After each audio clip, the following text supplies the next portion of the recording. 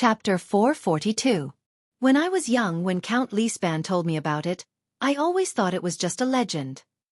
It can't be more real than the Queen of the Sky or the statues of the gods in the temple. Mariah stared at the latter with a complicated gaze that Thales had never seen before. Thales recognized that expression. That was the expression on Quill Barney Jr.'s face when Samuel failed to take the oath. Disappointment, emptiness, pain, and regret. There was also a hint of confusion and helplessness. However, the story that has been passed down from generation to generation in my family is true. He stared at the youth, his head shaking slightly, his chest heaving up and down. It was as if he no longer knew this companion who had gone through thick and thin with him for a short period of time. The foreign prince who shared the same fate as him. In the face of Mariah's arrow, Thales could only bite his lower lip. At that moment, it was as if even the pain in his chest was no longer important. What could he say? What should he say? Calamities are humans, or monsters that look like humans. Mariah's gaze never left the target. The crossbow in his hand could not help but tremble slightly. They breathe, eat, walk, and live in every corner of the sector just like us. Their every move is exactly the same. He subconsciously murmured, his tone ethereal. It was as if he was retelling an old story from long ago. But they are not us. In the end, they will tear off their masks and reveal their true selves to begin destruction and slaughter. Thales subconsciously tightened his fist over his chest. Mariah's eyebrows slowly furrowed. He took a step back, as if he could not believe what he was facing. He gritted his teeth and took a few deep breaths. The scene from earlier flashed through his mind. You are, aren't you? Like just now. Thales was silent for a while as he leaned against the wall. His face was ashen and did not look any better under the bright red light of the fire. In the end, they are not us. They would eventually tear off their masks. Thales vaguely remembered every time he lost control and knocked on the door. He remembered the Thales who seemed to know everything in his dreams, and the consequences he faced every time he snapped out of it. I don't know. After a long time, Thales spoke in a tone that made him sound as if he was in a dream. Even for me, this question is full of mystery. Mariah also remained silent for a while. In the deep and serene dungeon, for a moment, only their breathing could be heard. Then Mariah's cold laughter echoed in the air. So, among the calamities that King Raikaru fought with, which one are you? Thales was a little absent-minded. Mariah enunciated each of his words with the most solemn and wary tone. King disaster? Nightmare. Blood catastrophe? Secret disaster? Calamity before? With each word he said, Mariah's expression became sterner. These words only appeared in the legends of the Walton family, but he had never taken them seriously. Calamity. As he listened to these unfamiliar and strange terms, Thales frowned slightly. Then, Mariah raised his crossbow with one hand and said his next sentence. Or are you the leader of all calamities, the bane of the gods? The bane of the gods. When he heard this familiar nickname, Thales felt another pain in his chest. The teenager no longer looked at Mariah. He lowered his head and said in a tone that was half relieved and half lonely, Neither. I'm a newbie. Mariah paused for a moment. Ha! His shoulders swayed slightly, and his laughter was a little mournful. Even the fire and the crossbow trembled. So, you are like the White Blade Guards. There are newbies. There was a faint mocking tone in his words. Thales tried his best to curl up the corners of his lips while he did not know what to feel. Yes. Mystics. Calamities.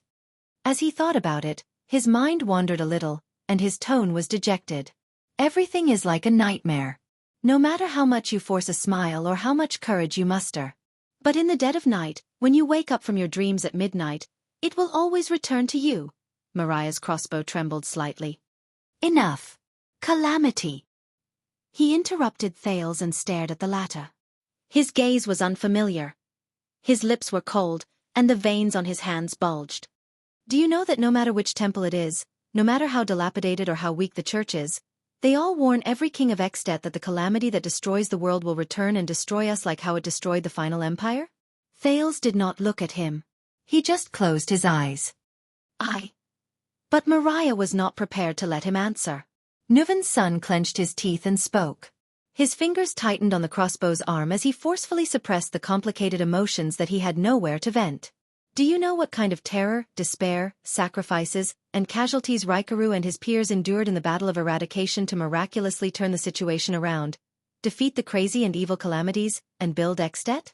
Do you know what kind of terror, despair, sacrifices, and casualties every Walton was taught since they were young? Thales did not open his eyes. He forced himself to curl up the corners of his lips. Is that so? The Prince of Constellation could feel that the bleeding from his nose had stopped, and his strength was slowly recovering under the nourishment of the Sin of Hell's river. The pain in his chest was also gradually alleviating. At least, he should be able to stand on his own. But for some unknown reason, as he faced Mariah, who was glaring at him furiously, and as he faced the seemingly shaky crossbow of time, Thales suddenly felt very tired. It turned out that the companion who once went through danger with him, the companion whom he thought he could entrust his back to, would become like this. This was the calamity. It was him. And his own future. He thought gloomily. A pleasant female voice that he had not heard for a long time rose in his ears. You are walking further and further down the path of misfortune. Mystic, this is not a gift or a blessing. It is a curse and misfortune. As he listened to Mariah's hateful and heavy breathing, Thales suddenly felt as if he was having a long dream that drained his spirit. In this dream, he had no hope of waking up. So this is our end. In the dungeon, another spark burst from the torch. Was it you? Mariah asked coldly. Thales still had his eyes closed. What? Mariah stared at Thales, who looked miserable. Anger and doubt burned in his heart at the same time. 6 years ago, Dragon Cloud City. Those legendary monsters would not have appeared for no reason. Mariah gritted his teeth. Tell me. My father's death, and your covert act of destroying half of Dragon Cloud City. Are they all related to you? He subconsciously raised his voice and emphasized his words. Look me in the eyes and tell me. Thales' eyebrows twitched, and he instinctively opened his eyes. He stared into Mariah's eyes in a daze. His eyes were filled with anger, pain, hesitation, and bloodshot. Thales' thoughts slowly drifted away. He drifted back to that night in Dragon Cloud City. Ah yes. Broken eaves. Mottled, broken walls. Dead silence everywhere. Those things I thought I could put behind me. He trembled, but this time, it was not because of pain. Instead, it was because his heart suddenly tightened. Because of those unavoidable facts. A second later, Thales absent-mindedly spat out that word. Yes. Mariah's arm tightened. That night. That calamity, and the Hydra Kilika, Thales said in a trembling voice as he stared into Mariah's eyes. They went to Dragon Cloud City and caused the deaths of so many people. Thales closed his eyes in pain. It's all because of me. Me. Silence. For a moment, even Mariah's breathing stopped. Asterisk clatter. Asterisk the sound of the torch falling to the ground. In the next second, Thales felt his collar tighten. He was lifted by the furious Mariah with one arm and pressed against the wall. Asterisk bang. Asterisk the teenager grunted as he endured the sluggish feeling in his chest. Suddenly, he felt pain in his chin. Mariah had already pushed the crossbow of time to Thales' chest and pointed it at his head. The protruding tip of the arrow pressed against Thales' skin, bringing him waves of pain. Thales had never seen Mariah like this. The latter's expression was ferocious. His breathing was heavy, and he gritted his teeth. The muscles on his arms and the veins on his neck were extremely obvious. He was like a raging lion. Just like the former Northland king. How dare you? Mariah growled in a low voice. Thales could feel the former's muscles trembling. He grabbed the teenager's collar with his left hand and held the crossbow with his right hand and right shoulder. The string on the crossbow of time was extremely tight. It was ready to be fired. It was about to devour someone. Mariah suppressed the hatred and anger in him that were like a volcano. You damn! Do you know what kind of sin you bear, and what kind of disaster you will bring? But Thales' eyes were still, and he allowed Mariah to threaten his life with a blank expression. How dare you get close to them? How dare you get close to Dragon Cloud City, At, Father, and Alex? Mariah gritted his teeth so hard that they chattered. His eyes were bloodshot. Get close to her country and her people. My people. Mariah's entire body trembled, and he almost lost control. You brought misfortune and inauspiciousness to them, and you brought misfortune like the bloody year to them. Do you know that your existence is the source of all disasters? Thales felt another sharp pain in his chin. He could feel the tip of the arrow piercing his skin as it trembled. Alex. This name was one step faster than an arrow, piercing into his dazed brain. No. He's talking about her. Little rascal. In his illusory memory, the beautiful girl with the pince-nez turned around and covered her mouth. She looked at him with faint surprise and an indescribable gaze. You want to take me away? Take me back to Constellation? At that moment, his almost scattered thoughts became clear. Thales sucked in a breath through his teeth. He ignored the pain in his chin and said forcefully, I know. Mariah's nerves were still tense. He glared at Thales, as if he was going to pull the trigger the next moment and pierce through Thales' head. The teenager said bitterly, I know it better than you. In fact, I know it better than everyone else. From that day onwards, I know everything that happened around me. Every single pair of eyes in Shield District that wanted to breathe but could not. Every single person under the Hydra who cried and ran for their lives. Every single corpse in Dragon Cloud City that was cold and still. And he could only kneel in the middle of the road and hug the only warm life in his arms. His face was covered in tears as he trembled. I'm sorry. Thales shut his eyes tightly. With a heart full of loneliness and sorrow, he said softly, I'm sorry, Mariah.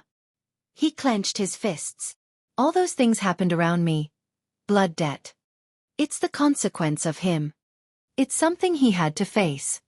It's not something he can calmly forget and avoid with a simple sentence like, it wasn't my intention, I had no choice, or even it's not my fault, or an even more disgusting sentence like, it's a pity, but it's a necessary sacrifice. At least he could not. For everything that happened, Mariah's breathing became heavier. Thales' collar was pulled even tighter. He could even feel a drop of blood trickling down his neck under the thread of the arrow. A long time ago, Thales had imagined a similar scene. But in his imagination, he faced a large group of people and an entire world. Regardless of whether they were acquaintances or strangers, their faces were blurred, and they pointed at him, a monster who brought countless disasters. Now, I'm already very lucky, I think. Am I not? When he thought of this, Thales felt relieved. He opened his eyes gently and looked at Mariah calmly. He looked at the anger and sorrow in the latter's eyes. Mariah, he thought faintly. I don't know. When this brave prince, who used a smile to hide his heaviness and humor to cover his sorrow, walked alone to the end of the world and drifted to the edge of the sea. When he looked in the direction of Northland, where he had complicated feelings, and looked at the hometown he had left behind. When he received the news that Dragon Cloud City had suffered a disaster and his father had died suddenly. How did he feel? So, this is it? Thales completely calmed down, and a smile appeared on his lips. This is our end? The man's eyes were still red, and he stared at Thales. The anger in his eyes did not diminish. This reminded Thales of the moment he opened his eyes in the desert. At that time, it was this red-haired Quick Rope who blinked his curious and excited eyes. When he thought of this, Thales sighed softly. Right, while there's still a chance. Thank you, Quick Rope. Thank you for saving my life in the desert. He said softly. At that moment, Mariah trembled slightly. He tightened his left arm and pressed Thales against the wall with greater strength. His right hand trembled as he pulled the trigger of the black crossbow. Thales closed his eyes. He waited for the man's decision. The next moment... thud. Thales only felt the right side of his face tremble. Before he could figure it out, he felt the world spin, and he flew sideways against the wall. He fell hard on the ground. Cough, cough. Thales groaned in pain, and his entire head buzzed. He first felt a numbness that spread to half of his face. A few seconds later, it turned into a burning pain that made him grimace. Thales trembled as he climbed to his feet, trying to see what was in front of him even though he was surrounded by stars. How? In the next second, something hard was stuffed into his left hand. Thales was first shocked. Then he realized that it was a sword hilt. Soon, his right arm was tightened, and he was pulled up. A thick and broad shoulder was placed on him. An arm was placed on his waist, and he was forcibly lifted up. In his shock, Thales shook his head vigorously to get rid of the stars that filled the sky. It was only then that he saw something in shock. He was leaning against Quick Rope's shoulder. Sometimes his head was high, and sometimes it was low. From the teenager's angle, he could only see the side of Quick Rope's face. He could not see his expression clearly. The arrow in Quick Rope's hand had long since disappeared. It had been replaced by the torch that fell to the ground. "You!" He only managed to say one word before his cheek, which had been punched by Quick Rope, started to hurt. "Shut up!" Quick Rope interrupted him mercilessly. As he gritted his teeth, his unstable and hesitant emotions could be vaguely seen. "The enemy is still here." He raised the torch and shone it in front of him. His entire body trembled. "We have to go to a safe place." Thales was stunned.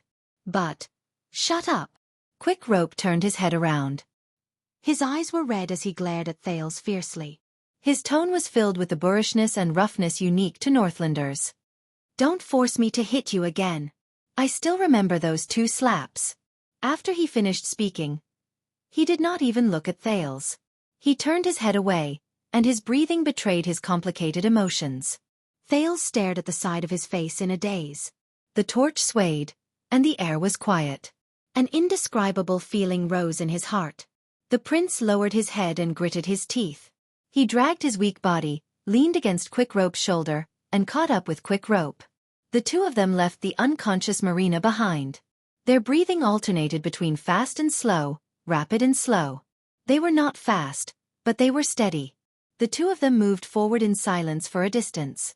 They stepped over a few corpses and finally arrived at the stone stairs that spiraled upwards. They began to climb up. The scene was immersed in this strange atmosphere for a moment. In the silence, Thales suddenly chuckled, and it seemed especially abrupt.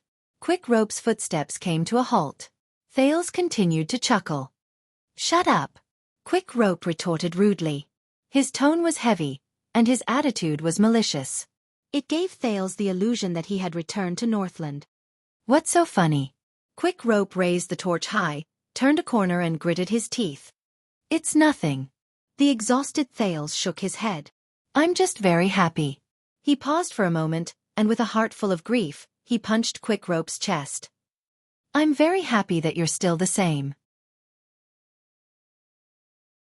Chapter 443. Same old. Quick Rope snorted angrily and turned his head away. He seemed to be very dissatisfied with the teenager's words. "You still care." Thales' tone fluctuated slightly. Quick Rope's eyebrows froze. "What?" "Your father, Dragon Cloud City, Xianxia, and even your niece." Thales took a few deep breaths in a direction he could not see. "Even if you claim to be detached from the past, even if you hate the chains that bind you," Quick Rope slowed down. "But in a certain corner of your heart, you still care." On Quick Rope's shoulder, Thales hid his face in the darkness where the light from the fire could not reach. The corners of his mouth moved slightly. Quick Rope first swayed, then snorted coldly. "Humph, laugh all you want. I'm just a stubborn coward. In the end, I still can't walk out of my past." He quickened his pace unhappily, causing Thales, who was leaning on his shoulder, to stagger. However, the young man did not get angry or lose his head. He only smiled lightly. "No, Quick Rope." There was a bitterness in Thales' smile that could not be wiped away. "What I mean is, this is good." Quick Rope shuddered slightly. The youth lowered his gaze and looked at the darkness beneath his feet. Compared to Mariah, who abandoned everything for freedom, this is the real Quick Rope. Quick Rope did not answer. He only snorted again. But at that moment, Thales suddenly felt that the fatigue he felt just now was gone. "Leave her." Thales came back to his senses. The panting Quick Rope gritted his teeth and said, "Leave her, leave Alex." "Alex." Thales' mood, which had lightened up a little, became heavy again. "After we get out. You filthy, disgusting bastard who likes to take advantage of girls," Quick Rope said in disgust. He tapped Thales' chest with his left arm in a show of force and warning. "I don't care what happened between the two of you in the past, but from now on, you are not allowed to approach her, think about her, or covet her. Stay away from Alex," Quick Rope said resolutely. In that second, Thale's expression darkened. What a joke. Not long ago, this person had sincerely wished them a happy ending. Perhaps this was the reality. Thale suddenly laughed, and this made Quick Rope's expression turn hostile. Drowning. The Prince of Constellations suddenly said. What? Thales took a deep breath. His gaze was profound. Sometimes, I feel that I'm like a drowning man who is struggling to catch his last breath in the water. Instinctively, I grab all the available support and tools around me, trying not to sink. As he spoke, Thale's voice fell silent. His tone became lonely. But in my heart I know what it means. Quick Rope's expression slowly relaxed, but he did not speak. Don't worry, Quick Rope. I'm different from you. Thales looked ahead. In the corner where the torch could not reach, there was only darkness. With such a fate? Thales stared at the darkness and felt as if he could see the girl's tear-filled face. Yes, Thales. I believe in you. I trust you with my life. He flashed a bitter smile. My shoulders have long been unable to bear heavier things. For example, the future of another person. Quick Rope fell silent. He resisted the desire to turn his head and look at the person beside him. He just moved forward. Step by step, they searched for their way forward in the darkness, which was barely illuminated by the torch. They moved closer to the stone steps. It was as if nothing could stop their footsteps. However, in the next second, Thale's ears twitched. Even though it was very soft, with the help of Hell's senses, he still heard it. Thales frowned slightly. Someone's coming. Quick Rope moved slightly and glanced to his side. The two of them turned around tacitly, left the stone steps, and entered the dark corridor on this floor. They crouched behind a collapsed stone pillar. Quick Rope put down the torch and skillfully extinguished it with 2 or 3 stomps. Darkness covered the two of them again. Soon, the rotating stone steps in front of them lit up. Multiple footsteps could be heard from above. Sean here. There's no mistake. This voice made Quick Rope and Thales tremble at the same time. This is... The steady and familiar male voice rose amid the footsteps. It's definitely that prince. He must be here, nearby. What? In the darkness, Thales and Quick Rope's breathing grew heavier. How did they find out? How did they confirm that the person nearby is Thales? The second male voice hummed not too far away. How can you be sure?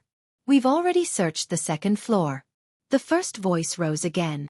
When we were in the tavern, I did something to them, so I can be sure. Thales and Quick Rope looked at each other in the darkness. They could sense each other's surprise. The second voice, Sean, snorted coldly. Raise your torches. Just like before, search every corner. Be careful of the cockroaches from Shadow Shield, or as they say, the lunatic who was released from the lowest floor. As this order was given, multiple footsteps left the stone steps and slowly spread out to enter this floor. Thale's heart instantly turned cold. It's Dean. In the corner, he said solemnly and softly. And Sean, the remaining people from Disaster Sword? Quick Rope turned his head around, as if he was still feeling awkward. I don't need you to remind me. The footsteps drew closer and became more scattered. The light also drew closer. The rising and falling sounds of people reporting to each other grew louder. The two people hiding in the corner of the corridor became nervous. I remember, Thales said softly. Dean was supposed to be with you? Quick Rope shook his head in the darkness. Dean is very smart. He was prepared. The moment we were attacked, he thought of a way to escape.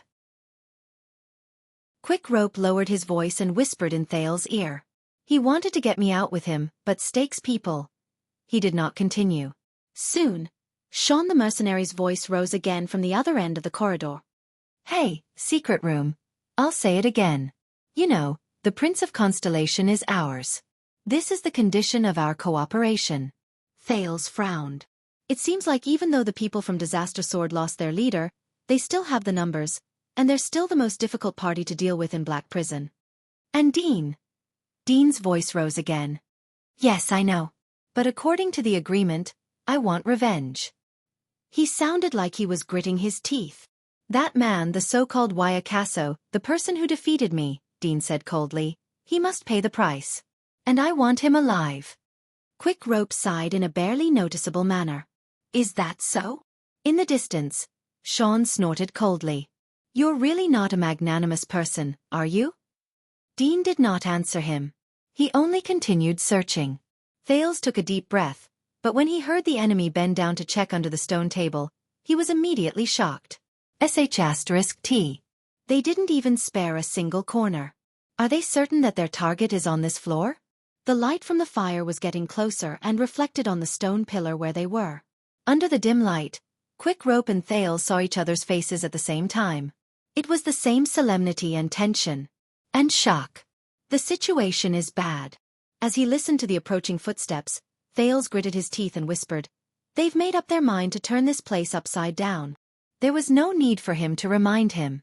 Quick Rope had already seen the current situation clearly. They hid behind the collapsed stone pillar, and the footsteps and light from the fire in the distance were getting closer. Quick Rope's frown grew deeper. The struggle in his eyes grew stronger. Thales did not notice his companion's expression. He gritted his teeth and exhaled. He tightened his grip on the sword in his hand. He had just recovered from the extreme discomfort and pain after he lost control. He was far from being in his best condition. Besides, he had to face so many people. As for mystic energy, I can try. Ah, damn it. Thales' face was pale. He stopped trying under the intense pain. Quick Rope stared at Thales with a complicated gaze. We can't hide here. We'll be discovered. Thales gritted his teeth and looked at the fire that was getting closer to him, and the walls that were getting brighter. Quick Rope did not say a word. He only pursed his lips and stared at his feet. Yes, we'll be discovered. He turned his head and stared at Thales. But you won't. Thales was stunned. What? In the next moment before he could react, Quick Rope placed the backpack on his back into Thales' bosom. While Thales was still in shock, Quick Rope had already moved. He jumped off the stone pillar and ran with large strides. He rushed to the stone stairs leading to the upper level. Thud, thud, thud. Quick Rope's footsteps were extremely heavy. His figure cast a shadow in the light from the fire, and he immediately attracted the enemy's attention. Over there. After him. Footsteps rose in unison, and they went towards Quick Rope. Thales was left alone by the stone pillar. He hugged the backpack in his bosom and stared at Quick Rope's back in a daze. He also subconsciously stretched out his hand. Quick Rope's movements attracted most of the enemy's attention. The latter were no longer interested in searching carefully. Instead, they surrounded the person who was running to the stone stairs. Thales stared at the fire that was leaving him in a daze. He breathed absent-mindedly. *Shick. The sound of a bowstring twanging came from afar. A mercenary cried out in pain. He seemed to have been attacked by Quick Rope. But the footsteps stopped there. They either slowed down or stopped. They gathered together with the fire. They seemed to have surrounded Quick Rope. He did not run away. No. Thales closed his eyes, gritted his teeth, and pressed his forehead against the backpack. Wow. Sean's voice rose coldly. Look who we found. The young prince's attendant? Thales tightened his grip on the sword in his hand and exhaled in pain. No. Yes, we'll be discovered. But you won't. Is that what you mean? Damn it. Quick Rope. Mariah. You idiot. Where's the prince? Sean's threatening voice rose. Quick Rope did not answer. He only snorted coldly. Dead. Killed by that madman named Zacriel. At that moment, Thales remembered Quick Rope's angry and pained expression just now. The first time he saw Quick Rope's liveliness and humor in the desert. They were completely two different people. A small commotion rose among the mercenaries. Quiet. Sean's voice rose again. But this time, there was a hint of anger and annoyance in his words. Dead. You know, if the prince is dead, it means that you're useless as well. Quick Rope did not answer. Thales breathed in a daze. He wanted to walk out of the stone pillar. But his rationality told him that it was useless for him to walk out. Two people or one person, in such a disadvantageous situation. Is there a difference? A set of footsteps moved through the crowd. It's over. Quick Rope. Dean's steady voice rose again. There was a hint of solemnity in his voice. along with a hint of reverence that could only be heard if one tried very hard. You have nowhere to run. Tell me where the Prince of Constellation is, and you can live. And even live better than before if you know what I mean. And you know what choice to make. Thales shuddered a little as he crouched behind the stone pillar. Damn it! No, Thales clenched his teeth. At that moment he, who was hiding behind the stone pillar, felt powerless. You asked where the prince is. Quick Rope's rhetorical question rose faintly. It was filled with indifference and sternness. There was no trace of his former joy and cynicism. The prince isn't anywhere. As he listened to the profound words, Thales' heart ached even more. As for living better than before? Quick Rope snorted softly and said, Dean, when you go back, why don't you tell that old woman? Faint noises came from the distance, along with the mercenaries' uproar. Stop, Quick Rope. There was a hint of panic and anxiety in Dean's voice. You're digging your own grave. At that moment, Thales suddenly knew what Quick Rope was doing. He was reloading his bow. No. Thales was stunned. He understood something. Tell her. Quick Rope. No, Mariah Walton's voice rose again. It was firm, sharp, and unwavering. I made my choice 6 years ago. My way of living. At that moment, Thales remembered what Quick Rope said to him in a daze. The chains of power. I can either obey or yield, and let it lock my body and mind tighter and tighter. Or I can completely abandon it. And become my true self. No. Thales held the backpack in his hands in a daze. His entire body trembled, and his palms were cold. That idiot. He's not prepared to surrender, not prepared to give in, not prepared to fall back into the hands of the secret room. He's made his final preparations. The sound of him reloading the bow continued. If he still refuses to come to his senses. Sean laughed angrily and pulled out his sword. Then we might as well fulfill his wish. No, Sean. We agreed. Quick Rope. Don't do anything stupid. Dean tried to ease the atmosphere. But Mariah ignored him and continued to reload the bow. The mercenaries had already drawn their weapons. Thales gritted his teeth and panted softly. He felt inexplicably uncomfortable. I finally understand. Mariah died a long time ago, Thales. Single quote. And that night when I crawled out of the black track with great difficulty and out of Dragon Cloud City, the man named Mariah came to life for the first time. The first time he came to life. Asterisk thud. Asterisk there was a soft sound. Thales was jolted awake by the sound of the bow being reloaded. Come. Mariah's voice was like a lion before it hunted its prey. It was fierce and awe-inspiring. You bunch of trash. The disaster sword's breathing became heavier. Dean's anxious shouts were useless. Sean's merciless command rang coldly in Thales' dazed ears. Very well. Kill him. Behind the stone pillar, Thales' face contorted as he listened to everything. Chapter 444. If Quick Rope dies here, my secret will be buried as well. And I can protect myself until the danger is over. At that moment, Thales had this thought for some reason. Really? But before he had the chance to think about it, Thales took action. Asterisk thud. Asterisk a mercenary felt a pain at the back of his head. He subconsciously touched his head and found a pebble by his feet. Annoyed. He was about to turn around to look for the person who threw the stone. Hey! An angry roar rose in the corridor. The disaster swords, who were in their formation, froze in unison and turned their heads around. At the end of the light was a teenager with an extraordinary status. He held a sword with both hands and appeared behind a hidden stone pillar. His face was red and swollen, and he looked a little weak. The dozen or so mercenaries with weapons looked at each other. The teenager's chest rose and fell, but he stared at the dozen opponents in front of him with a fierce gaze. He shouted, I'm here. In the next second, the mercenaries turned around and spread out, revealing the mercenaries Sean and Dean, who stood in the middle. The former tugged at his axe, while the latter was unarmed, and there were scratches on his face. When he saw his target, Sean's eyes instantly lit up. Dean frowned slightly, and his expression was solemn. That's great. Saves me a lot of trouble. Sean cast a profound glance at Thales. As he walked over, he made a gesture. The mercenaries beside him received the order and immediately changed their target. They spread out in two directions in a well-trained manner. They formed a semicircle around Thales and slowly approached him. "Hey, let's deal with this one first," Dean's voice rang anxiously. But Sean interrupted him coldly. He did not stop walking towards Thales. "I think I know which one is more important." Dean stared at Sean, who turned around, and then looked behind him. His hands were empty, and he could only grit his teeth in indignation. However, Thales did not even look at the approaching enemies. He did not even pay attention to Sean and Dean. He only stared behind them. Finally, as the mercenaries spread out, Thales saw his target. At the end of his sight, Quick Rope knelt on one knee. He looked exhausted and pathetic.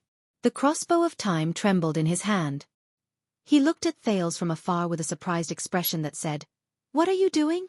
Thales sighed in relief. He looked back at Quick Rope's incredulous gaze and twitched the corners of his lips. However, his actions caused the swelling on his face to spread, and it was so painful that he hissed and turned his head. "Hand over your weapon, Prince. Let's be more polite." Sean glanced at the sword in the boy's hand. His words were short. "Or hand over a leg. Anyway, Ricky's order is to capture you alive." He pulled out a single-edged axe hanging on his shoulder and said coldly. Thales frowned. The mercenaries gradually gathered around the young man. Some of them even walked to his left and right and were about to surround him. "Damn it." Thales gritted his teeth and forced himself to calm down. "Now what I need is..." The next moment, Thales exerted force in his hand and stabbed the long sword into the ground. Seeing his show of weakness, Sean smiled. "That's right, good boy." His smile froze right after Sean saw what Thales took out from his bosom. Behind him, Dean's expression also changed. They were not the only ones. When some of the more experienced and knowledgeable mercenaries saw the item in Thales' hands, they stopped in their tracks almost at the same time and turned pale with shock. "Do you recognize this?" Thales pressed one hand on his sword and exhaled tiredly. He shook the alchemy ball in his hand. He looked at the solemn expressions of the people, forced a smile, and nodded in satisfaction. "Yes, be afraid. Today we will live and die together." Sean's face was dark. He gave a signal to a few mercenaries who were armed with long-range weapons. "Where did you get this?" Thales shook the alchemy ball in his hand. They were so shocked that they took another step back. "Don't forget, this is the Alchemy Tower's territory." "Very well. For now, steady." The prince looked calm, but he was extremely anxious. He raised his gaze and looked at the people on the other side. "Hey, Quick Rope!" But before he could say anything, another furious roar suddenly rang out. "Idiot!" Many mercenaries turned their heads in surprise.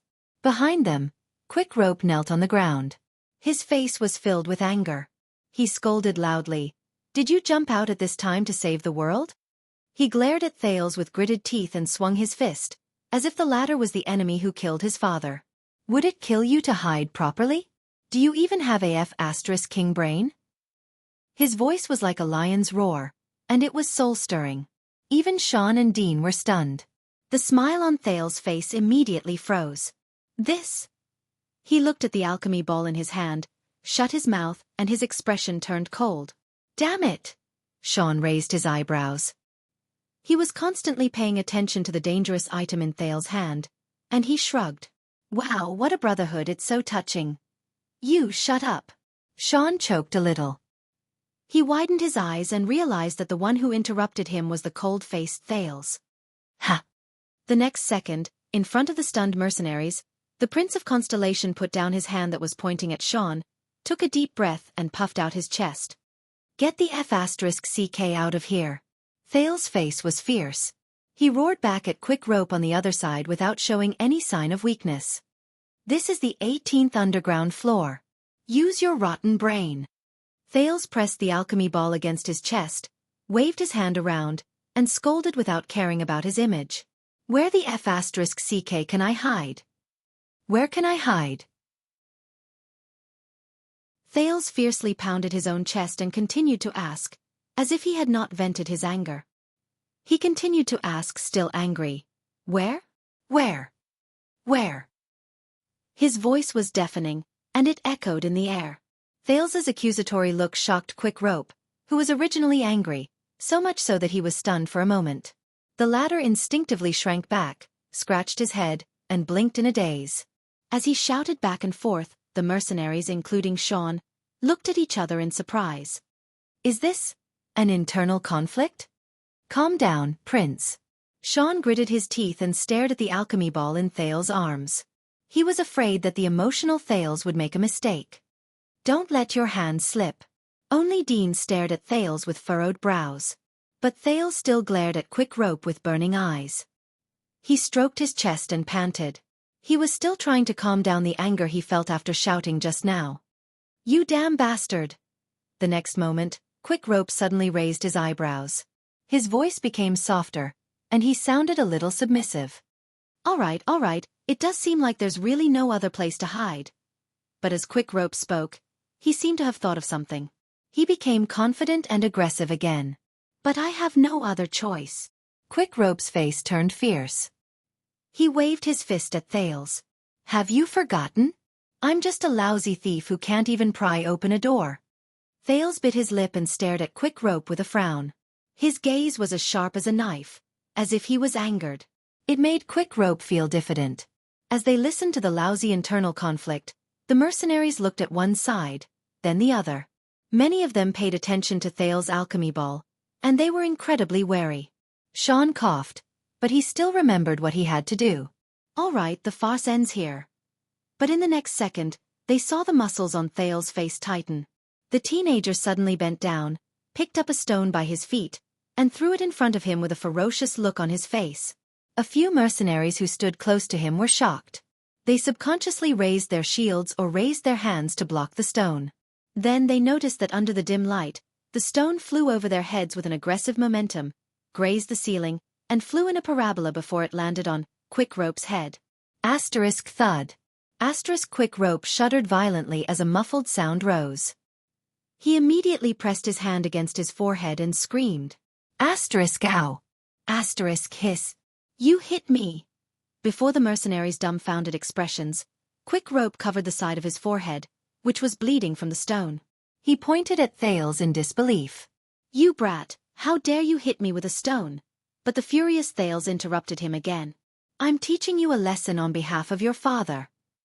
Thales withdrew his hand, which had become numb from using the sin of Hell's river. He did not care about the enemies around him at all.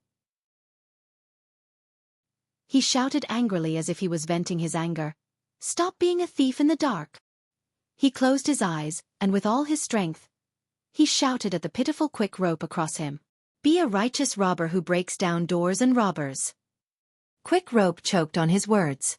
He stared at Thales in a daze.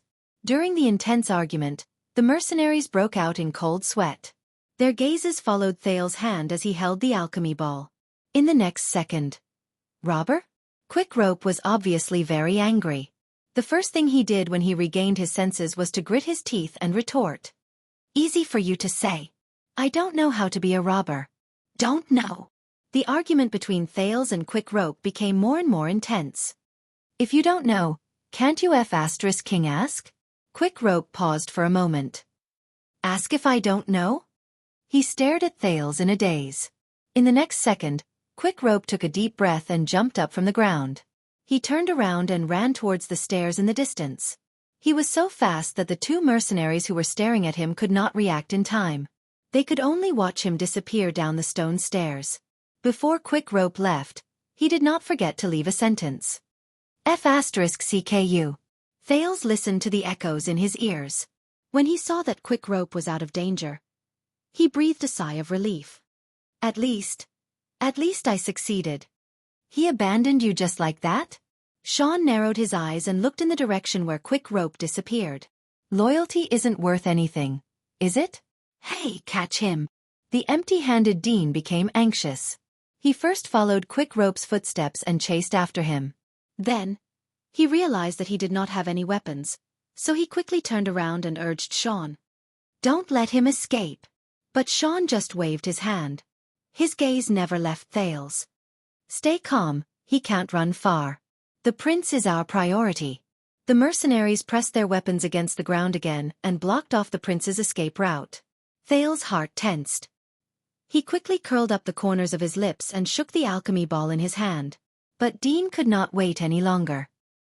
He glared at the stone stairs where Quick Rope disappeared and pointed at Thales impatiently. "Don't hesitate. I've thought it through. All of you go. I know him. No matter how you threaten him, he won't dare to activate that alchemy ball." Sean and the mercenaries were stunned. They turned to Dean. "What?" Thales' smile froze as well. The reason why this prince jumped out was to save his companion.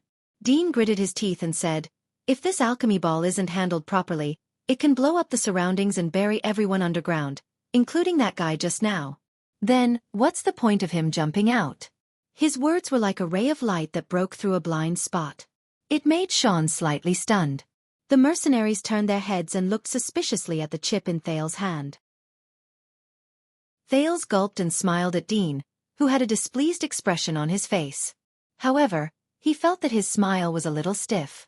F***CK. I hate smart people the most. So. Sean's expression became stern. He took a tentative step forward and got closer to Thales. Thales was anxious. He shrugged awkwardly at him. No, I know very well what I have in my hand." But he was interrupted. "Don't be so long-winded.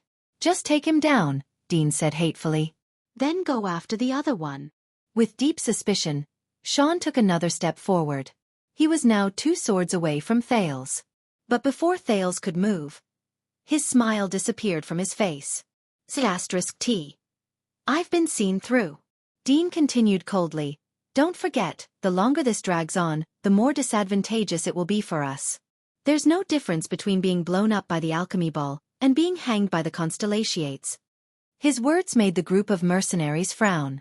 Looking at Thales' expression, Sean understood something. In the next second, Sean's gaze sharpened, and he swung his axe. "This is bad." Thales shuddered and subconsciously drew the sword beside his hand. *Clang. Thales took a step back and managed to block the blunt edge of the axe that was swung at him. While he panted in shock, Sean fixed his gaze on his weapon. "This is Ricky's sword. Damn it." Thales watched the mercenaries around him block the path so tightly that not even a drop of water could trickle through. He knew that his bluff had failed. "Yes." The prince swung his good sword, which had a smooth arc, and stuffed the alchemy ball into his bosom in frustration. Now, his only advantage was that the other party wanted to capture him alive. "What's wrong with him?" Sean asked with a frown. Thales exhaled and tested the pain in his chest. Fortunately, the aftereffects of mystic energy seemed to be slowly alleviating. "Ricky, he." But before Thales could finish speaking, Sean's figure swayed again. The sin of hell's river in his body trembled, and Thales managed to react. He raised his sword with both hands and managed to block Sean's attack before he took another step back. But Sean did not give up. He launched an all-out attack. He swung his axe so fiercely that it created a gust of wind. It was as if he was determined to defeat Thales. Thales, who had suddenly entered the battle, was flustered. At the same time, he had to be careful of the movements behind him. But the mercenaries around him were all glaring at him. They stood where they were and did not interfere with Sean's battle.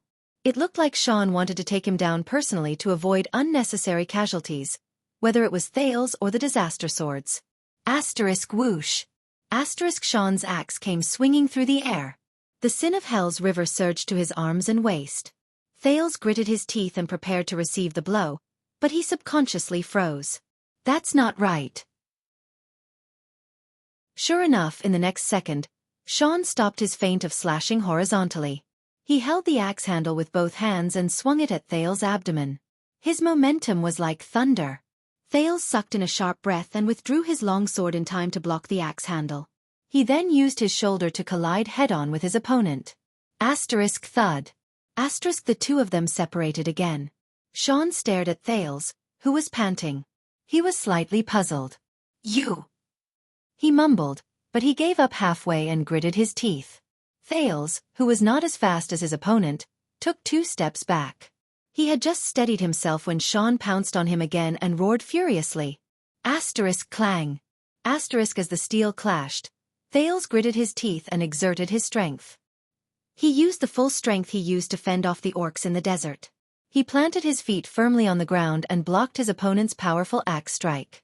In the next moment, the prince twisted his long sword and counterattacked with the hilt of a Northland army sword technique. He struck Xian's chest, causing the latter to groan and retreat. Thales took a deep breath as he watched his opponent retreat. He recalled the feeling of blocking his opponent's full-powered blow just now, and he was puzzled. It's strange. Too strange. This Xian, his offensive strength. Is it a little light? Am I imagining things? He did not have time to think. Xian's attack came before him again. Thales could only abandon all his thoughts and focus on fighting. Drag it out. I have to drag it out. Drag it out until the situation changes. Asterisk clang. Asterisk asterisk clang. Asterisk the sound of steel clashing rose and fell. Xian's attacks were very fierce. It was obvious that he was very experienced. He often used his footwork to confuse his opponent. However, the blade of his axe was extremely agile. The angle at which he swung his axe was tricky, and it was not as easy to block as a light sword.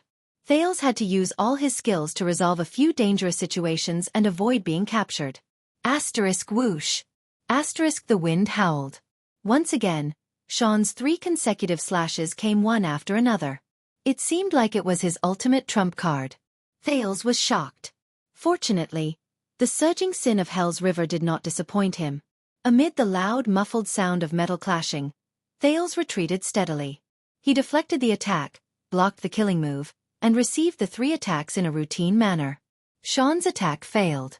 He took a step back. He could not hide the surprise and resentment in his eyes. What's going on? This teenager. The mercenaries around him began to whisper among themselves after failing to take down the teenager in front of him for 5 or 6 consecutive rounds. This made him rather angry. Thales only regained his footing when he saw his opponent retreat. He panted hurriedly and recovered his strength. But he finally sensed that something was wrong. I defended it. While panting and sweating, Thales slowly raised his head and looked at his opponent in shock. This person's attack. I defended it? It seems like. It was as if he had suddenly been enlightened. Thales scratched his head, baffled. This is strange. Did I suddenly become stronger? But he shook his head again and dismissed the thought.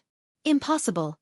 In the past, no matter who he fought against, Serena, the Fire Knight, Nicholas, Monty, the orc whose name he could not remember, and Zachriel, he was always the one who was beaten up to the point that he could not fight back, was he not?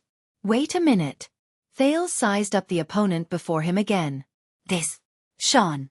Xian's strength is pretty good. The prince thought of the orcs in the desert, and how they overturned horses with their great strength. Xian's speed. It's passable. Thales thought of the Northland swordsman Klein's swift sword, which was almost instantaneous, and Raphael's shocking sword strike that took 6 lives in 2 seconds when he was in Lampard's prison all those years ago. Xian's offense was very strong, and it could be considered one of his specialties. He was not much weaker than Cohen from 6 years ago, but, offense? Thales thought of 3 people at the same time. One of them carried a silver-black bow on his back. His entire body surged like a volcano, and he charged forward in waves of blood. No one could stop him. Another person was dressed in armor and held a golden saber. He descended from the sky with an imposing manner, and he effortlessly broke through the defense of the 5 people. And the last person. Thales touched the side of his neck and forehead. The 2 wounds he received not long ago immediately hurt, and it made him feel a slight chill in his heart. Thales understood something. As for Xian's feints, it's practically asterisk whoosh. Asterisk Xian roared and charged forward again. He was determined to no longer care about his opponent's life and hold back. He swore to finish the battle in the next round. His opponent's axe fell vertically, but this time, Thales only frowned slightly. With his hell's senses, Thales subconsciously sensed something. As expected, when his opponent was halfway through his attack, he changed from a vertical slash to a horizontal slash. It landed on the block that Thales had prepared a second earlier. Asterisk clang. Asterisk Xian stared at Thales, who had blocked his attack with ease. How? Thales exerted force from his waist and pushed Xian away. He looked at the tip of his opponent's sword, a little unaccustomed to it. This feint is a little too obvious, isn't it? Thales thought in resignation. Across him, Xian stared at him in a daze. He did not understand why his attack had failed. Don't be disheartened. Your axe is very powerful, and your feints are very realistic. Thales took a step back and comforted him with a hollow laugh. It's just that I know a guy. Thales thought about it and frowned as he thought of that man. He also likes to use feints and feints. Coupled with his power of eradication, he can twist and turn. God, I can't tell when he's attacking and when he's luring the enemy. Compared to his feints, your feints are still a little lacking. That's right. Thales suddenly understood. Due to his experience of countless crushing defeats, he was nervous every time he faced an enemy. He was used to using his previous battles as a reference. He faced the Vampire Archduchess, the Fire Knight, the Star Killer, the Raven of Death, and the Desert Orcs. He faced the Knight of Judgment, who was almost unstoppable. Thales raised his head and looked at Sean. That means... When he thought of this, Thales sighed. He painfully understood a depressing fact. After going through so many battles where he lost, he never won. He could take a beating even more. And this feeling, after being beaten up by Zacriel just now, it was even more obvious. Under the illumination of the torches held by the mercenaries, Sean stared at the handle of his axe. His hands trembled slightly. He sensed the gazes and whispers of his colleagues around him. He felt his breathing become faster, and his face become hotter. No, how could it be? That's just a teenager. Thales snapped out of his daze and suddenly realized that something was wrong. He quickly changed his tone and tried to salvage the situation. What I mean is it possible that your feints, and... He shrugged and put on an awkward but polite smile. He tried to find a pleasant word. There's still room for improvement? Sean raised his head swiftly. Thales' smile slowly disappeared. As he watched the man's increasingly savage and furious expression, Thales felt that he might have said the wrong thing. Sure enough, in the next second, Sean glared at him with eyes that looked as if they were about to stab him. Sparks flew from his eyes. He roared hoarsely. Everyone attack together. Take him down. Thales felt a chill in his heart. This is bad. Thales only had time to think of this before the mercenaries around him roared and surged forward. Aya! The sin of Hell's river surged towards him without restraint. He activated his hell senses without reservation. Asterisk clang. Asterisk the piercing sound of weapons clashing rose again, but it was even noisier than before. Thales used all his strength to block a hammer handle that was aimed at the back of his head. Then, he swung away an iron rod that was aimed at his left leg.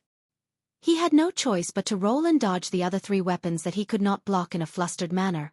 But when he stood up, before he could even catch his breath, another attack was aimed at his head. Thales blocked it with great effort and grunted softly. But a mercenary behind him brandished the hilt of his blade and rushed towards him. He was about to go crazy. If I had known this would happen, I wouldn't have said anything. Wouldn't it have been better if I just kept quiet and got rich? Why did I provoke Sean? In the next dozen or so seconds, Thales felt as if he had returned to that night in the desert. The orcs roared and attacked him from all directions, not giving him a chance to catch his breath.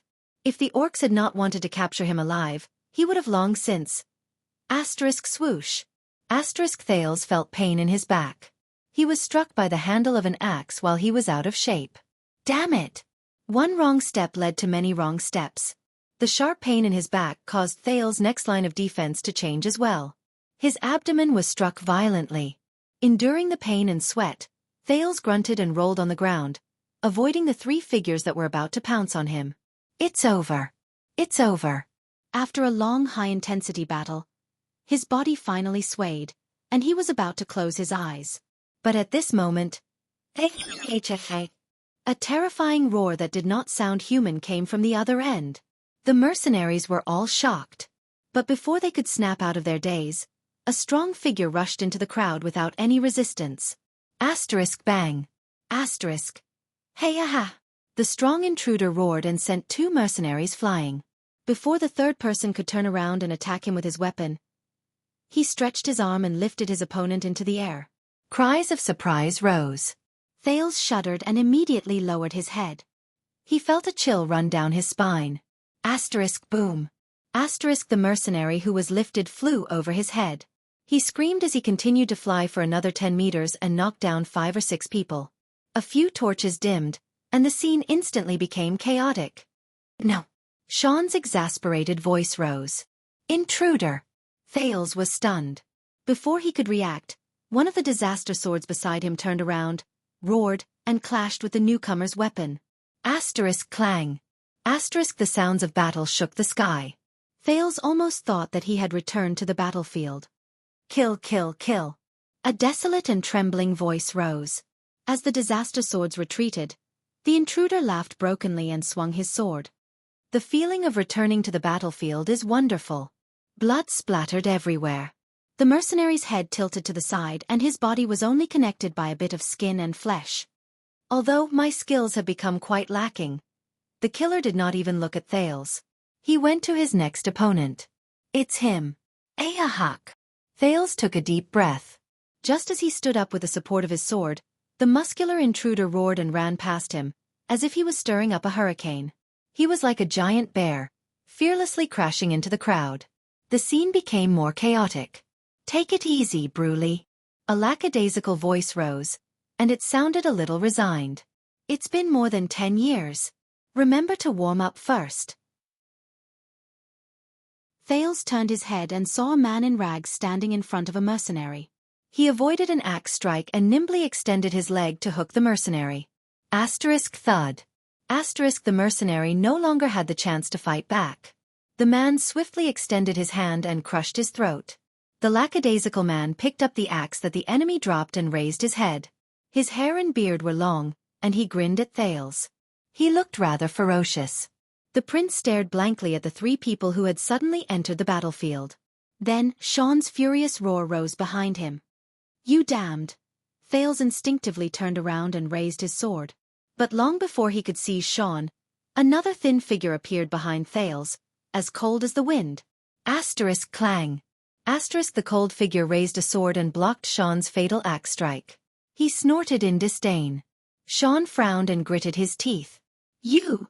So, the newcomer said coldly, and his voice was calm. It's the same old feeling. Fight. Sean's gaze changed when he looked at his opponent. He suddenly noticed that on the other party's face, there was an ugly and ferocious brand. In the next second, the newcomer turned around.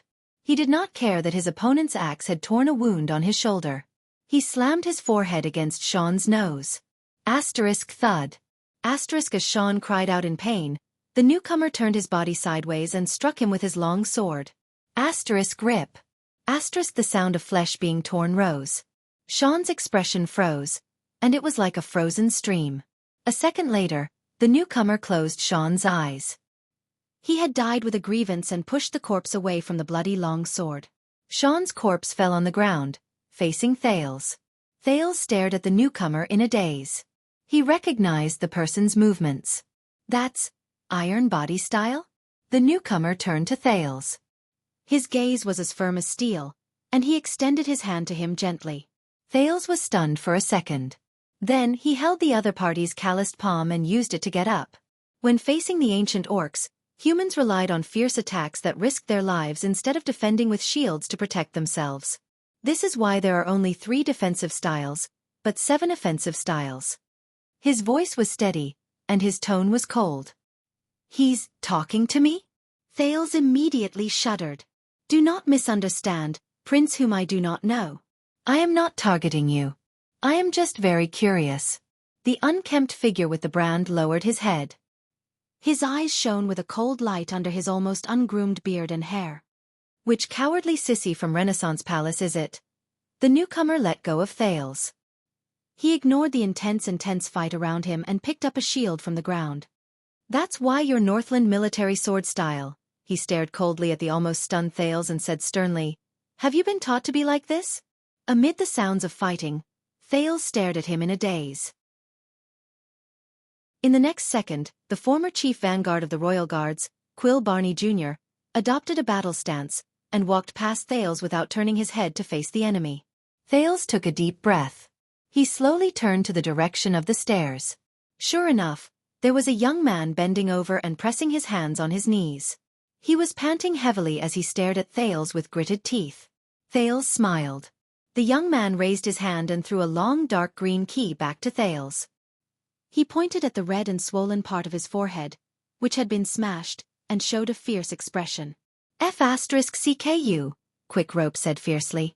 You actually used this thing to smash me. Thales could not help but laugh. He turned his head and looked at the old warriors of the royal guards of Constellation. One by one, they met their opponents and took their lives.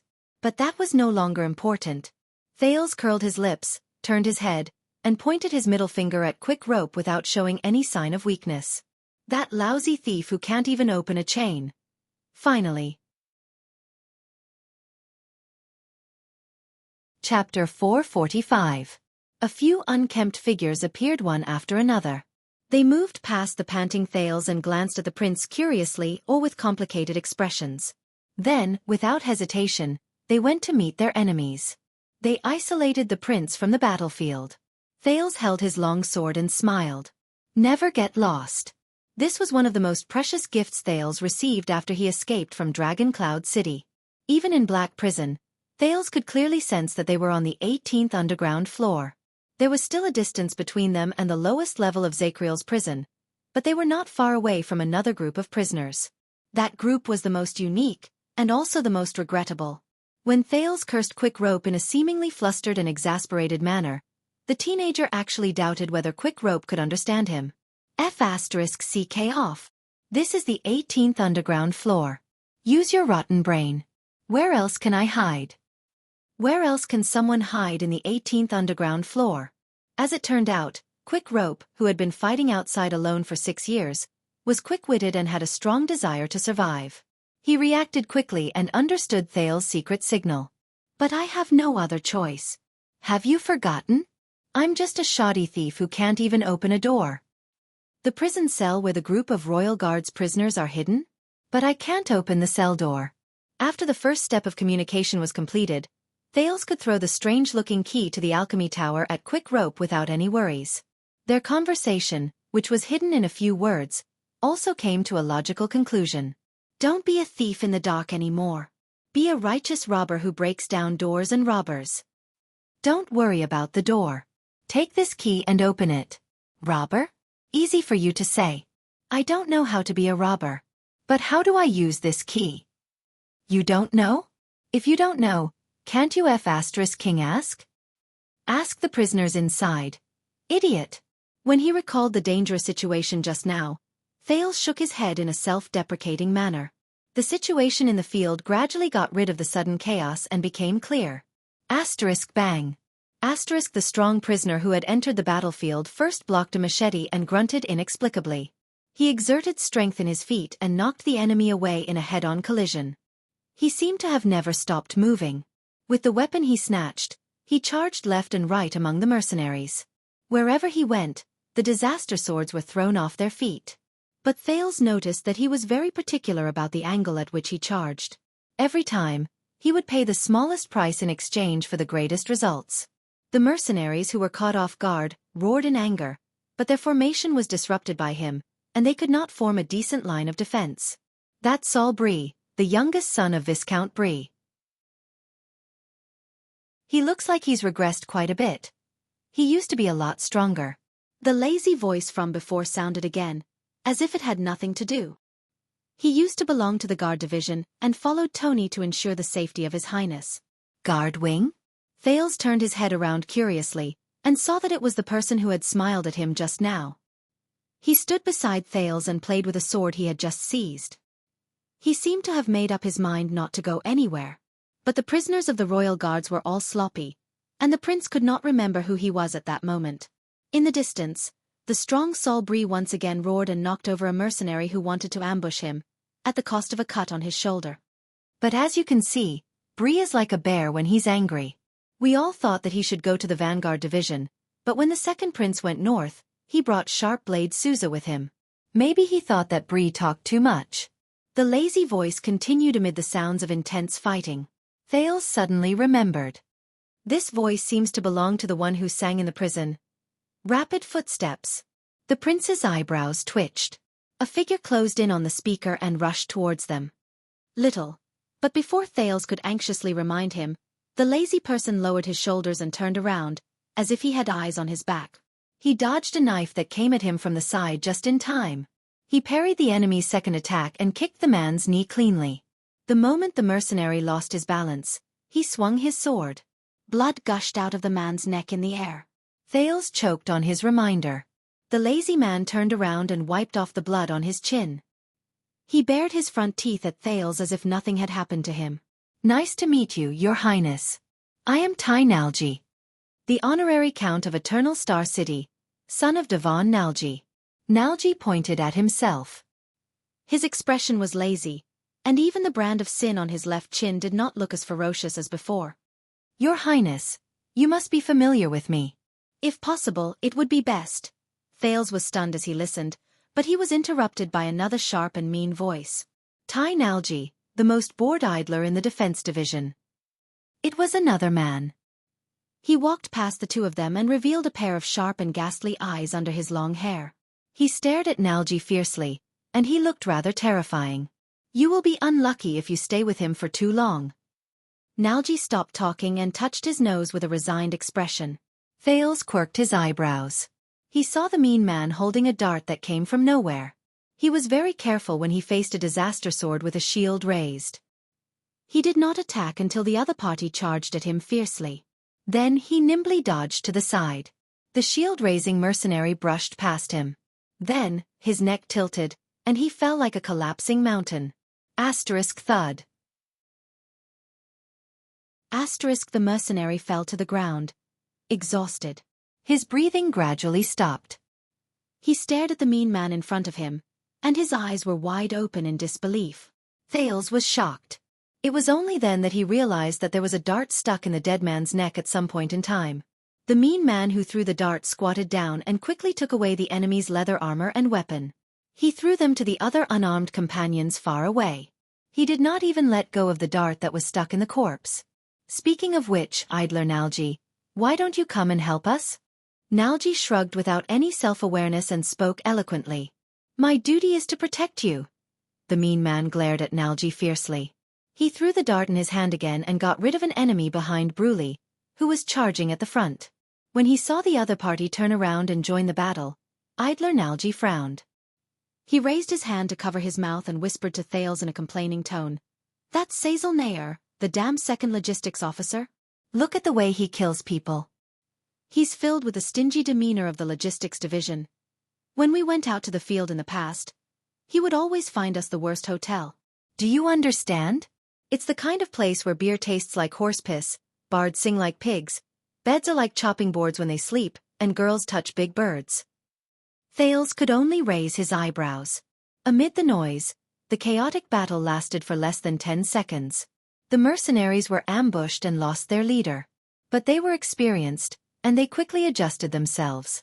They organized a counterattack and surrounded Thales. The sturdy Bruli, who was at the forefront, immediately slowed down. Nair's footsteps were also hindered.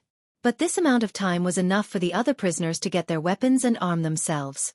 A hairy guard who looked like a savage caught the axe thrown by Nair from afar and swung it. The moment the axe clashed with the enemy's weapon, the axe in the savage's hand trembled. His enemy grinned savagely.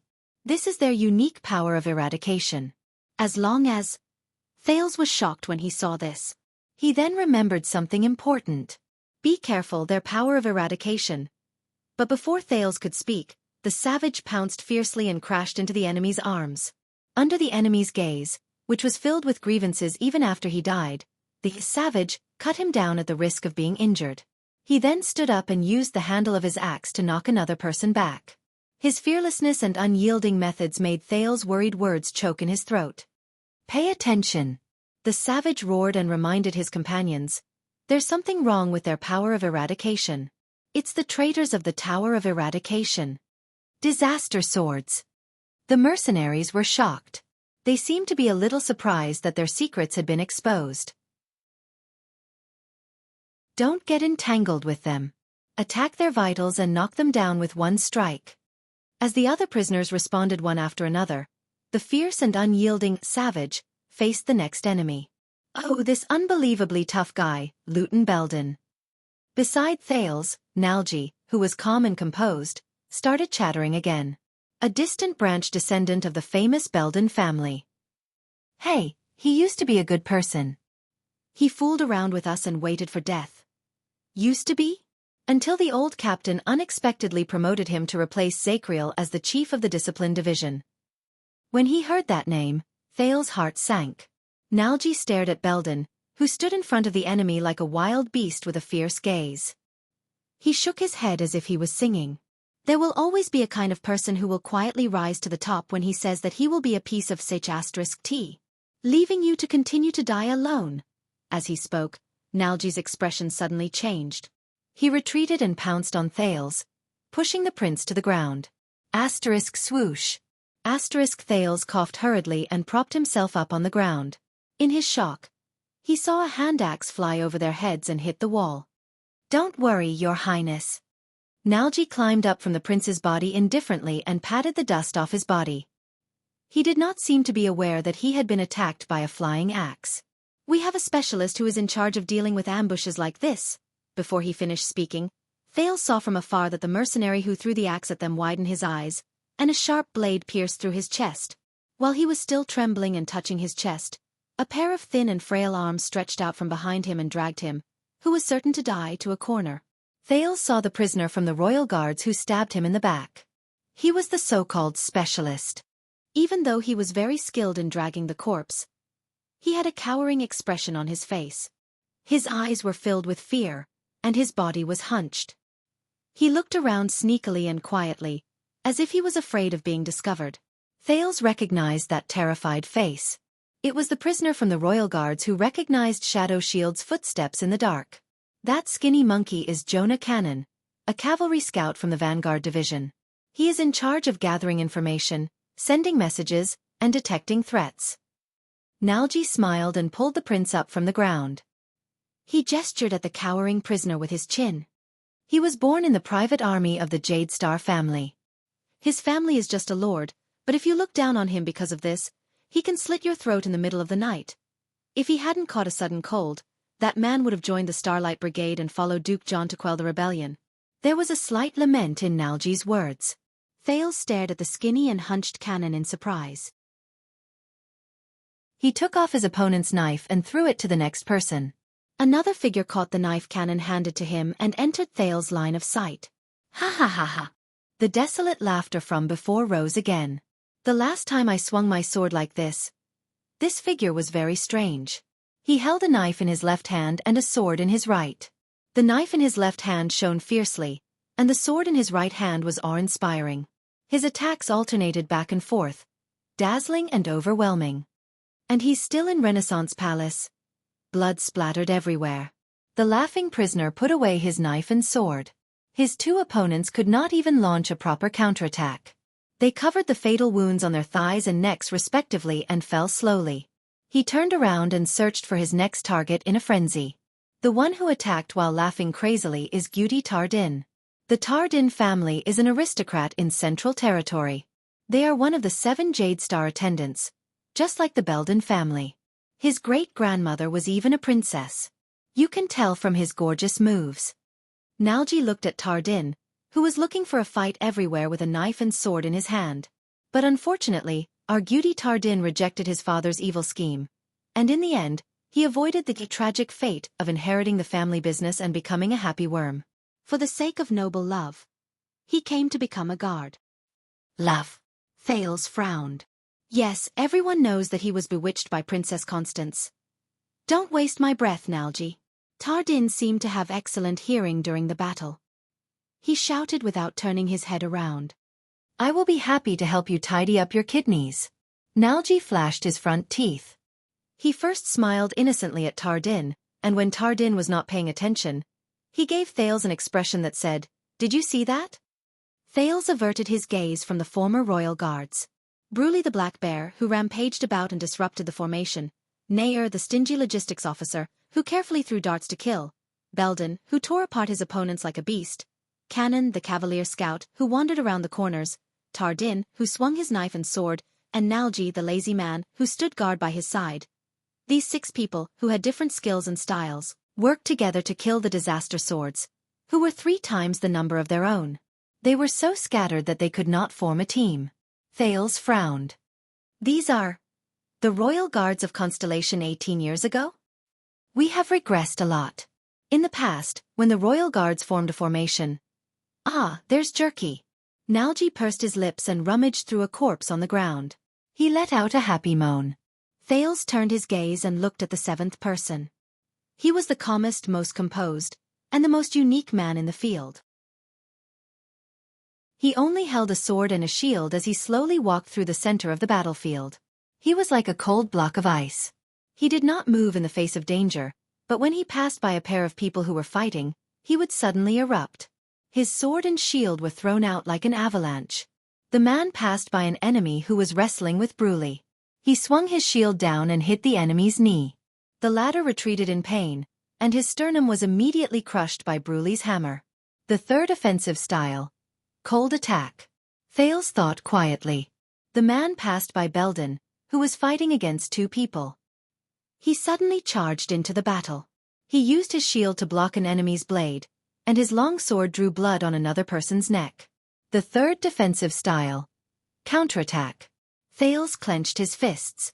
This is supposed to be a defensive style, but he's actually using it to attack. The man faced an aggressive enemy.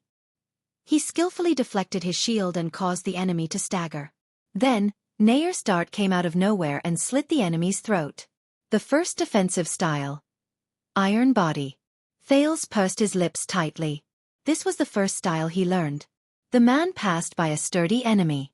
He was hit by the enemy's great strength, and his long sword slipped out of his hand. But he took the opportunity to let go of his long sword and went into the enemy's bosom. He held the shield with both hands and swung it at the enemy. He used the horn of the shield to smash the enemy's skull. The sixth offensive style and the second defensive style. Sneak attack and thunderbolt? Thales recognized the two styles when they were combined, and he thought that they could be used this way. The man, who was covered in blood, picked up his long sword. The moment he turned around, a torch smashed into his body. Sparks flew everywhere and set his clothes on fire. The enemy took the opportunity to pounce on him fiercely. Thales' heart clenched. But the burning man did not take a step back. Instead, he roared and moved forward. He withstood the flames and the enemy's long sword, and he swung his shield fiercely. Asterisk bang. Asterisk in the next second, the man's blade pierced the enemy's lower jaw and smashed the back of the enemy's head against the wall. Then, he pushed away the enemy's sword that had cut his arm and slowly patted off the sparks on his body. The fifth offensive style. Frontal attack? No, it's a little like the second offensive style. Flank attack? Quill Bonnie Jr. Nalji noticed Thales' gaze and sighed softly. After Nolaner went north with Horus, the old captain appointed him to be the acting chief vanguard. There's nothing much to say. He's one of the few supreme-class elites in the team who are at the same level as Protector Tony, Walker, and Skeleton. He's a terrifyingly stubborn person. And you can tell that he doesn't rely on his body, but his life to fight. The him 18 years ago is as deadly as the him 18 years later. Quill Bonnie Jr. Thales stared at the man with the sword and shield in his hand in a daze. He watched him work with his companions or attack alone. Every few steps he took, he would efficiently and swiftly take down an enemy. Every time he fought, it was clean and neat, and he ended the fight quickly. He did not drag his feet, and he was never a match for him. Thales was puzzled. Yes. It's also the Northland military sword style. But why is it so deadly in the hands of this man? Fatal? The North used to be the most tenacious barrier of the Imperium. It was the gathering place of the first batch of knights. It was also the place where human beings, who were like scattered sand, gathered to resist the foreign enemies together. This set of sword arts is the testimony of the era that was filled with war, blood, death, and hope. Before he knew it, a familiar voice appeared before his eyes. It was steady and cold. Thales frowned and met the murderous Barney Jr.'s gaze. No matter who taught you this sword style. 7 offensive styles and 3 defensive styles. 7-3. There's a reason for this ratio. Quill Barney Jr. pulled out a long sword from a corpse. He stared at Thales with an unfocused gaze. During that era, if one did not have the courage to die with the enemy and take a risk, then this sword style would be meaningless. there would not have been a glorious and boundless human empire.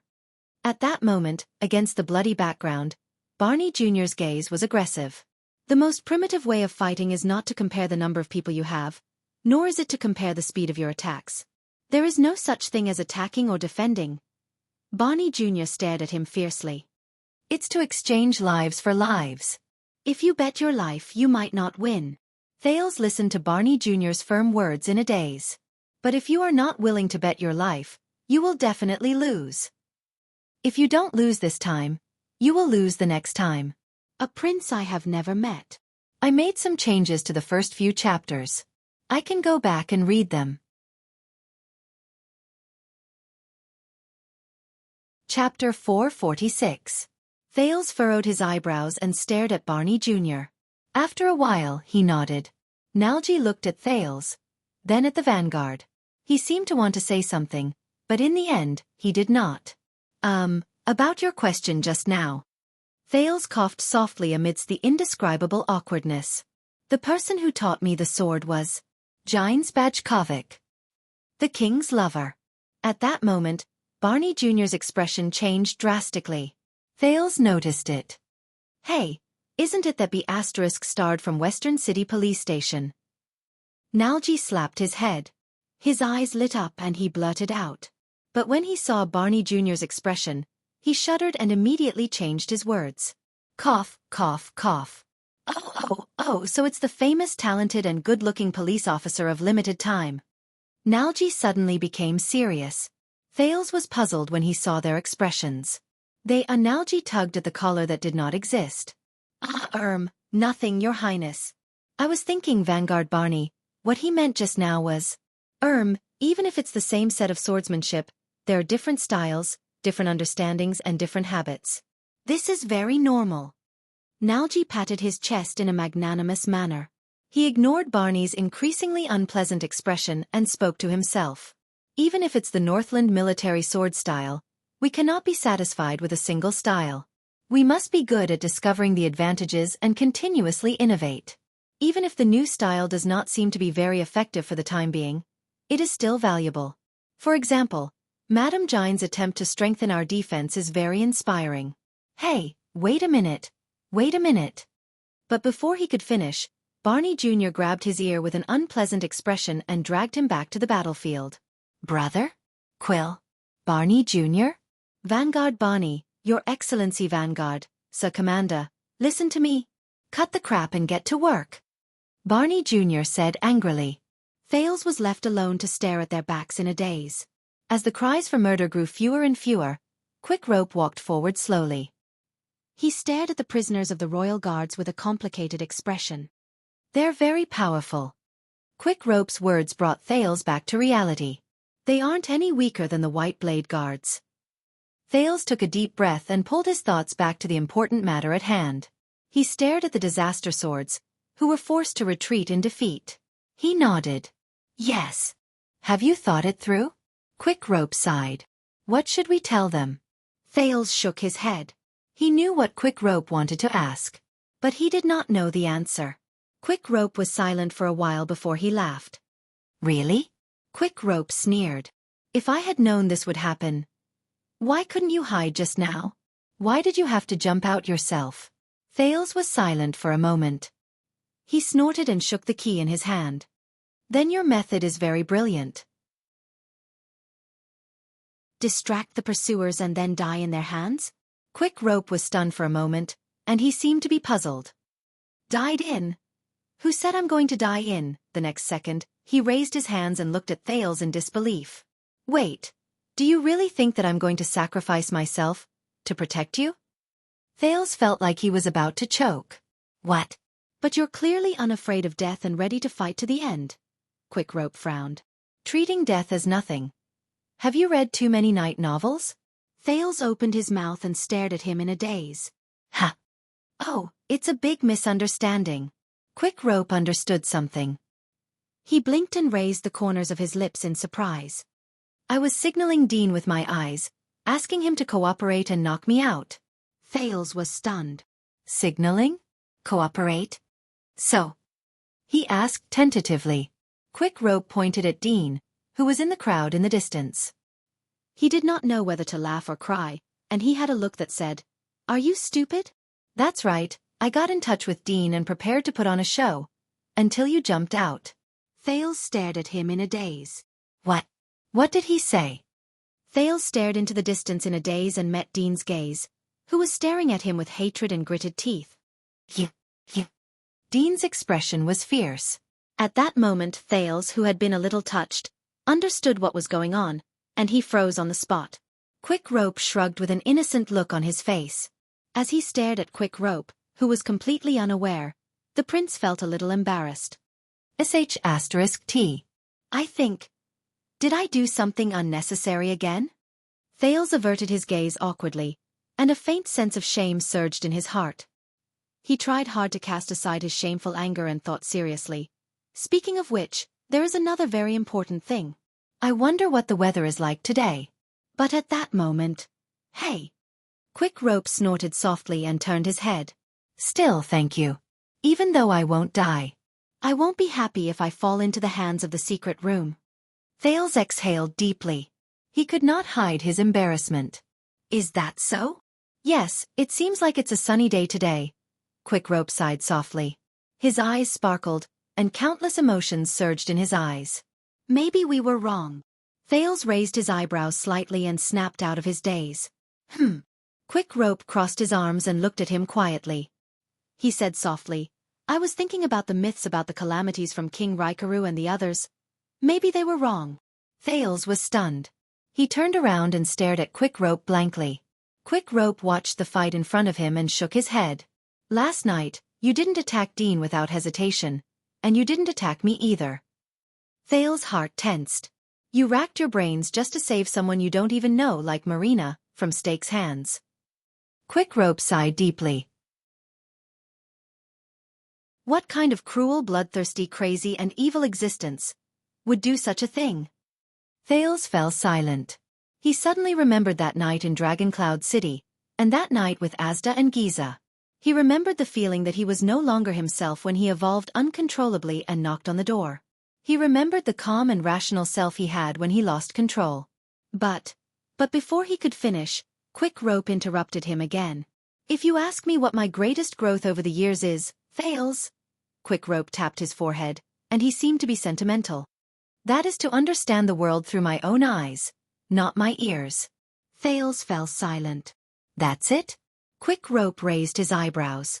"That's it."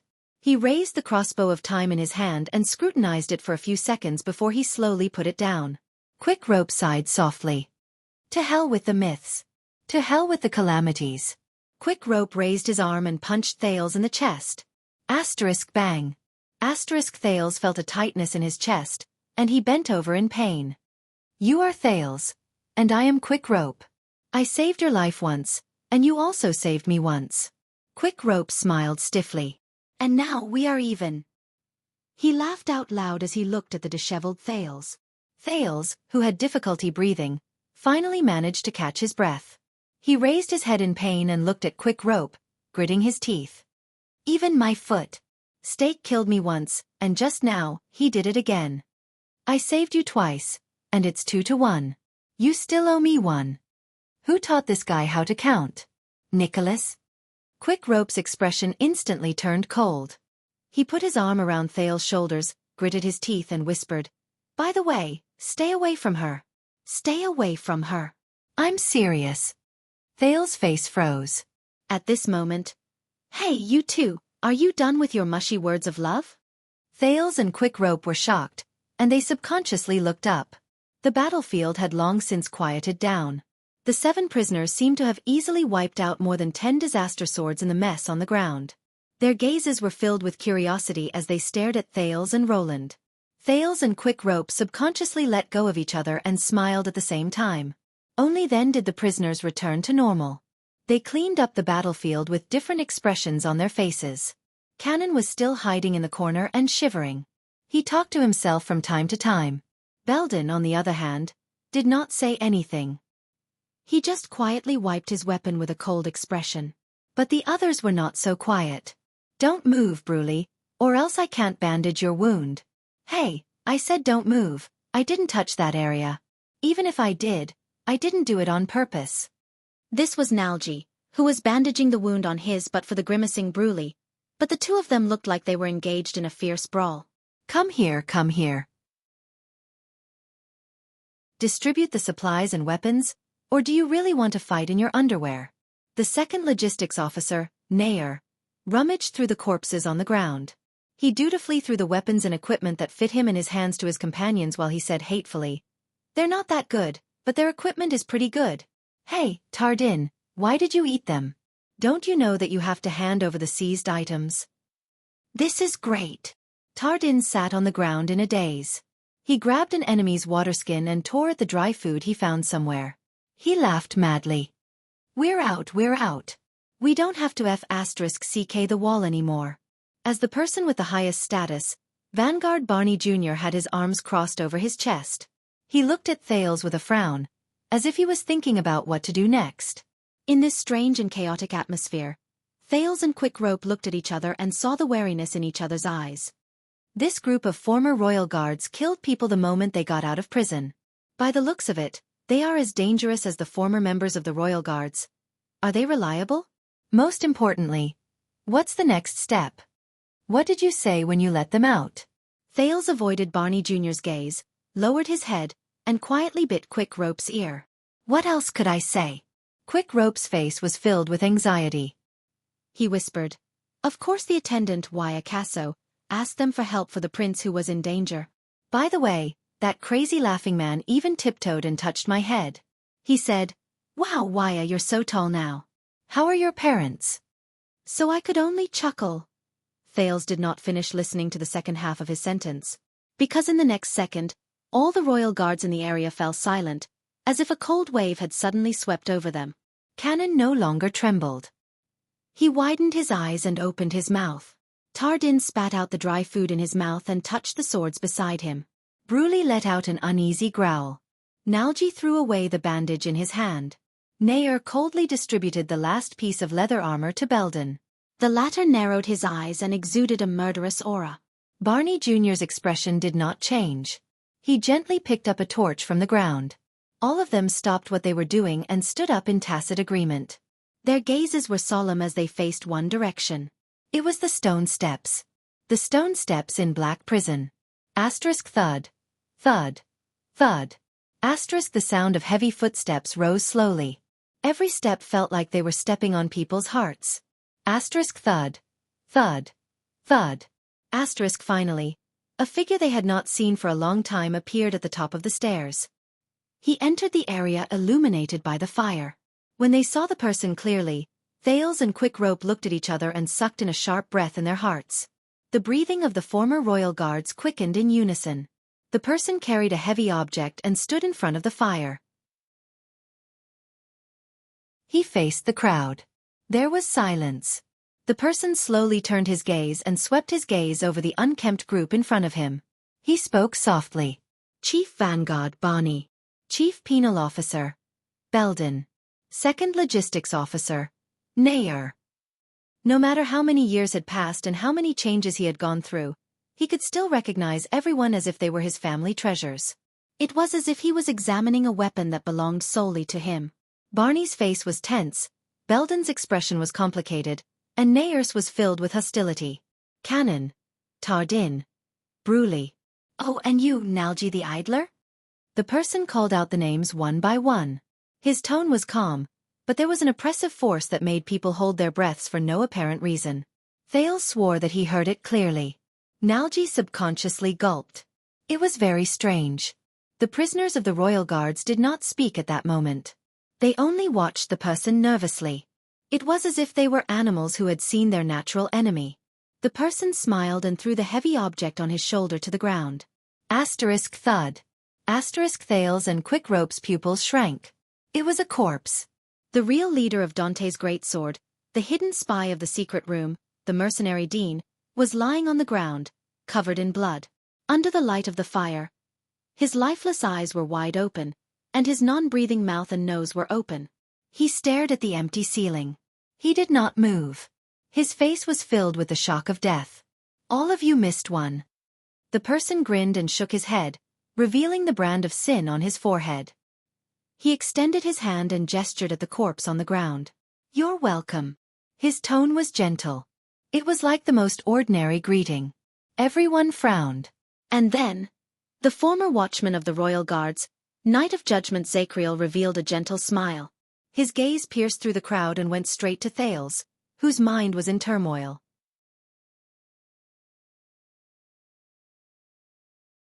Chapter 447.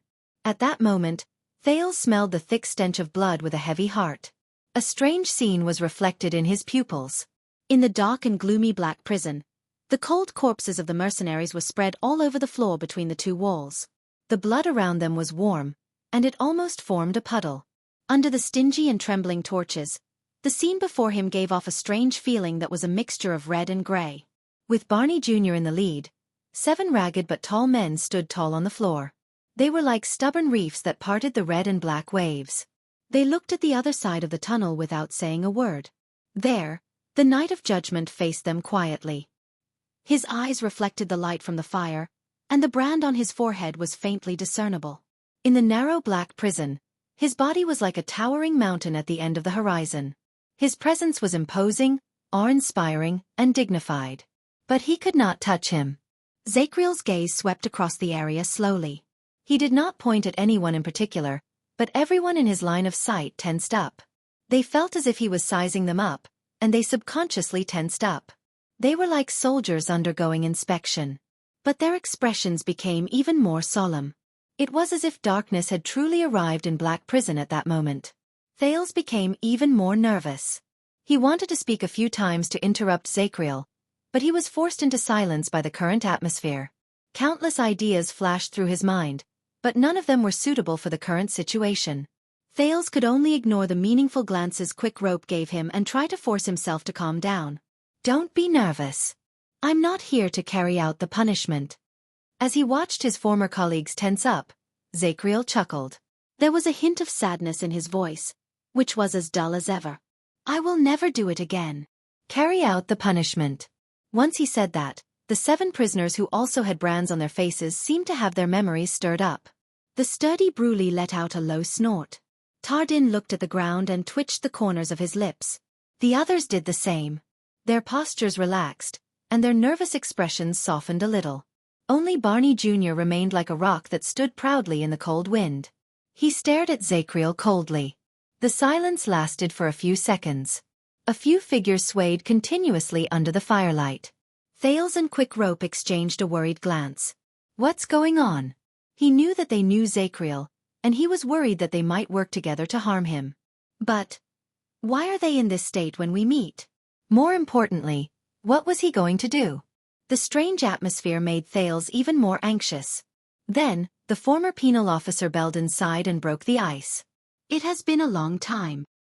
He stared at Zacriel with a slightly bitter expression. "Sir." When he heard this form of address, Zacriel sucked in a deep breath. He paused for a second before he looked at Belden, who had a complicated expression on his face. "Yes," Zacriel said hoarsely. "It's been a while." "Lieutenant Belletti." Zacriel stared at the figure who was very different from how he was a decade ago. Belden was an inconspicuous person among the elite royal guards. He had always been quiet and stubborn, but the old captain had his eyes set on this point. In this era where people's hearts wavered, they needed an experienced and steady penal officer more than anyone else. He still remembered that a long time ago, when he handed over the badge that represented the penal officer, Belden's hands were trembling and cold. But Zacriel only immersed himself in the past for a few seconds before he pulled himself out of the sentimental state of meeting an old friend. He looked past the crowd and nodded slightly at the young prince behind the 7 people. "Your Highness Thales." His tone was respectful, but there was frost in his voice. When they heard Zacriel's strange attitude, the 7 prisoners exchanged glances. Thales thought that this moment would come sooner or later. He ignored Quick Rope's shake of his head, braced himself, and took a step forward. "Where is he?" The prince stared at Zacriel's long and thin face. He tried hard to forget the man's deadly presence just now. He first asked the person he cared about the most. "What did you do to him?" Thales looked at the Knight of Judgment worriedly. He noticed that there were not many wounds on the man's body. But fortunately, Zacriel held a battle axe in his hand, and not the grey short sword he was all too familiar with. Him. Barney Jr. cast a glance at Cannon, but the royal guard who was in charge of scouting only shook his head slowly. Zacriel was silent for a few seconds. His eyes sparkled. He's fine, I assure you. He just needs some time to recover. Thales breathed a sigh of relief without anyone noticing. But it was too early for him to be happy. Soon, the Knight of Judgment's mountain-like body pressed forward slowly. As he spoke more sternly, he closed in on the prince. But we... Zacriel's words rose along with his footsteps. Asterisk thud. Thud. Thud. Asterisk every step he took sounded like a terrifying war drum. As the number of steps he took increased, the killing intent within him grew stronger. We should go. Your Highness. Time to go. At that moment, Thales' face turned pale. His heart, which had just relaxed, tensed up again. Barney Jr. looked at Zacriel, then at Thales behind him. He furrowed his eyebrows tightly. Asterisk thud. Thud. Thud. Asterisk Zacriel moved forward step by step. The blade of the axe in his hand was illuminated by the light from the fire. His gaze sharpened again, and he stared at Thales intently. It was as if he could no longer see anyone else. Thales clenched his teeth and subconsciously held the hilt of his sword. But in the next second, two sturdy and strong figures moved at the same time, and they suddenly joined the strange confrontation. The light from the fire flickered. Asterisk thud. Asterisk Zacriel's figure froze. His heavy footsteps, which could destroy mountains, stopped on the spot. He narrowed his eyes and sized up the obstacles before him. Thales' eyebrows twitched. It was Belden and Bruley. One of them was sturdy, and the other was strong. They were like huge rocks that blocked the Knight of Judgment's path. Their gazes shone, and their expressions were calm. They showed no signs of backing down. Zacriel's eyes slowly focused. He glanced at the axe and mace in Belden and Bruley's hands, and looked at the man behind them. It was Barney Jr., who was as still as a statue. Is this how you welcome your old colleague and senior officer? Zacriel stared at the expressionless Barney Jr. and tilted his head. No hugs. His tone was joking, but he did not sound relaxed at all. Thales noticed that at that moment, the 7 prisoners had stern expressions on their faces, as if they wanted to reject him. What's going on? Do they have a grudge against each other? Unexpectedly at that moment, Quick Rope, who was beside him, patted his shoulder and secretly gave him a smug thumbs up. This made Thales even more puzzled. But Barney Jr. soon answered his question. I don't know how you came out, Watchman. Barney's voice was as calm as ever. His head was slightly lowered, and his pupils were raised above his eyelids. He stared at the Knight of Judgment, who had an awe-inspiring presence, in a chilling manner. He flicked his head behind him. But the one beside the prince. Attendant Wyacasso told us bad news when he let us out. Barney Jr. said coldly, It's about you going insane and chasing after the prince with Shadow Shield. The moment he said this, Zacriel furrowed his eyebrows. The 7 prisoners, on the other hand, did not lose their vigilance. They pursed their lips and exchanged looks. What? Insane? Chasing after the prince? In his surprise, Thales gave Quick Rope an inquiring look. The latter winked proudly and curled up one side of his lips. Thales could not care about anything else. He quickly lowered his head and whispered to Quick Rope. What did you tell them about Zacriel? Quick Rope looked like he wanted to take credit, but pretended to be reserved. He glanced at Thales absent-mindedly and chuckled. Of course. But he immediately noticed that the talkative Nalji was staring at them with a burning gaze. This made Quick Rope stop talking, and he subconsciously put away his playful expression. Quick Rope puffed out his chest in an awe-inspiring manner and raised his voice so that everyone could hear him. Of course I told them the truth. Thales felt a headache coming on as he watched Quick Rope's loyal face. He watched the latter stare at Zacriel in the distance with indignation. Thales clenched his fists and gritted his teeth. How can the noble Jade Star bloodline be buried in the filthy hands of a lunatic? Quick Rope's righteous shout echoed in the small tunnel. And Nalji? The corners of Thales' lips twitched. Even the nervousness in his heart at that moment faded away. Nalji, who was staring at them, stopped looking at them as if he was looking at an idiot. He looked at Barney Jr. with a strange expression, as if he was asking for his opinion. But Barney Jr. did not say a word. He only stared at Zacriel. Zacriel also did not move in front of them. He stared back at Barney Jr. from the distance. Quick Rope's echoes disappeared into the air. The confrontation between Zacriel and the 7 people continued. The desolate and suffocating atmosphere in Black Prison returned. After a while, when Thales felt so uncomfortable in the suffocating atmosphere that he wanted to interrupt, Barney Jr., who had the highest status among the 7, finally spoke. "Watchman, you are not crazy, are you?" His gaze was calm, and his tone was indifferent. He addressed Zacriel by his former position. "At least, I am not that crazy." When he heard the man's words, which contained a profound meaning, Zacriel was silent for a while before he spoke airily. "That depends on the definition of crazy." He stared at Thales, but he seemed to have seen something else. His gaze was unfocused. The 7 prisoners frowned almost at the same time. Thales felt that he could not remain silent any longer. If this continued, it would only be a matter of time before his secret was exposed. So he cleared his throat. "Everyone, please listen to me." However, before he could finish his sentence, Barney Jr. suddenly spoke. "I do not mean to be disrespectful to you, Your Highness, whom we do not know." His voice was cold, and he rudely interrupted the Prince of Constellation. "But please do not open your mouth, lest we deepen the misunderstanding." Thales was rendered speechless by the interruption. He stared at Barney Jr., who turned his head sideways to look at him. He felt that the latter's gaze was a little scary. "Misunderstand?" Thales was stunned. Barney Jr. snorted coldly. "Yes." Barney Jr. pressed his hand on the hilt of his sword and turned his gaze to the other side. He stared at the equally puzzled Quick Rope, who could not help but shudder. For example, the so-called attendant Casso beside you, who impersonates others, lies, and only wants to sow discord between us and Zacriel. His words echoed in the dungeon. They were hollow and piercing. Thales took a few seconds to digest these words. Impersonates others. Full of lies. Sow discord. The so-called Casso. Wait, does that mean? Thales turned his gaze away in a daze. As expected, Quick Rope was dumbfounded. He could not believe it. He stared blankly at Barney Jr., whose eyes were as sharp as knives. The man's gaze was very cold, as if it could pierce through everything. At that moment, Quick Rope felt a chill run down his spine. "No way." "Hey, Thales." Quick Rope flashed an ugly smile. He tugged at the corner of the prince's shirt awkwardly, whispered, and slowly retreated. "I think we should leave for a while so that they can catch up in private." However, the moment Quick Rope turned around, the other 2 people appeared behind the rookie mercenary like shadows and blocked his path of retreat. That was not all. At some point in time, Tardin, Nalji, Cannon, and Nair surrounded Thales and Quick Rope from 4 directions.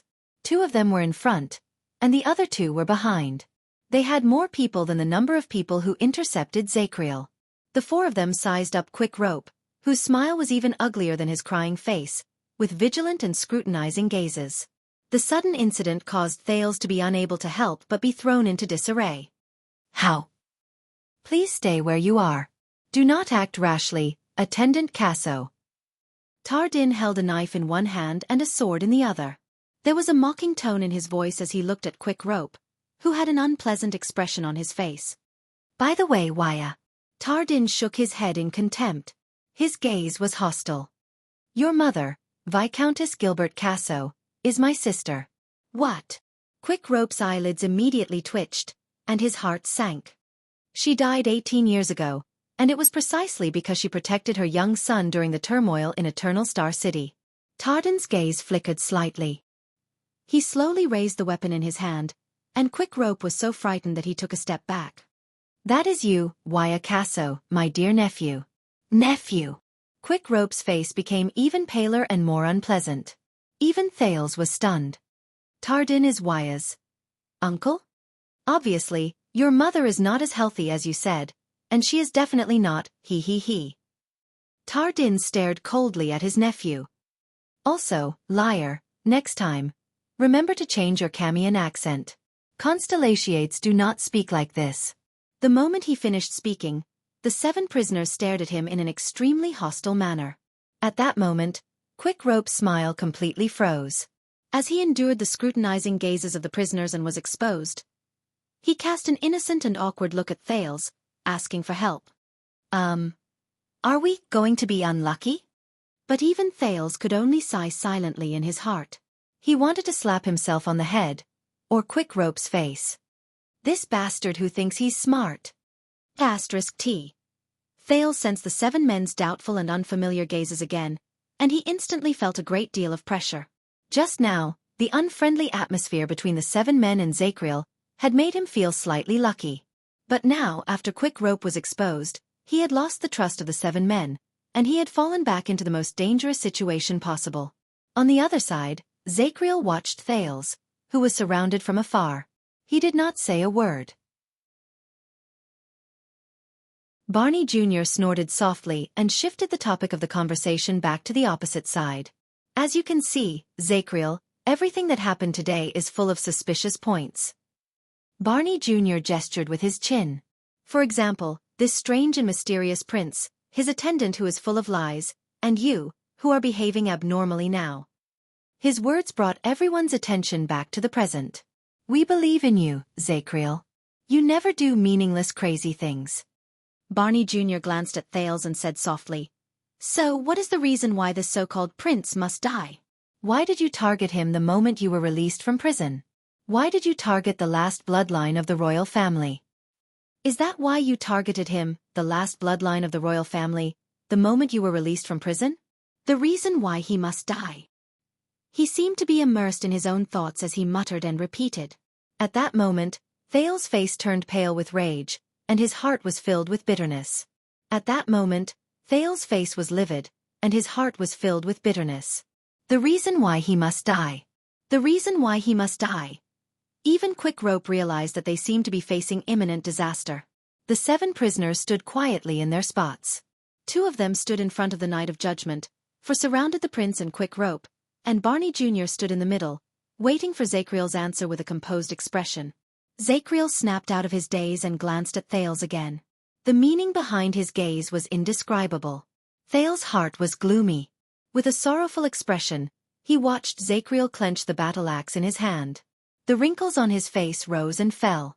But something unexpected happened. Zacriel shook his head impatiently and uttered a few words in a nonchalant manner. I'll explain it later. Thales' heavy heart instantly froze. The moment he finished speaking, Zacriel stepped forward without hesitation. He walked towards Thales. The 7 people waiting for his answer, including Thales, were shocked. Explain it later? Barney Jr. frowned. Belden and Bruley looked at each other. They saw surprise and puzzlement in each other's eyes. But in the next second, the 2 former members of the Royal Guards moved at the same time and raised their weapons. Asterisk whoosh. Asterisk the cold blade sliced through the air and stopped in midair. Their movements were smooth and clean. They were only an inch away from the Night of Judgment. He had no choice but to stop walking towards the prince. I'm afraid that I would prefer you to explain it now, Zacriel. Barney Jr. stared at him sternly. We have been in prison for so many years, and we are a little clumsy. But if we want to spar, which we haven't had for a long time, it is not a problem. The situation in the field became tense again. Zacriel did not even look at the weapons in front of him.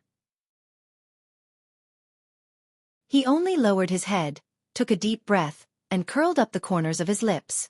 Ah, Quill Barney Jr. He's still that stubborn person. He's still that paranoid person. In front of the Night of Judgment, Belden's gaze was gloomy and calm. Bruley's expression fluctuated, and his eyebrows rose and fell. If I explain it clearly, Zacriel looked away and sighed. Will all of you help me? His words made Thales tremble in fear. He looked around, but to his anguish, he found that the royal guards had never relaxed in their protection and surveillance of the prisoners. Zacriel swept his gaze over each of his former colleagues and continued to speak in a hoarse voice. Even if this means pointing your sword at the blood descendants of the Jade Star royal family? His voice was like a sharp blade, and it was incredibly piercing. When he said this, the former royal guards' breathing became disorderly, and they frowned. Belden subconsciously turned to look at Barney Jr. As expected, only Barney Jr. remained calm among the 7. He answered him in an unusually calm manner. That depends on how you explain it. Everything happens for a reason. During the tense confrontation, Zacriel fell silent. Yes, he said dejectedly. Everything happens for a reason. Seeing him like this, Thales could not help but remember the Knight of Judgment who went berserk in prison and spoke to the other world. When he saw that Zacriel was showing signs of compromising, Barney Jr. nodded slowly. Under his signal, Belden and Bruley put down their weapons and waited for Zacriel's response. This made Thales even more nervous. That's right. Zacriel only needs to explain his identity as a mystic to them. He was a highly respected person among the royal guards. As long as he gave a slight explanation, they would have no reason to help him. And these constellations who were born as nobles, their attitude towards the legendary calamities in the Battle of Eradication, Thales closed his eyes. The more he thought about it, the heavier his mood became. He even began to think of a way to break out of the encirclement by force. But what about quick rope? Should I try using mystic energy? I'm sorry you had to see this, Your Highness. Zacriel's sudden voice interrupted Thales' thoughts. Thales opened his eyes and was surprised to see that the Knight of Judgment, who was filled with murderous intent and wanted to kill him not long ago, was now standing in the distance. He was staring at the Prince of Constellation with a gaze that Thales could not understand. This is due to my incompetence and incompetence. Zacriel's face was filled with sorrow and pain, but he still flashed an ugly smile that was covered in wrinkles. It complemented the ferocious brand on his forehead. But don't worry, it will be over soon. He nodded slightly. His tone was gentle, as if he was comforting a dejected child. Everything will be fine. It will be. As Zacriel spoke, he lowered his head slightly. Thales was completely stunned. He is caught in his other world again? The 7 people who were confronting each other looked at each other. When Barney Jr. saw Zacriel like this, he seemed to become more and more impatient. Zacriel, the watchman. He spoke again. This time, Barney Jr.'s tone was not as polite as before. It sounded stiff and unpleasant to the ears. Answer my question. Is there anything we need to know about this prince? Barney Jr.'s words were very cold and sounded more like a threat. Thales gritted his teeth.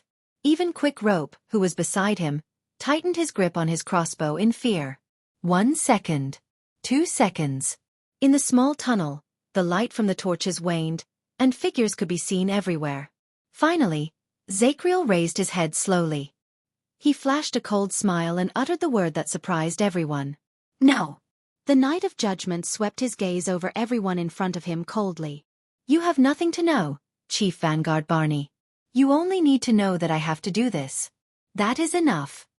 At that moment, everyone was stunned. Thales himself was the one who was the most shocked. Why? Thales blinked. He wanted to kill me, didn't he? Because I'm a mystic. He only needed to say this reason. But why? Why did he keep my secret? Isn't it better to explain the truth and use righteousness to convince them to target me instead? Thales stared at him blankly. He could not understand it. Why is this person so strange? Zacriel. Finally, Barney Jr. could not hold back anymore. He shouted angrily. Don't force me. Barney's roar echoed in the area, but in response, Zacriel chuckled softly. Force you? I know. I have been a penal officer for a long time, and I have offended many people. His gaze swept past Belden and Bruley, who were frowning and their weapons. But has my popularity deteriorated to this extent? He sounded like he was joking, but also like he was mocking them. Including you, Barney. Why? Are you still jealous that I snatched the position of watchman? At that moment, Thales saw Barney Jr. clench his fists with a pale face. Behind him, Nalji sighed softly, and Tardin shook his head secretly. This is bad. When he saw that the situation was bad, Belden exhaled and spoke through gritted teeth. It is precisely because you are popular, commanding officer. Belden still insisted on addressing Zacriel respectfully. That is why we cannot believe it. His expression was tense, as if he had something he could not say. He spoke through gritted teeth. That is the Jade Star bloodline, commanding officer. It is an existence we once swore to protect. Belden pointed at Thales and spoke in a suppressed voice. Why did you do this? When he heard his former subordinate's question, the originally smiling Zachriel's expression slowly turned cold. The Jade Star bloodline, an existence he once swore to protect. He paused for a few seconds, and the ghost of a smile appeared on his face. Because this is my mission. Zachriel spoke softly. His voice was gentle and calm. It was as if he was saying good night before bed. Enough, Zachriel.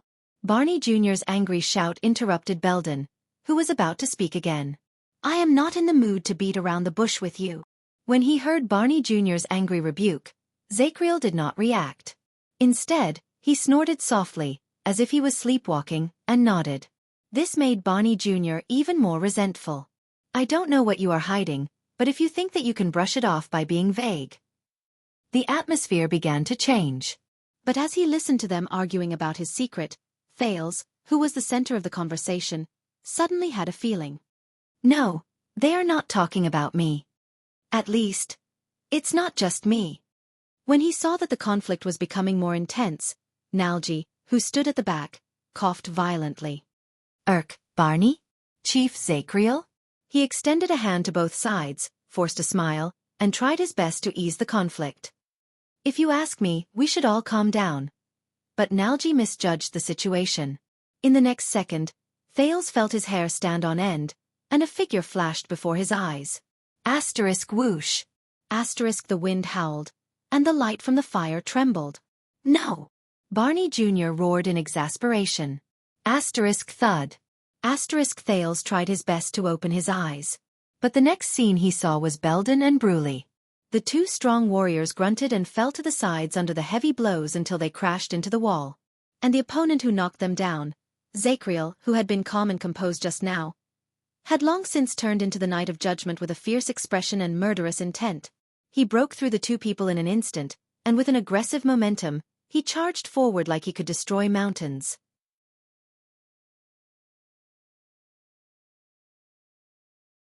Chapter 448. Flames flickered, and shadows moved.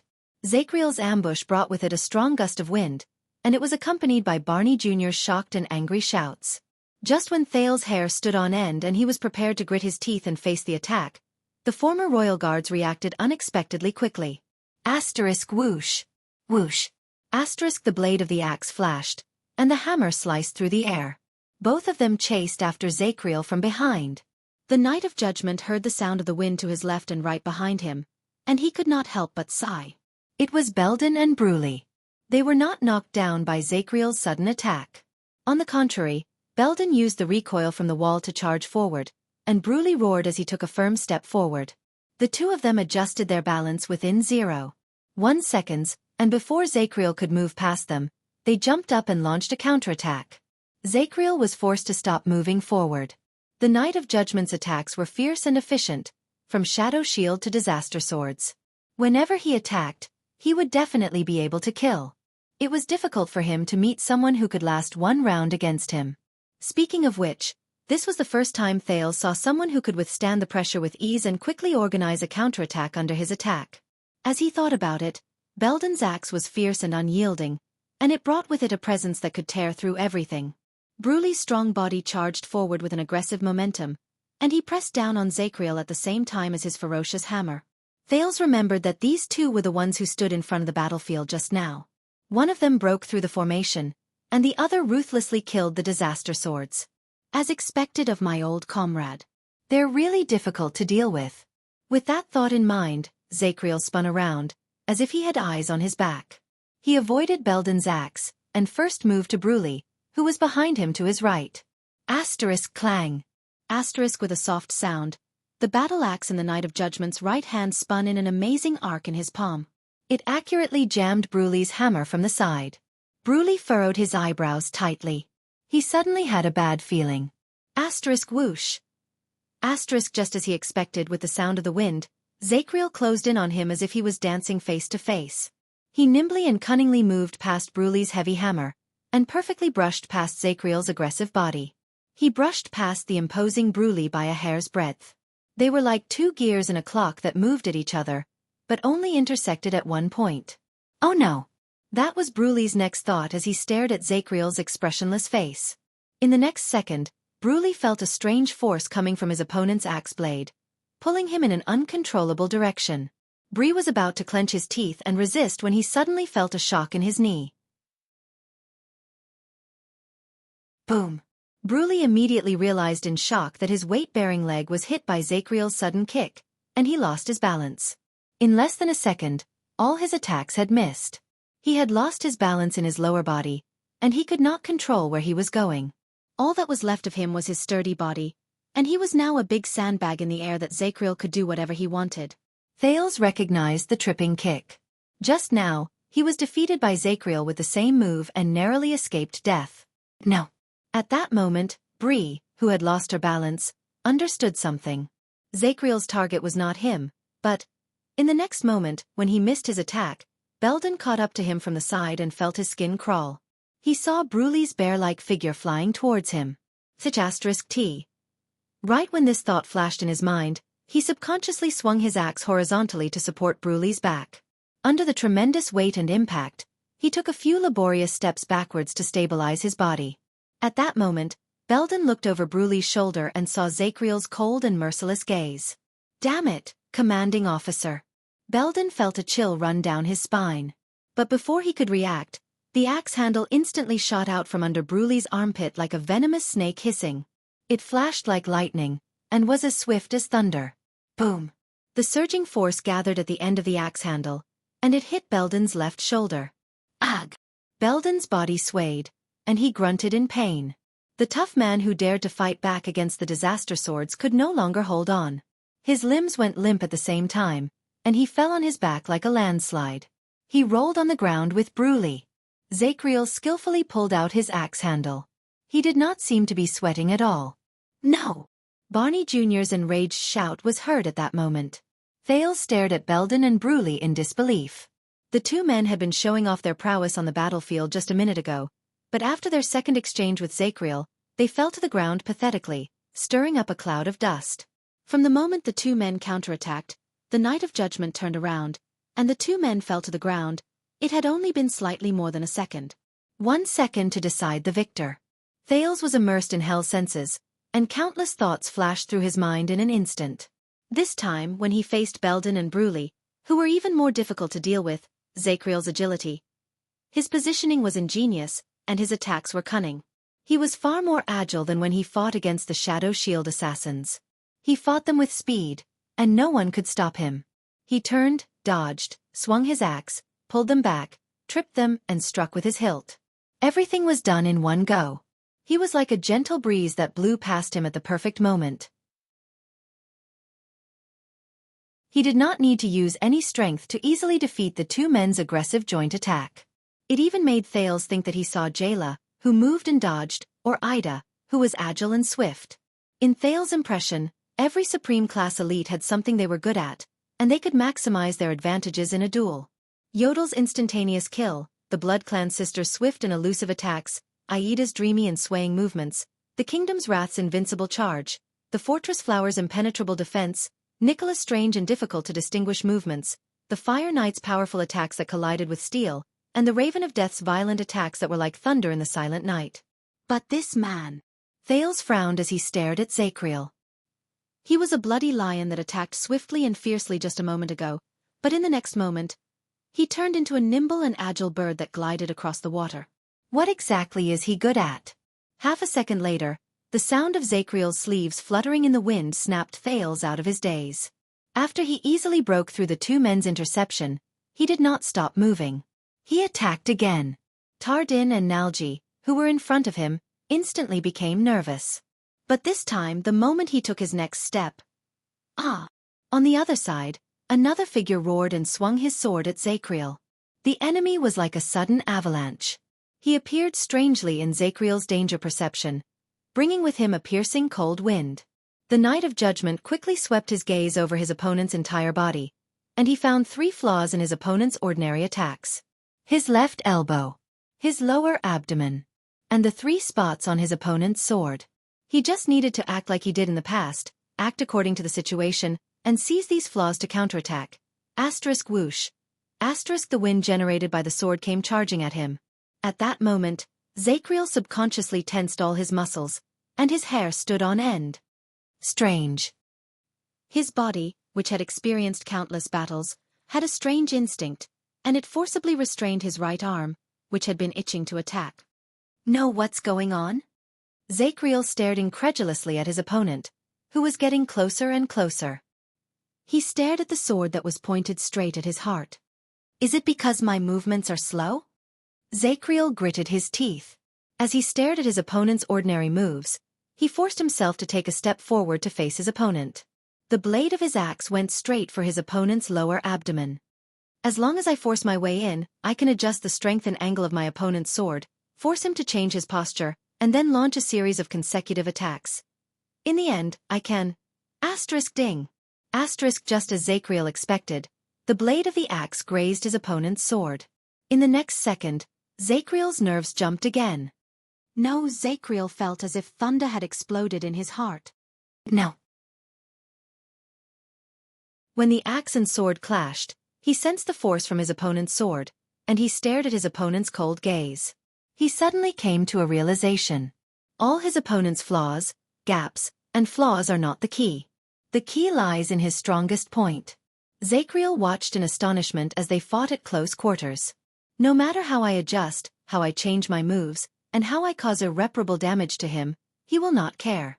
And no matter what, his sword will find a way to pierce my heart. Hiss. The tip of the sword grazed the axe by an inch. I'll die. Zacriel suddenly had this thought, which he had not had for a long time. Aha! In the next moment, the Knight of Judgment let out a shout, which was rare for him. But contrary to his imposing manner, Zacriel instantly withdrew his axe, turned his body sideways, took a step back, cradled his chest, and dodged. Thales watched in astonishment as the Knight of Judgment, who seemed to be invincible, retreated in a somewhat conservative and even pathetic manner. He distanced himself from the seemingly ordinary sword strike. Whoosh. The blade of the axe and the tip of the sword scraped against each other for more than an inch in the air. Then they crossed paths, and the distance between them widened. The person who intercepted Zacriel's attack missed. He lost his balance, fell sideways to the ground, and slid a few meters away. But he did not lose control of his body. Instead, when his shoulder scraped against the ground, he turned his elbow and regained his balance like a carriage that was making a sharp turn. He instantly got up from lying on his side, knelt on one knee, and faced Zacriel again. That was the end of this strange meeting. Thales saw in puzzlement that Zacriel was holding the handle of his axe.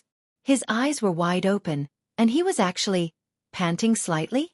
His opponent stood up quietly and also panted softly. It was as if they had just experienced an unprecedented battle. The surprised Zacriel suddenly raised his hand and touched his forehead. It was cold sweat. The Knight of Judgment was rather surprised. He could not quite react to it. This is... Zacriel froze. He was surprised to find that he was trembling.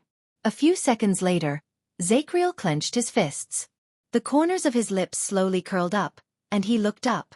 From the shivers to the hairs on his body, from his heartbeat to his trembling, all the signs on his body reminded the old warrior that there was a threat in front of him. It had only been a few moments since he was released from prison, but the enemies he met, whether it was those so-called mercenaries or Shadow Shield, all of them disappointed him. At best, they were just warm-up fights. Even young Yodel, whom he had not met for a long time, was only good at assassination. But now... Belden Bruley, both of you have regressed. Zacriel sucked in a deep breath. His smile became a little more colorful, and it was filled with a little more life. He looked at Belden and Bruley, who were helping each other to stand up. He clicked his tongue and shook his head. But you... The Knight of Judgment raised his head and stared at the opponent who forced him to retreat with one strike. He stared at the cold gaze of the man. You... He recalled the feeling he had at that moment just now. At that moment, he broke out in cold sweat, was nervous, and trembled. I will die. I will die. Zacriel joyfully felt the long-awaited excitement and hot blood slowly surge in his body. The fighting spirit and impulse he had not felt for many years returned to his veins. That's right. This is the feeling of fighting and killing. Thales felt a chill run down his spine. What's going on? Thales was not the only one. At that moment, all the royal guards felt their nerves jump in their days. The prince noticed that Zacriel's gaze had slowly changed. It was as if the person standing in front of them had changed from a dangerous crocodile lying lazily in the water, waiting for its food, to a hungry cheetah crouching on a tree, eager to hunt. Zacriel's smile grew wider. You're different now. The Knight of Judgment smiled and looked at the man who got up from the ground. He stared at the brand of sin on the right side of the man's face that stretched from his chin to his right cheek. He recalled the terrifying sword strike he delivered just now. Your sword is even more lethal than before. The corners of the knight's lips curled up. Chief Vanguard, Quill Barney Jr. Has anyone ever told you that you are probably the one who, over the past half a century in Constellation, used the Northland military sword style that has long since become outdated, the one who used it to perfection? Across from Zacriel, Barney Jr., who had intercepted him with his sword just now, slowly stood up from the ground. He straightened his shield, and his breathing slowly calmed down. He still stared coldly at Zacriel, who was filled with fighting spirit. Northland military sword style? That's not all. Barney Jr. said quietly. You don't know. Zacriel, you don't know. Barney Jr. stared at him from afar and suddenly remembered the past. When his father told him that he had entered the Watchman's candidate list, that he had a chance to become the next commander of the Royal Guards, and that he would become the leader of the Praetorian Guards whose name would be recorded in history, he remembered how excited and worried he was when he was young. Barney Jr. slowly tightened his grip on the sword in his hand. You don't know, Zacriel. You don't know. And I asked Prince Horace for the sword style that I practiced when I was young, which is often mocked by Constellations and Southerners, despised by the martial arts faction and the offense and defense faction, which is even more Northland than Northland, and which has been lost even in At. And I practiced hard day and night, dismantled every move, learned from the Northlanders, and personally went to the battlefield to experience that feeling. It was to seize the last chance to find out the secret of Northland's martial arts and defeat my greatest competitor. Defeat that genius. Defeat that person whom I had to look up to ever since I joined the team. I chased after him desperately, but I could never touch him. Defeat that person who is better than me in terms of background, achievements and skills. He. The strongest Imperial Guard. The strongest elite. You don't know, Zacriel. You don't know. How many years has it been?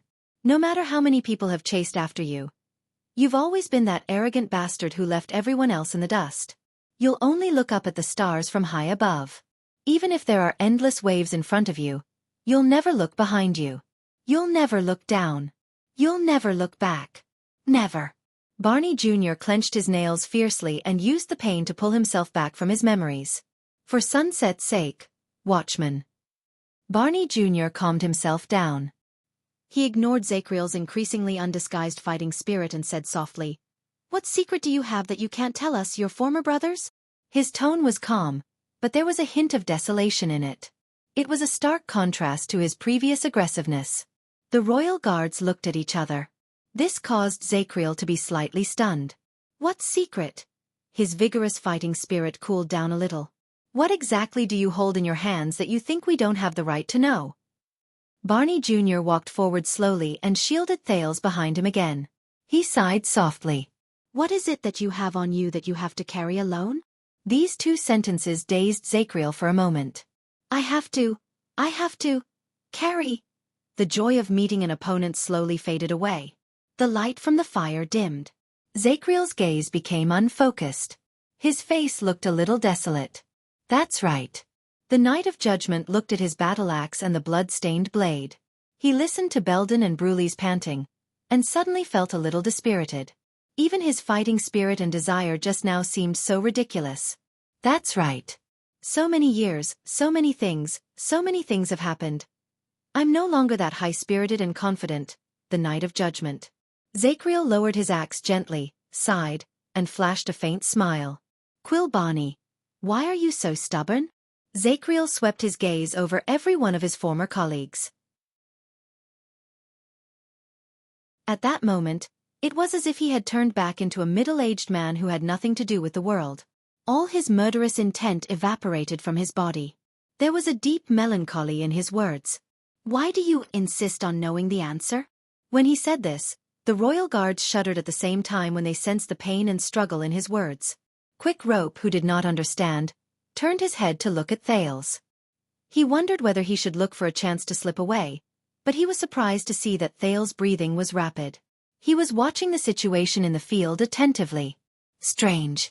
That's not right. Thales thought absent-mindedly. They were arguing and interrogating each other. Because you don't understand. Barney Jr. lowered his head deeply and closed his eyes. You've never heard of it, have you, Zacriel? Different names came out of his mouth one after another. Alan, Walker, Morian, Toby, Roth, Kamal. These former brothers. Thales saw that Zacriel's body swayed every time he said a name. Among the royal guards, the veins on Belden's hands bulged. Bruley moaned deeply. Tardin shook his head expressionlessly. Nair held his dart tightly. Nalji covered his forehead. Cannon hid his face in the shadows. His expression could not be seen clearly. You didn't hear their cries before they died. You just lived through it quietly alone. You never had to bear that kind of burden. Barney Jr. spoke in a hoarse voice. It sounded as if he was suffering in an endless hell. Just like in the past, we all looked up to you, but you never lowered your head to look down on us. Zacriel's pupils shook. So you don't understand. Barney Jr. opened his eyes. His words continued. But his tone slowly changed from a cry of despair to a hateful tone that resembled a viper's.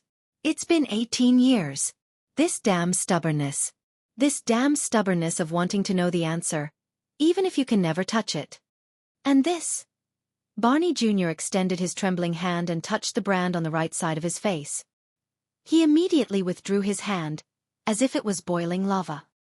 He held the hand that had touched the brand, and it trembled non-stop. It was as if he had not just touched a useless piece of dead skin, but a filthy and ominous plague. These are the things that allow me to carry their pasts and grievances on my shoulders, and to survive in the endless darkness. Barney Jr.'s last few words were practically ground out from his throat with his blood. The only reason. Thales saw Zacriel's breathing become faster and faster. Barney Jr. still glared at him. His eyes were bloodshot, and they looked as if they were about to pop out of their sockets. Under the dim firelight, the Knight of Judgment turned his head around with a pale face and averted his gaze.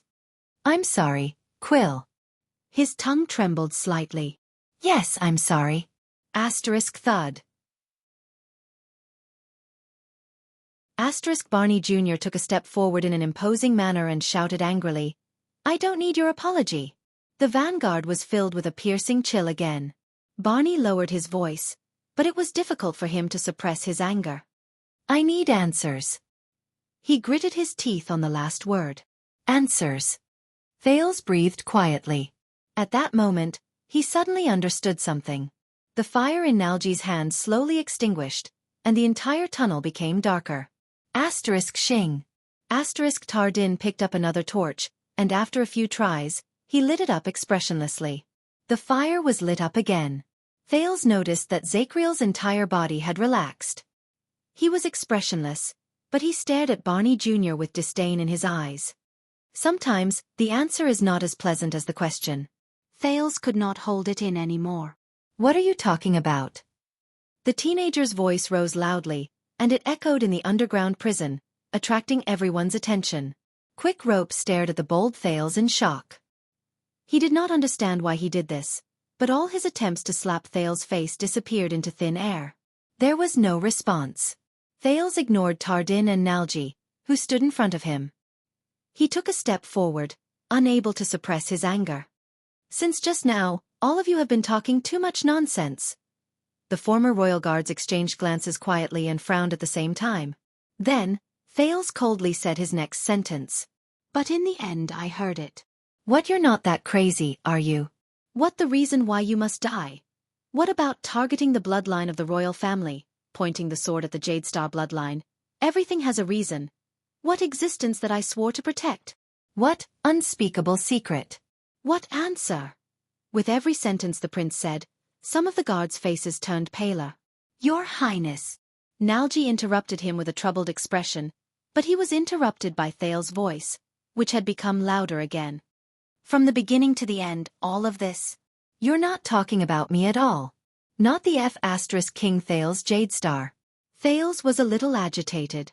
He extended his arm without hesitation and pointed at Barney Jr., then at Zacriel.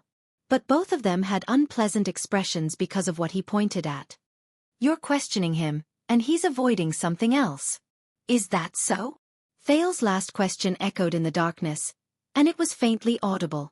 But regardless of whether it was Zacriel, who had his head lowered, or Barney Jr., who had questioned him loudly just now, the former royal guards did not reply. Then, another man's voice rose faintly from behind Zacriel, apart from the people in the room. You're very smart, Your Highness. What they're talking about is indeed not you, or perhaps not only you. His voice was tired, and there was a hint of sadness in it. At this moment, Zacriel and the other 7 people's expressions changed. When he heard the familiar voice, Thales also looked up in surprise. He looked over Zacriel's shoulder and saw the person who appeared on the stairs. It's him.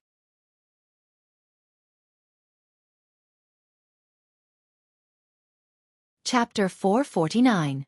Under the boundless silence in the people's gazes, Barney Jr. frowned and looked behind the Knight of Judgment.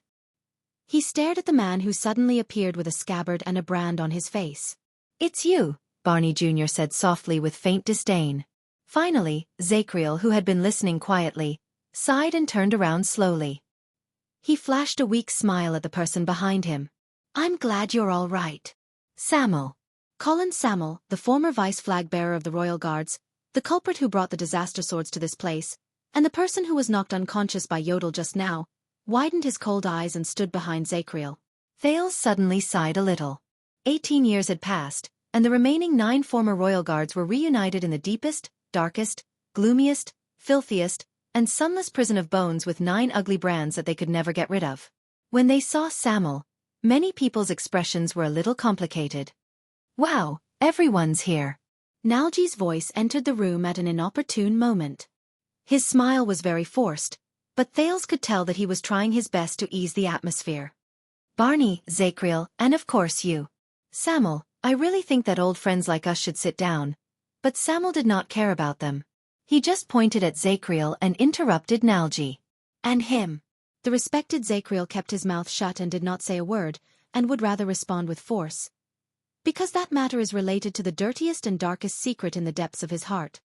Samuel spoke word by word, but each word seemed to contain some sort of magical power. It made everyone's breathing become disorderly and difficult, and the atmosphere in the room became even more solemn.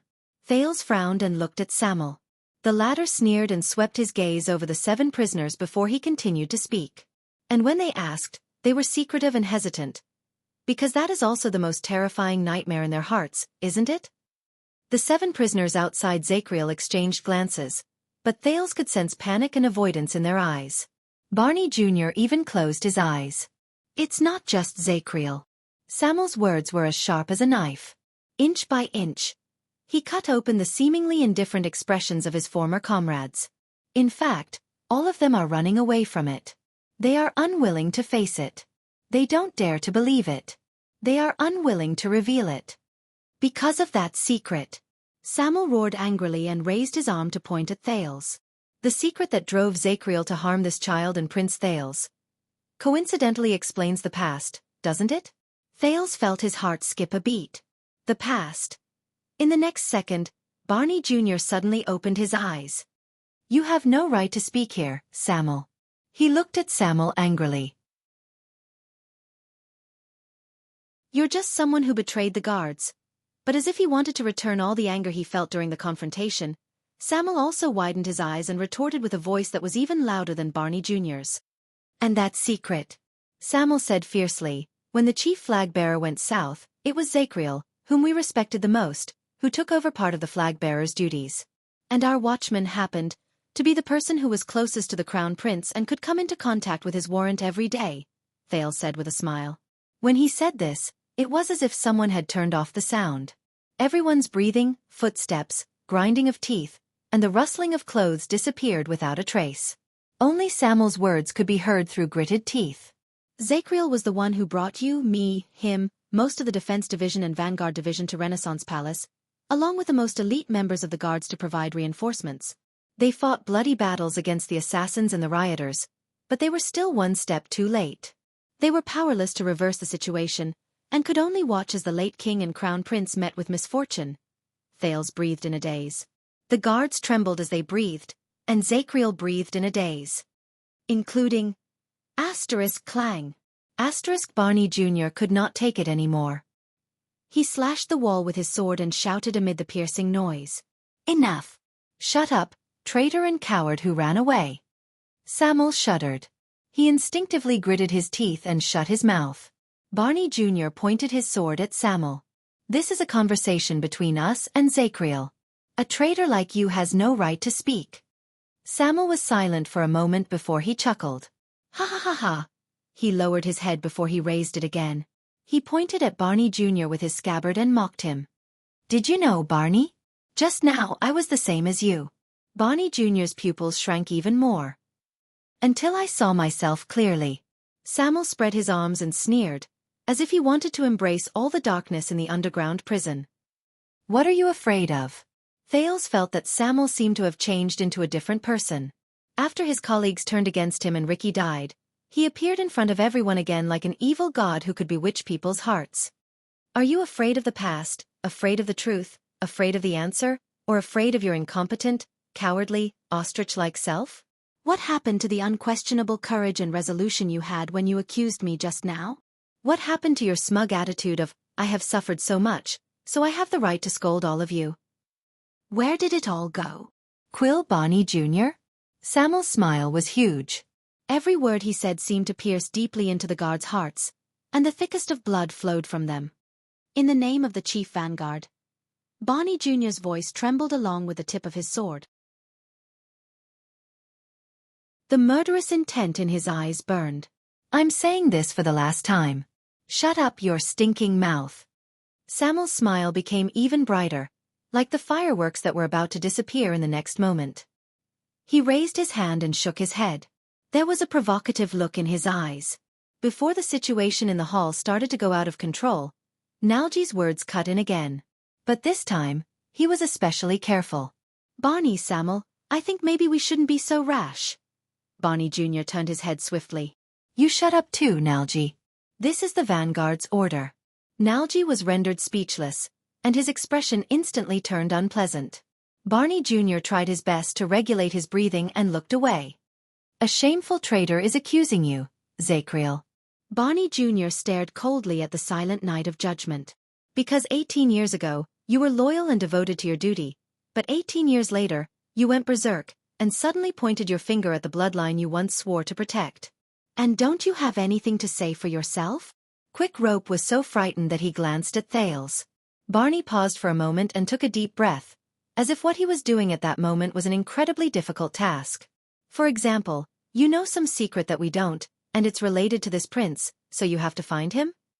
Or do you have a better reason, like this prince is an imposter? Or is there some secret hidden in the Jade Star bloodline? Like what you said, you were ordered by the late king, and you have a mission that you must complete. There was faint hope in Barney Jr.'s eyes, as well as a barely discernible pleading look. Or even, that he is a scourge that must be eliminated? Something like that. Thales' heart skipped a beat again. But he did not know why. He knew. He did not have to worry. It became very quiet in the hall. It reminded Thales of the gutter in the abandoned house. There were only corpses there. Barney Jr. stared at Zacriel with a gaze that he probably did not know what emotion he was feeling. He waited for Zacriel's answer. Samuel still had a cold smile on his face. He looked at everyone in disdain. The other members had different expressions on their faces. The atmosphere in the hall became more and more unbearable. No, we were once brothers in the Royal Guards. We should not have fallen to this state. Nalji gave up on the possibility of communicating directly with Barney Jr., but he did not give up. Instead, he turned his head around and asked his colleague for help. There was even a hint of pleading in his voice. Belden, your position is higher. I beg you, say something. Even Quick Rope could tell that this weak soldier was trying his best to distract everyone's attention, hoping to delay the arrival of that moment a little longer. Unexpectedly, Penal Officer Belden shook his head with a sorrowful expression. According to the rules, Unless there is an order from the captain of the guards, penal officers are not allowed to interfere with vanguard's decisions during wartime. Nalji's words came to a halt. During wartime? But now. At this moment, Zakriel, who had been standing in a daze and had not spoken for a long time, suddenly raised his head. His dull voice rose in the prison of bones again. It's okay. But this time, there was a faint hint of joy in his voice, as well as relief. The Knight of Judgment looked at his former colleagues with a gentle gaze. Nalji, Belden, and Samuel. It's okay. He turned his head slowly. His gaze met Barney Jr.'s, who had been staring at him. But there was no spark. There was only heaviness in his gaze. Someone needs an answer. That's all. Zakriel said hoarsely. Thales's breathing became tense without him realizing it. He immediately noticed that he was not the only one. Many of the other royal guards' expressions were a little unstable. Thank you, Barney. Zakriel's tone was very calm. There was a faint hint of gratitude and friendliness in it, just like a kind and gentle uncle next door. Thank you for asking so much, and thank you for being willing to ask so much. He looked at Barney Jr. with an unfocused gaze and nodded. Thank you for trusting me. The moment he met Zakriel's gentle gaze, for some reason, Barney Jr. shuddered violently. He stared at the vaguely mighty target in front of him, the target he used to look up to, was once jealous of, and swore to defeat. At that moment, Barney Jr.'s tone softened. He was no longer aggressive, nor was he cold and unpleasant to the ears. Answer me then. He spoke laboriously, and there was a barely noticeable pleading tone in his voice. I beg you. No one spoke. Zakriel stared at Barney Jr. quietly. He knew that he knew what kind of answer Barney Jr. wanted. He knew Barney Jr.'s expectations and conflict. But Zakriel lowered his head and exhaled deeply. He revealed a comforting smile. You already have your answer, don't you? Barney Jr. shuddered a little. Zakriel's gaze swept past each of his colleagues, and finally stopped at the empty space. When you reunited with Samuel before this, when you were finally certain that Samuel was not that person. His gaze was a little dazed. You already have your answer. At that moment, Thales sensed many things from the people in the room, from the sudden change in their breathing and heartbeats. Relief, pain, stupefaction, surprise, resentment, sadness, disdain. I'm sorry to have dragged all of you into this, all of you. Zakriel raised his head and swept his gaze across the ceiling. His melancholic frown made him look like he was staring at the setting sun. But I just have to complete the unfinished business from that year, he said in a daze. Barney Jr.'s body swayed. His chest rose and fell. The unfinished business from that year. He forcefully suppressed the lump in his throat, gritted his teeth, and asked, What did you do that year, Zakriel?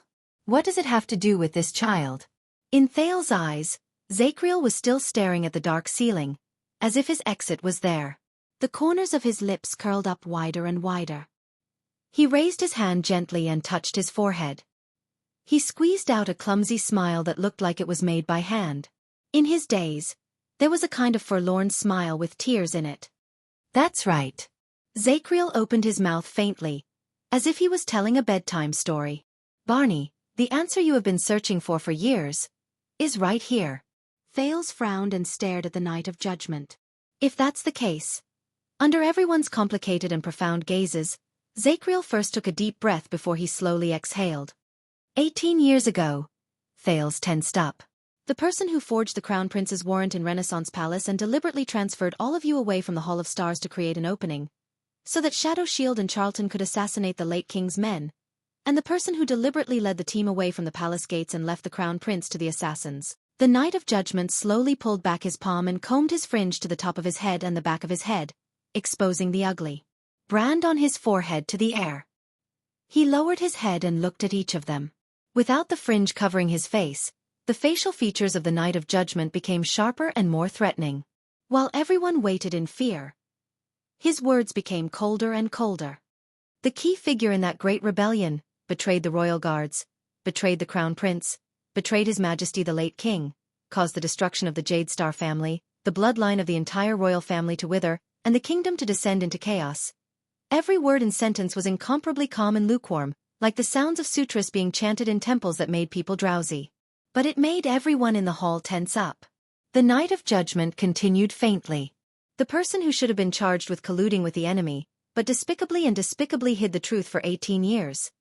The shameful, sad, hypocritical, disgusting, self-righteous, hypocritical, and hypocritical man. The night of judgment curled up the corners of his mouth. That's me. As many people sucked in breaths uncontrollably, the night of judgment exhaled. With a sense of relief, as if a heavy burden had been lifted from his shoulders. His smile did not change. After a series of descriptions and titles, he added an unusual name that caused everyone's expressions to change. Emmanuel Zacriel.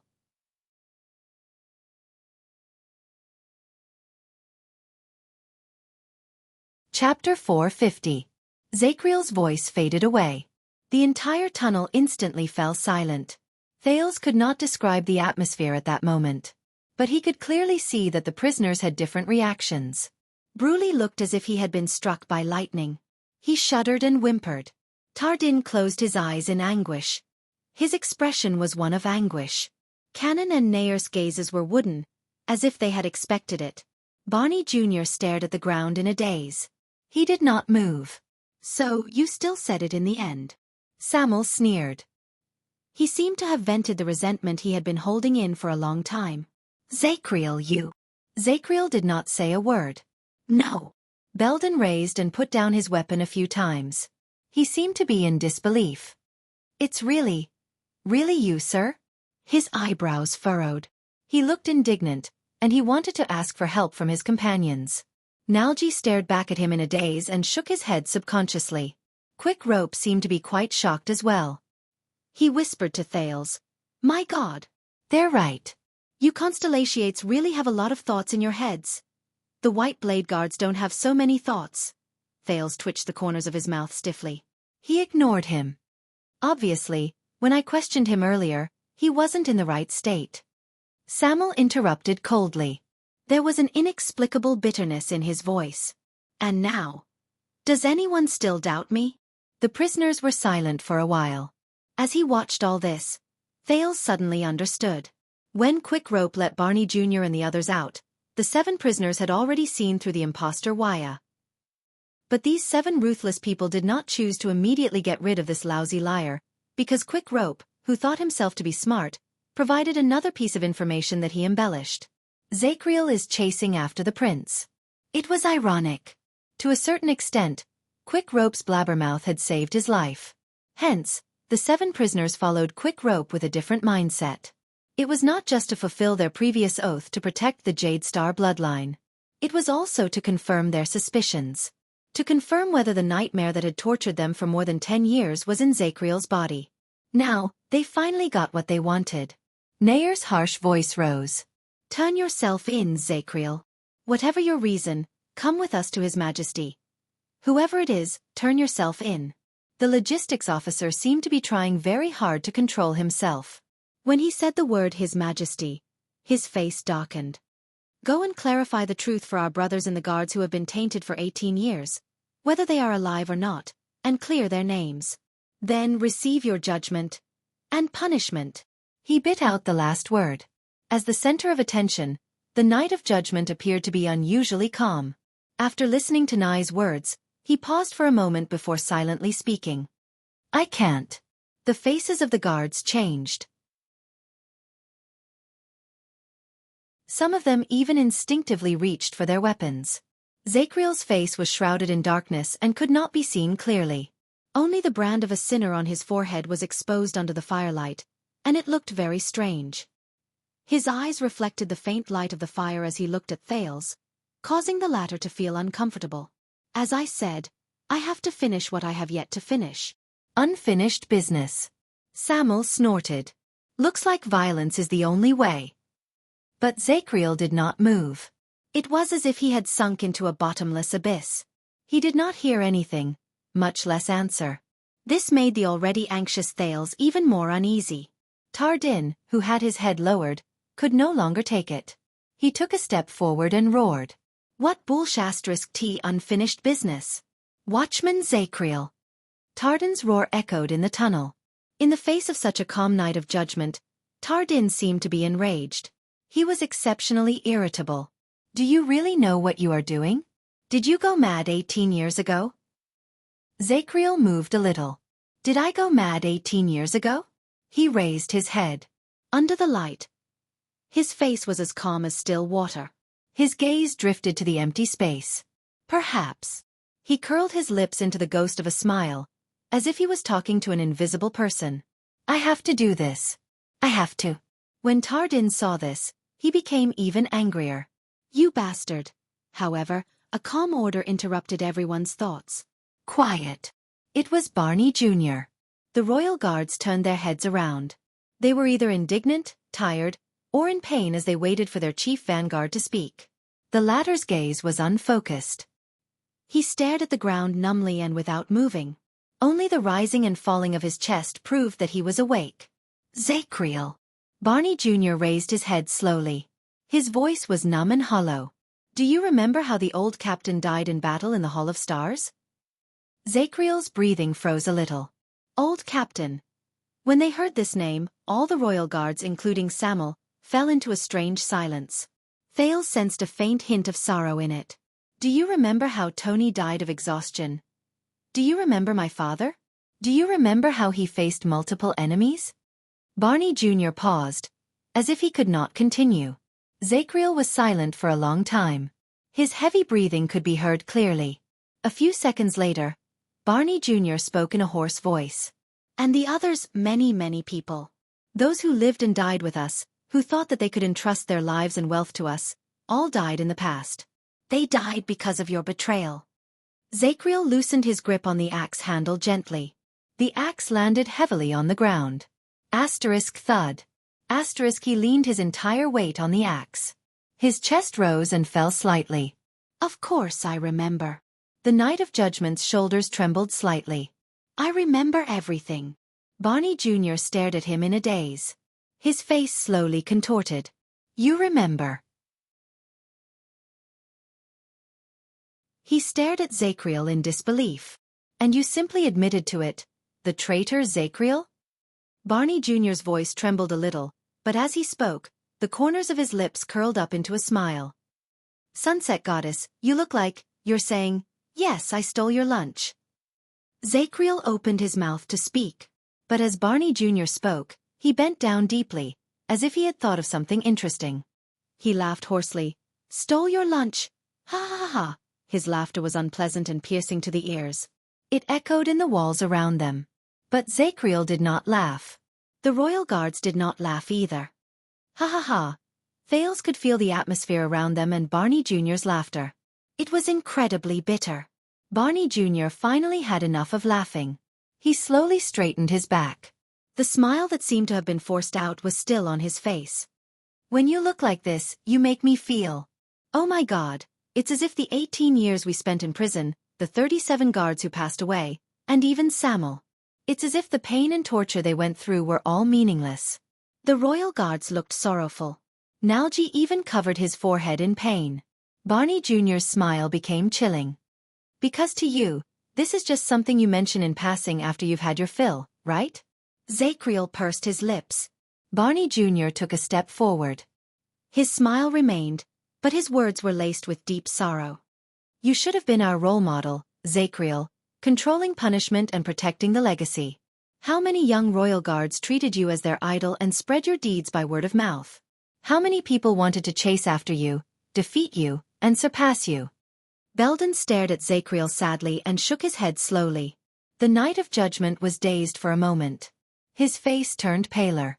Barney Jr. forced the tears in his eyes back into his eyes. His tone became aggressive. You should have been the target of every emperor's Praetorian Guard. He thumped his chest heavily. Including me. Including me. Barney Jr. trembled. His smile turned frosty. And you chose such an ending to bid farewell to your career as a royal guard and fulfill your oath as a Praetorian Guard? Zacriel sucked in a deep breath and shut his eyes tightly.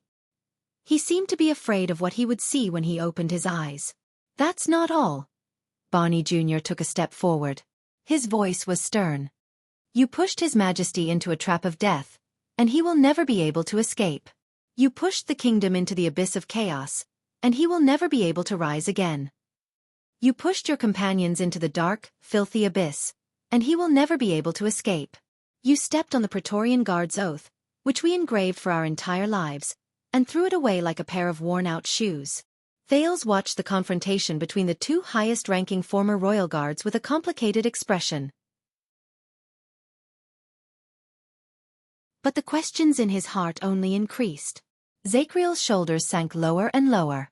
Thales could even see that the center of his eyebrows was twitching, as if he was experiencing a nightmare.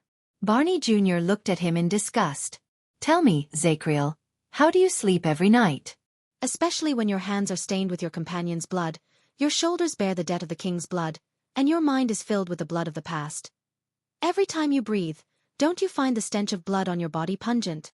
Finally, when he heard this, the pale Zachriel opened his eyes, as if he had just woken up from a nightmare. He could no longer support his body. He leaned on his battle-axe and knelt on one knee. "Aya!" The Knight of Judgment roared in pain. "I know." He gripped the axe handle tightly with his right hand and pressed his left hand against his forehead. The twitching between his eyebrows grew more intense, as if he was fighting the most intense battle. Everyone watched Zachriel in silence. No one made a sound. Thales sighed in his heart. He knew that the Knight of Judgment's mental state was not stable. He probably met the otherworld again. But everything has a cause. I wonder what caused his otherworld to form, and how did it manifest itself? When he thought of this, Thales suddenly had a thought. Wait, this might be a breakthrough? I know. After a few seconds, Zachriel's tone became humble, and it sounded more like he was begging. But I have to do this. I have to do this. He opened his eyes, held his head, and kept repeating this sentence. Only then did his emotions gradually calm down. I have to. But in the next moment, a sword that shone with a cold light pierced through the air. Thales was immediately shocked. Later, I still have questions to ask. Nalji cried out involuntarily. No, Bonnie. At that critical moment, Zachriel, who was in pain, acted like a beast whose territory had been invaded. He subconsciously swung his axe. Asterisk clang. Asterisk as the metal clashed, he took 2 steps back. He was disheveled, but he managed to block the fatal ambush in time. The Knight of Judgment panted harshly. His eyes were bloodshot as he stared at Barney Jr., who was trembling while holding his sword. No, Thales furrowed his eyebrows. He could not let the situation continue like this. The hatred and anger between them would overwhelm his rationality. Besides, he still had things he wanted to know. When he thought of this, Thales suddenly said, Zachriel, what do you have to do? The prince's interruption caused Barney Jr.'s sword to stop moving. Nalji could not help but look back at him. Thales ignored the other's gazes and spoke to himself. What reason do you have to betray us? He wanted to make Zachriel speak. Now, while he was emotionally unstable and mentally unstable, this was his only chance. Thales said in a cold voice, Why do you have to do it? Is it because of the dragon breaker? Is it because of the weapon that the 2 empresses are wary of? When the prisoners questioned him just now, Thales already had a vague sense of what they were going to ask. The bloody year. For a long time, this piece of history had shrouded Thales' life like a haze. It was as if there was a thread in the dark that controlled his fate from afar. At every moment, it brought him panic and fear, as if he was a lonely boat crossing the sea, and he was drifting about uncontrollably. Hence, he did not know where it came from, but an impatient desire and impulse to know the truth about the bloody year arose spontaneously. They surged towards him like a tidal wave and seized Thales' brain in an irresistible manner, making him feel as if his heart was on fire. What happened during the bloody year? What does the death of the Jade Star royal family mean? The dragon breaker, the blade of purification, the calamities. What does it have to do with me, who was not even born at that time? The dragon breaker. Zachriel seemed to remember something when he heard this, but he only stared at Thales in a daze and did not answer. When Thales saw this, he could only grit his teeth and recall the first time he met Zachriel. This is my only chance. A chance to dig out the truth. Do you still remember the rotten skin with maggots and flies on it, Zachriel? Thales said coldly. Skin. This sentence was very baffling. But Barney Jr. was shocked to see that when he heard Thale's words, the steel-like Zacriel suddenly swayed. At that moment, the Knight of Judgment shuddered, and he was drenched in cold sweat. He widened his eyes and stared at Thales in disbelief. Thales suppressed the reluctance in his heart and continued to add more information from the other world. Yes, think about it. There are also countless heads on the ground that are stuck on the tips of spears. Think about what they say to you every single night. Thales spoke faster, hoping that the Knight of Judgment would admit defeat as soon as possible. Are those the guards that you killed? Under everyone's incredulous gazes, as Thales spoke, the terrifying Knight of Judgment felt as if he had returned to a nightmare. He subconsciously took a step back and stared at the dark space with a face full of terror and fear. Aside from Samuel, everyone else was shocked when they saw Zacriel like this for the first time. And the hanging corpses hanging from the ceiling with their tongues stretched out, their eyes rolled up, and their heads swaying non-stop above your head. And the crying of babies that never stop. Did you see and hear all of these? Asterisk clang. Asterisk Zacriel's axe fell to the ground. The crowd was surprised to see him hugging his head with his hands. His face was pale, and he panted while he knelt on the ground. Tell me, Zacriel, what in the world happened 18 years ago? Thales braced himself and raised his voice.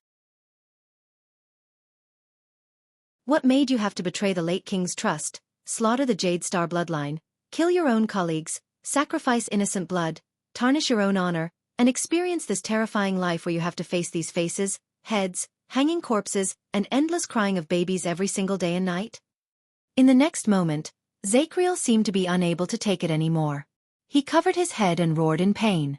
Aya! Everyone was startled. You don't understand. Zacriel lowered his right hand and pounded the ground in pain. I had to do this. His face was contorted, and his eyes were filled with panic as he stared at the air. I had to do this. Thales clenched his fists. He ignored Quick Rope's attempts to stop him and took a resolute step forward. Why? The prince shouted angrily. Why? Why, Zacriel? Why did you betray me? He shouted loudly. As the last of the Jade Star bloodline, in the name of the deceased Jade Stars, Thales Jade Star orders you to tell me. Thales was a little agitated. His voice echoed in the area. The former royal guards were all surprised. They began to size up the unfamiliar teenager again with a gaze that was rarely seen on them. Thales Jade Star.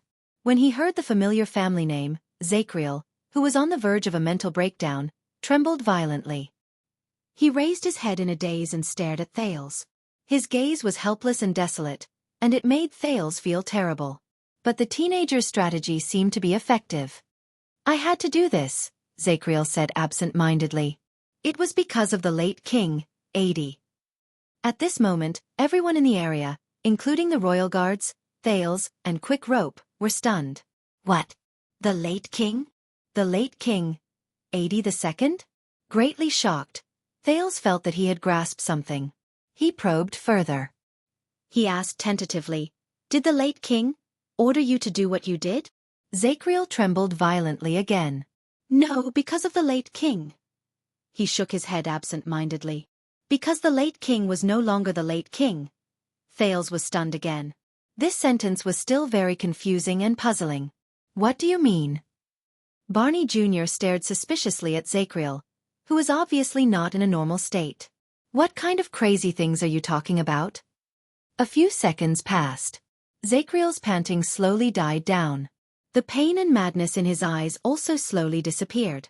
After going through the frenzy that was like a storm just now, Zacriel stood up with some difficulty. He shook his head and regained his composure. The Knight of Judgment, who had regained his senses, was the first to be stunned. Soon, Zacriel looked at Thales with a complicated gaze. You! Judging from his expression, he seemed to have realized what he had just said. But Thales did not intend to show weakness. The prince took a deep breath and continued to speak. What do you mean, Zacriel? Why is the late king no longer the late king? Zacriel stared at Thales quietly. Unknowingly, the teenager, who had been standing awkwardly among the prisoners, had turned from a hostage to a protected person. Zacriel closed his eyes and finally sighed. At the end of the day, he is a Jade Star. Just like them. He chuckled softly, as if he had let go of something in his heart. Under everyone's skeptical and wary gazes, Zacriel opened his eyes and spoke languidly. As all of you know, after Queen Natalie passed away in childbirth, the devoted King Adi remained single for many years. Until that day. As he listened to the old story that only the elders of Constellation knew, Thales could not react for a moment. But Barney Jr. frowned slightly. That day. Zacriel sneered, but there was a hint of anguish in his voice. That day. That day, King Adi met an old friend he had not seen for many years outside the palace. Old friend? Thales still looked puzzled, but some of the former royal guard's expressions had already changed. The Knight of Judgment's gaze was pained. He recalled the unforgettable past. His Majesty ignored the objections of the important ministers and princes, and insisted on bringing that lady into Renaissance Palace to marry her as his new queen. Tardin, who stood in front of Thales, reacted. His eyes widened. You mean? Zacriel nodded silently. His dry voice echoed in the cold and dim underground. It was filled with a sense of ruin and vicissitudes. Just like that, after an incredibly hasty and controversial wedding, we welcomed the new mistress of Renaissance Palace, King Adi's second queen. New queen? Queen Fiosa? Barney Jr. muttered to himself as he recalled. Fiosa? Why have I never heard of her before? The unfamiliar name puzzled Thales. He looked at Quick Rope, and the latter also had an expression that asked, Who is she? Strange. Thales remembered very clearly that he did not see this name in the Jade Star royal family's tomb 6 years ago. When he heard this, Samuel could not help but interrupt him. What does this have to do with her? Zacriel picked up his axe, turned around, and cast a glance at Samuel. He repeated his words in a mocking manner. He repeated his words in a mocking tone. What does this have to do with her? At that moment, the Knight of Judgment's expression suddenly became stern. She is the source of all misfortune. His voice was chilling, and it was filled with the murderous air of autumn frost. But the old captain, Barney Jr., and even Lord Hanson did not notice it. Barney Jr. and Belden exchanged a glance. An ominous feeling rose in each other's hearts. As Zacriel spoke, he seemed to be immersed in his own memories. But I should have noticed it. As the watchman of the royal guards who are in charge of the ancient books, I should have noticed it a long time ago. He slowly tightened his grip on the weapon in his hand, and his face tensed up. I should have warned him. I should have advised him. But I failed in my duty. The knight showed indignation, resentment, and pain. The uneasiness in Thales' heart grew stronger. What do you mean? What did you notice? Zacriel did not answer immediately. He slowly raised his gaze and stared at Thales, making the latter even more nervous. One day, in the vast number of legacy scrolls of the royal guards, I coincidentally found it. Without realizing it, everyone in the room held their breaths and stared. They waited for the Knight of Judgment's answer. Zacriel stared at Thales for a full 3 seconds. I discovered that our queen, the second wife of King Adi, who has always been in question, is not called Fiosa at all. She is also not a descendant of some so-called fallen noble family as recorded in the Jade Star family register. Zacriel's dry voice rose again, but it was filled with hatred and anger. In fact, she has lived longer than all of us in the royal guards combined.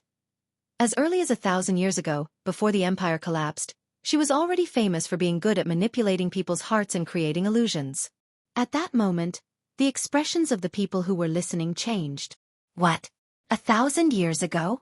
Manipulating people's hearts? Thales was stunned. The Knight of Judgment spoke in a hoarse voice with deep wariness and inexplicable reverence. At least 600 years ago, the ancestors of Constellation used another name to call her. A taboo name that I can only find in the ancient scrolls. A taboo name? In an instant, everyone's nerves tensed up. In the next second, Zacriel fiercely spat out the name that made many people's expressions change. Sensory Mystic.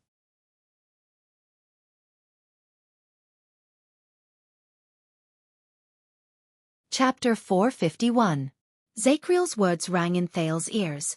They echoed among the broken walls, but they sounded like a bronze bell being rung in a city tower. His voice lingered in the air and echoed. Sensory Mystic. The Knight of Judgment's words were so shocking that Thales only recovered from his shock after a while. He pondered over the horrifying meaning behind his words. Senses. What kind of name of origin is this? Thales thought in a daze in the silent dungeon. And she's the queen of the late king of Constellation, Ad II? What's her relationship with the bloody year? Thales was shocked by too many things that night. Thales did not even have time to care about the reactions of the people around him. He could only sense the people's emotions from the chaotic and rapid breathing around him. Barney Jr. was in a daze. Belden tightened his grip on his weapon. Tardin and Nalji widened their eyes at the same time. Brulee's panting and Cannon's low whimpers rose into the air one after another. Samuel's gaze was fierce, and Quick Rope bit his left index finger tightly, trying hard to make himself look inconspicuous. No, you mean. The second logistics officer Sazel Nayer's trembling breathing came from the dungeon. Everyone stared at Zakriel in disbelief. His chest rose and fell, and his emotions became unstable. Impossible. When she entered the palace, we all saw Queen Fiosa. We all remember what she looked like. Penal Officer Belden's face was pale. He seemed to be unable to believe his memories of the past. Even when Prince Kessel splashed hot black tea on her during the wedding banquet, she did not. The Knight of Judgment snorted coldly. Really? The problem is, do you remember her face, or is it what the sensory mystic wants you to see? Belden's gaze froze for a moment. Zakriel questioned him coldly. What are you talking about? Ask yourself, did you see Queen Fiosa, or the Calamity Fruland? Fruland. Thales took a deep breath as he muttered the name. Confusion flashed in his eyes. Fruland? Suddenly, Thales' memories trembled. It was as if a bell had rung from the distant past. Thales' gaze gradually froze. Fruland. He heard that name before. Thales stared at the shocked crowd in confusion. He tried his best to remember. He must have heard it somewhere, but at that time, he must have been doing something that he couldn't afford to be distracted, so he didn't pay much attention to it. Where was it? His Majesty's Queen Xianxia. Barney Jr.'s eyes were lifeless as he mumbled to himself, as if he was still digesting this fact. Tardin's laughter could barely be heard. No, she hasn't done anything abnormal during her reign. She hasn't even killed a chicken. Tardin looked at Zakriel expectantly. Perhaps you've misunderstood, or perhaps you've mistaken. But the Knight of Judgment was obviously unmoved. That's what I thought in the beginning, and I also hoped that I was wrong. Zakriel said slowly. There was a gloomy look in his eyes. More than anyone else. His gloomy face, filled with despair and madness, made everyone's heart sink. At this moment. Ha ha ha ha. Everyone turned their heads around and saw Samuel covering the brand on his face. His eyes were closed, and his shoulders were shaking. He laughed without a care in the world. Is this the reason for your betrayal? The reason why we have to bear the guilt, stigma, torture, and pain for so long? There was misery in Samuel's laughter. In the end, it was because the king married a woman of unknown origins? He smiled and shook his head, but there was no mirth in his cold eyes. When he heard this, Zakriel's expression became even more gloomy. You don't understand. The knight shook his head laboriously. Asterisk clang. Asterisk a sharp sound was heard. It was Barney Jr. stabbing his sword into the ground. I really don't understand. Barney Jr. seemed to have suffered a huge blow.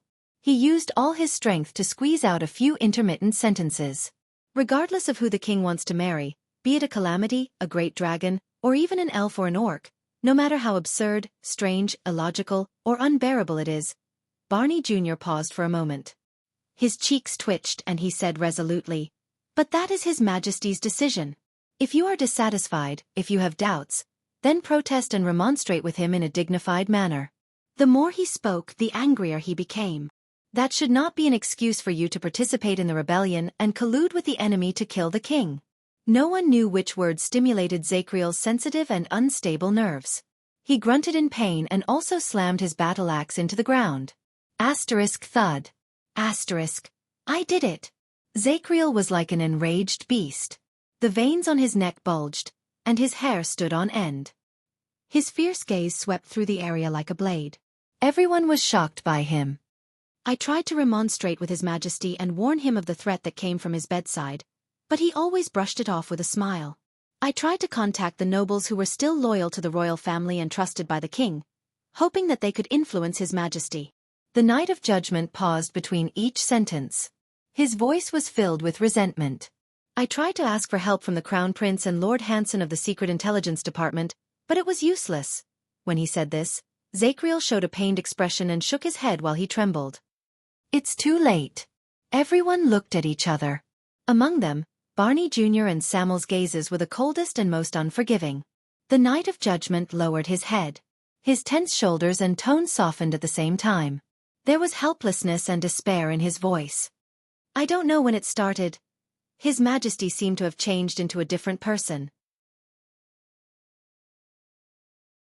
He was once gentle and tolerant, but he became tough, unyielding, and a man of his word. His confused gaze slowly focused, as if he wanted to seek acknowledgement from the people in front of him. You know it, you've seen it before. His meetings with the important ministers became shorter and shorter, and he summoned his private advisors more and more frequently. He began to alienate his ministers, ignore their advice, and even his family, who were related to him by blood. He took back the Crown Prince's position, reprimanded the second prince, who led the army, and demoted his brother, the Duke. Thales, whose mind was shaken, could not help but frown. The knight's complaints and bitter words continued. His relationship with the vassals worsened. He even scolded the Duke of the Northern Territory, who had always been on good terms with him, and issued orders to reprimand the disgruntled Duke of Blade Edge Field.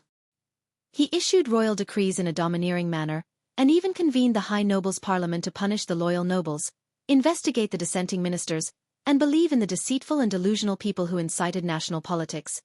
Every word was hoarse, and every word was filled with pain.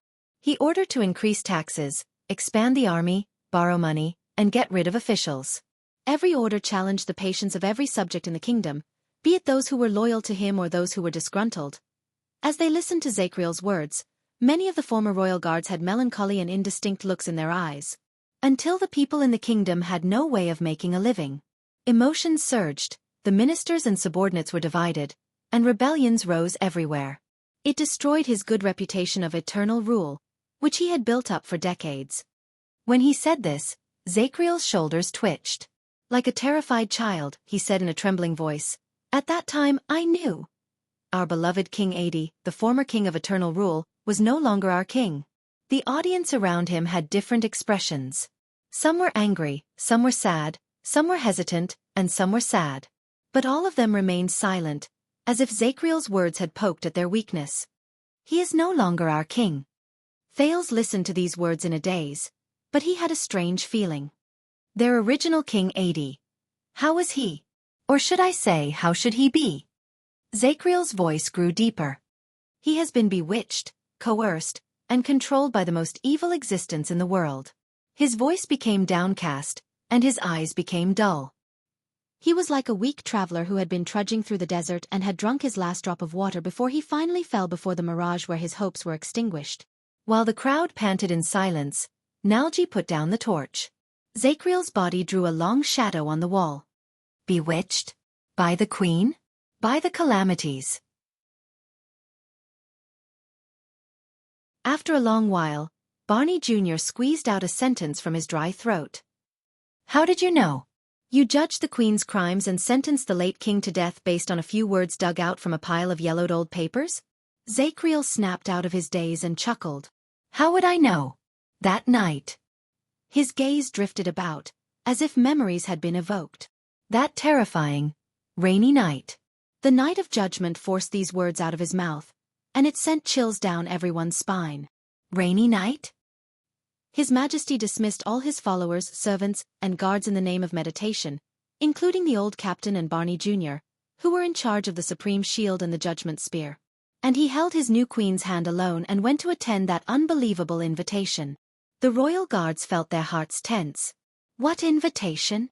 Nalji could not help but ask. Zachriel's expression became dazed. It was as if he was lost in the past and could not walk out of the shadow of the past. That night, I held the supreme sword tightly, and with its power, I followed them to the sacred Hall of Stars. I hid in the shadows behind the pillars, and I did not even dare to breathe loudly. The Knight of Judgment's pupils slowly shrank. Finally, I saw them. The dungeon was very quiet. Only the waning light from the torch illuminated the dilapidated old walls of the magic tower. It was like the dead silence after a coffin was buried. Barney Jr.'s expression was still stiff. Samuel pursed his lips, and the others looked at each other in confusion. Thales held his breath. Them? Nalji subconsciously asked with a tremble in his voice. Zacriel did not look at him. He only nodded. The storm that night was so strong that it could even overturn the sentry tower. In the dark dungeon, Zacriel spoke of the terrifying past in a faint voice. On the balcony of the hall where lightning flashed, thunder roared, wind blew, and rain fell, two mysterious guests appeared one after another without warning. Mysterious guests appeared without warning. In Eternal Star City 18 years ago. No. Thales felt his heart begin to beat faster. Zacriel's words were mixed with his uncontrollable breathing. They rose and fell. They were like the legendary gods who descended to the human world, but also like demons who woke up in a terrifying manner in the abyss of evil. Gods. Demons. Who are they? Thales asked stiffly. Zacriel suddenly lowered his head and cast Thales a cold glance. It made the latter's heart skip a beat. A few seconds later, a dry voice came out of the Night of Judgment's lips, which were almost drained of blood. That man appeared in the rain. His posture was elegant, and his actions were calm. But his body was as dry as ever, and as clean as new. Untouched by the wind and rain, he arrogantly sized up Renaissance Palace, as if he was looking at a chess piece that would be eaten sooner or later. Thales subconsciously tensed his body. In the dungeon, the knight's former colleague stared at him without blinking. And that woman? Zacriel shook his head. His eyes were filled with fear and wariness, which he only saw when he was acting abnormally. When the storm and wind hit her, the scene was unforgettable. It was as if the wind and rain had instantly sunk into her skin, which seemed to be alive. They were absorbed completely, and not a single drop was left behind. Everyone slowed down their breathing, as if they were afraid of waking up a sleeping beast. They either respectfully or disdainfully called the queen by her real name, Fruland. Zacriel shuddered for some reason. Similarly, our queen also called them by their names, as if she was reuniting with old friends. Those are two equally taboo names. Thales squeezed his eyes shut. Barney Jr. interrupted the knight's narration with a panting voice. Watchman, you are saying no, you are accusing His Majesty. But Zacriel's voice rose abruptly, and he spoke loudly. I saw it with my own eyes that night when it rained heavily. Barney Jr.'s words came to a halt because of his provocation. Zacriel's face was illuminated by the firelight. Only the brand on his forehead was hidden in the darkness, revealing his usual determined and indifferent face. That night, King Adi was the witness, and Constellation was the wager. The Night of Judgment's voice seemed to be infused with some kind of power. As he spoke, it caused the people's blood vessels to throb loudly. Your Majesty. Sensory Mystic. Air Calamity. Blood Calamity. The firelight was dim. Zacriel no longer cared about the people's expressions. He said coldly, the unprecedented alliance between the Supreme King of Constellation and the three great calamities. And so it was formed. At that moment, Thales opened his eyes. He remembered. Fruland. He'd heard this name before. 6 years ago in Dragon Cloud City, when Shield District was about to be reduced to dust, when he held the shivering girl in his arms with gritted teeth while he was caught in a confrontation between two terrifying existences. Have you forgotten the original purpose of our cooperation, Giza? At that time, the air mystic, who was elegant and had a cold gaze, said so. The cooperation between the three of us, regardless of whether it was my plan, Fruland's ideals, or your persistence, was all for the sake of the mystics one day. To break free from those shackles? Yes. Fruland. Thales was drenched in cold sweat, and his breathing quickened. But the others had no time to care about his loss of composure. You don't understand what kind of taboo His Majesty broke. In the underground prison, Zacriel raised his head and spoke coldly in front of the increasingly nervous people. He tried to touch the power that mortals should not covet, hoping to use it to rule the kingdom we are proud of, to rule the kingdom we built on the ruins of the Battle of Eradication. The Night of Judgment's complicated gaze swept past every listener, and finally stopped on Thales' face. In his speech, His Majesty even called them the three monsters his.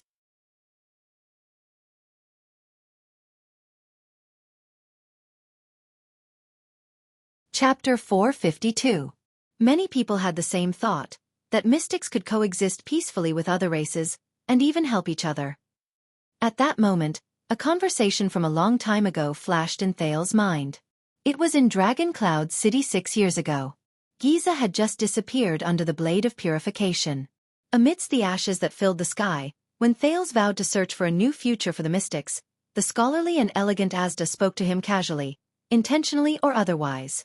Whether it was mystics, humans or even elves, there were countless similar efforts and attempts. They all failed. That pleasant voice lingered in Thales's ears, but the cruel truth before his eyes shook his heart.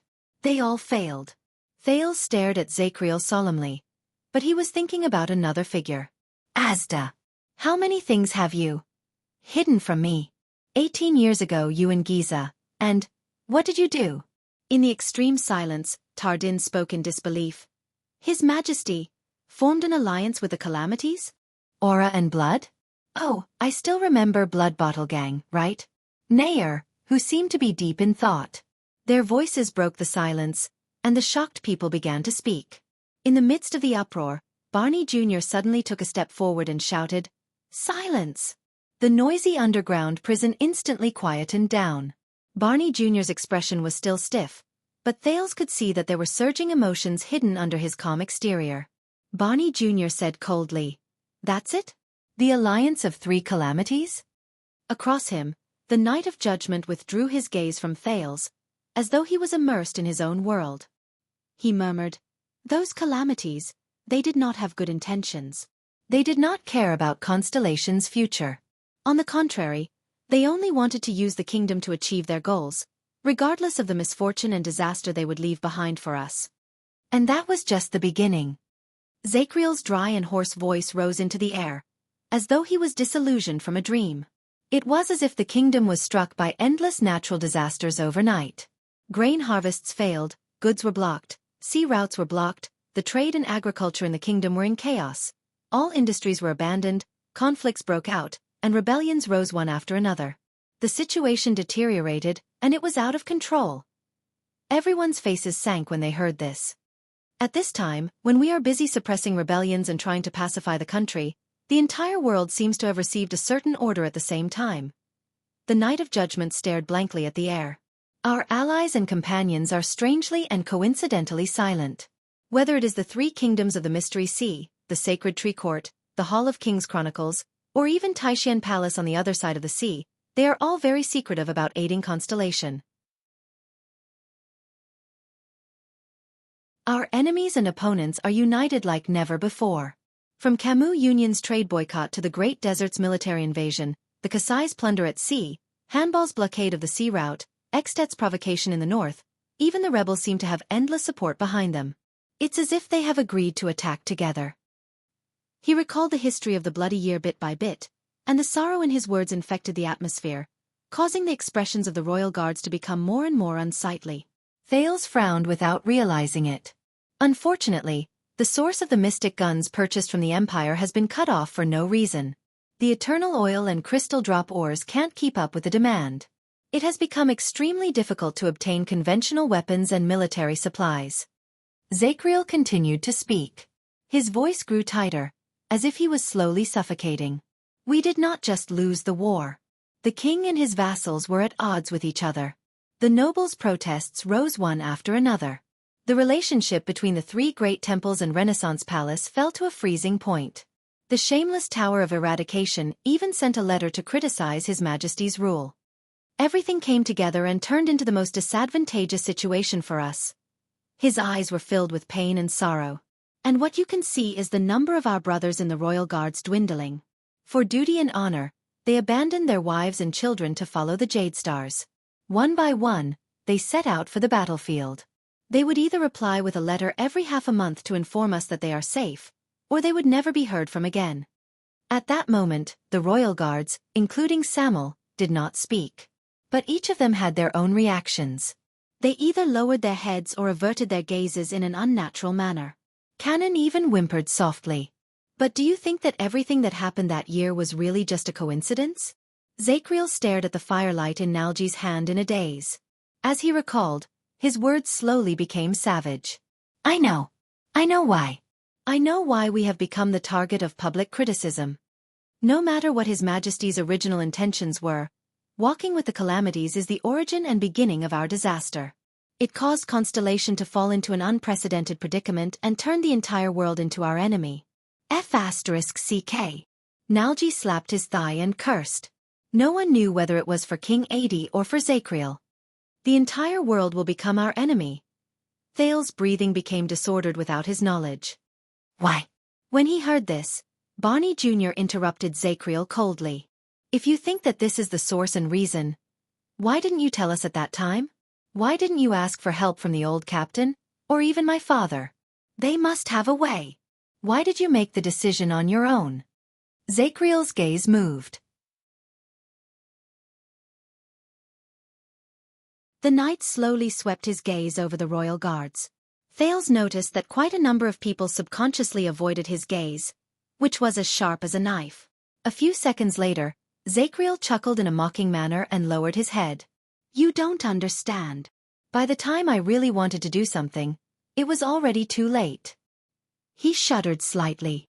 The situation worsened, and it went from bad to worse. Even the most elite guards who were protecting the princes would occasionally receive bad news. In less than a year, the rebel army's momentum grew stronger. They attacked cities and seized land. Our army's morale was low, and we retreated step by step. The flames of war in Western Desert and the Southwest spread to the interior and burned the entire country. The people of the kingdom were in a state of panic, and they could not rest easy. With every word Zacriel said, the royal guard's eyebrows furrowed a little. Until At, the terrifying great dragon who had just subdued the Golden Passage and the Camions, bared its fangs and joined the ranks of those who hit us when we were down. They mobilized the entire kingdom's army without hesitation. 100,000 elites were unstoppable, and their iron hooves thundered as they charged towards us. I think that was the final attack our enemies prepared for the kingdom. It was the final chapter of this epic of the destruction of the kingdom. Thales could not help but think of Nuvan VII. The king who was old, but whose might did not diminish. The cunning, shrewd, fierce, and valiant lion. He also remembered what the Raven of Death had told him about the purpose of Xtet's army heading south in the past. When he thought of this, Thales could not help but wonder. Did King Nuvan really dispatch his army so decisively just for political purposes? And we were already badly battered and at the end of our rope. We couldn't even form a decent army. Zacriel's words became even more painful and unbearable. Just like that, Constellation, which had borne the glory of the empire and stood for 700 years, reached the brink of destruction. It was just one step away from falling into the abyss and completely coming to an end. But even so, even though the calamities had already brought the kingdom step by step towards Hell's River, all of you could not imagine how stubborn His Majesty was. When he said this, the Knight of Judgment raised his head abruptly and looked forward with anger in his eyes. It was hard to imagine his unwavering trust in the woman by his pillow. In that monster. And all of this originated from that night. Zacriel slowly stopped talking. Barney Jr. closed his eyes and took a deep breath. So, you betrayed the kingdom and rebelled? You sided with His Majesty's enemies? The vanguard seemed to be trying his best to suppress his shock and shift his focus to the present. Zacriel was silent for a long time. He seemed to be hesitating. His Majesty was bewitched. Finally, the Knight of Judgment spoke faintly. He could not see that the calamities were the source of everything. He had to be clear-headed. The Knight of Judgment's gaze gradually became clear. As long as we stay away from those monsters with ulterior motives, cast aside their sinister schemes, stop placing our hopes on the taboo, and return to the right track of the kingdom. He was like a traveler who was struggling in pain in the abyss and saw hope at the last moment. The strange alliance formed by the enemy to hit us while we were down will lose its foundation and fall apart on its own. Even the two great forbidden existences, who are said to be high above us, will shift their attention away. The supply of mystic guns and eternal oil will be restored, the attitude of our allies will be restored, and the hostility that has nothing to do with benefits will be eliminated. The backstage reinforcements for the rebel army will stop, and the predicament of being attacked from both sides will be reduced. The divided and scattered people will gather together, and the precarious situation at the front lines will turn for the better. The only thing we need to worry about is our old enemies. Constellation will be able to survive this catastrophe. Zakriel's expression became more and more excited, but after a moment, it became gloomy. But before that, someone must stand up, shoulder the responsibility, and turn the tide, even if it means the most unforgivable betrayal and the most unforgivable stain on our reputation. His eyes shone with deep pain. He stared at his own fist with rapt attention.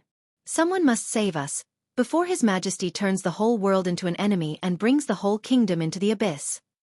Someone has to put an end to this hopeless and unnecessary confrontation. No one spoke. Even Samuel, who had a mocking look on his face, kept his mouth shut. Barney Jr., who stood at the forefront, had his eyes shut. He seemed to be thinking. Beside Thales, Nalji heaved a deep sigh. He was not the only one. The others also looked worried, and their hearts were heavy. The prince's mind was in a mess.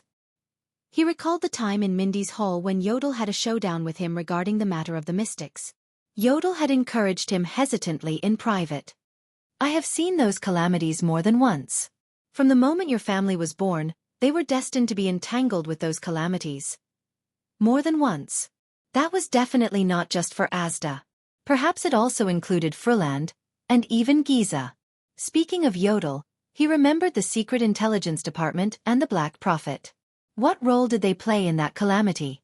Thales also remembered how Duke Arund of the Northern Territory questioned and blamed King Kessel hysterically in Renaissance Palace 6 years ago after his conspiracy failed. Just like your damn father, both of you knew what your choices would bring, but you never cared. If you didn't bring that monster back. They were probably talking about the new queen, Fruland. He had seen Kessel's face, especially the scene where the Iron Hand King coldly sent him to Dragon Cloud City. It was still fresh in his mind. Was my grandfather, Ad II, also like this?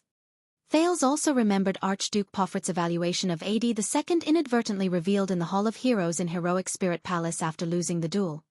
Sooner or later, a madman like Constellation's Ad II will appear, dragging his entire kingdom to hell. Thales stared at Zakriel with a stupefied expression. As the trusted watchman of the royal guards, he should have been the most loyal guard. But, no. In the dungeon, a faint, emotionless whisper rose in everyone's ears. Even if it has to be someone, it shouldn't be you. You shouldn't be the one to do it. Thales turned his head in surprise and saw Barney Jr. slowly raise his head. His gaze was sharp and cold as he stared at the Knight of Judgment. Imanu Zakriel. Zakriel was silent. You are not His Majesty. You are not Crown Prince Midier, not Prince Horus, not the Prime Minister, not an administrative officer, and definitely not His Majesty's military and diplomatic advisor. Barney Jr. seemed to have gotten over the shock brought about by his colleague's betrayal and the truth of what happened that year. He seemed to have figured something out. At that moment his voice was not loud, but his words were sonorous, forceful and firm. You are not even the captain of the Royal Guards. You are only His Majesty's servant, the second son of Viscount Zakriel. Barney Jr. sucked in a deep breath, gritted his teeth, and asked, What right do you have to arrogantly predict the future of the entire kingdom? Zakriel did not speak, but there was a deep pain in his eyes. The vanguard's voice grew louder and more determined. What right do you have to stand in the depths of the filthy darkness and claim that you saved the world? The guards were stunned. They looked at each other, and their scattered gazes gradually became unified. They looked at the Knight of Judgment at the same time. In the face of Zakriel, who was frowning and struggling, Barney Jr. snorted coldly. Do you still remember the Praetorian Oath? The Knight of Judgment was slightly startled. The Praetorian Oath. But before he could react, Barney Jr. opened his mouth and spoke. I swear that I will dedicate my life to the throne, and will forever serve the royal power. There is no other master. I swear that I will only wield this sword for the Emperor, and will only break it for the Emperor. There is no other use for me. I swear that I will either be buried in the throne's resting place, or my bones will be buried in the middle of my royal life. There is no other end. There were only 3 sentences, but Barney Jr.'s voice was very loud. It echoed in the walls, and the hatred from before was gone. He seemed to have returned to the solemn, calm, steady, and magnanimous vanguard. As Zacriel listened to these familiar sentences, he slowly became absent-minded. They did it. The old captain, Tony, and even my father. Barney Jr. suppressed the bitterness in his throat and kept his voice calm. And all the brothers who sacrificed their lives in and outside Renaissance Palace, and even on the front lines. No matter where His Majesty wants to go, they swore to follow him until death. They did not ask why he left, and they did not suspect him. Zacriel's body trembled. Old Captain Cullen, Chief Protector Tony, Vice Captain Quill Barney Sr. Thales did not just see Zacriel in his eyes. All the guards were in different states of mind. Samuel lowered his head and sank into a deep melancholy and internal struggle. Cannon leaned against the wall and covered his face as he trembled slightly. The big Bruley covered his chest tightly. Nalji stared at his torch expressionlessly, as if there was a beautiful magic trick in it. Tardin, Belden, and Nair were all in a daze. I believe, even when we are on our way to Hell's River. Barney Jr.'s voice also began to tremble. They will also do their best to snatch the boat to ferry His Majesty. And what about you? The Knight of Judgment's chest heaved. But Barney Jr.'s words were like a sharp sword that pierced through his weak points. What you have said, Zacriel, does not absolve you of your sins. It is just a dream that you convinced yourself of because of your own selfishness. Barney Jr. finished his words, leaving behind only a disgusted and scornful gaze. His words were obviously very forceful, and the royal guard seemed to have figured something out. They cast aside the hesitation and reluctance they had for their former brothers, and their gazes were replaced with the same disgust and rejection. This time, Zacriel was silent for a long time. Then, he opened his mouth with great difficulty. I do not want to absolve myself of my sins or shirk my responsibilities, much less ask for forgiveness. You said you wanted answers, the Knight of Judgment said softly. This is my answer. Everything that happened in the past, all the sins, I will bear them all. Barney Jr. stared at him for a very, very long time. Then, Barney's expression returned to normal. He seemed to have figured something out, and he shook his head with a wan smile. No.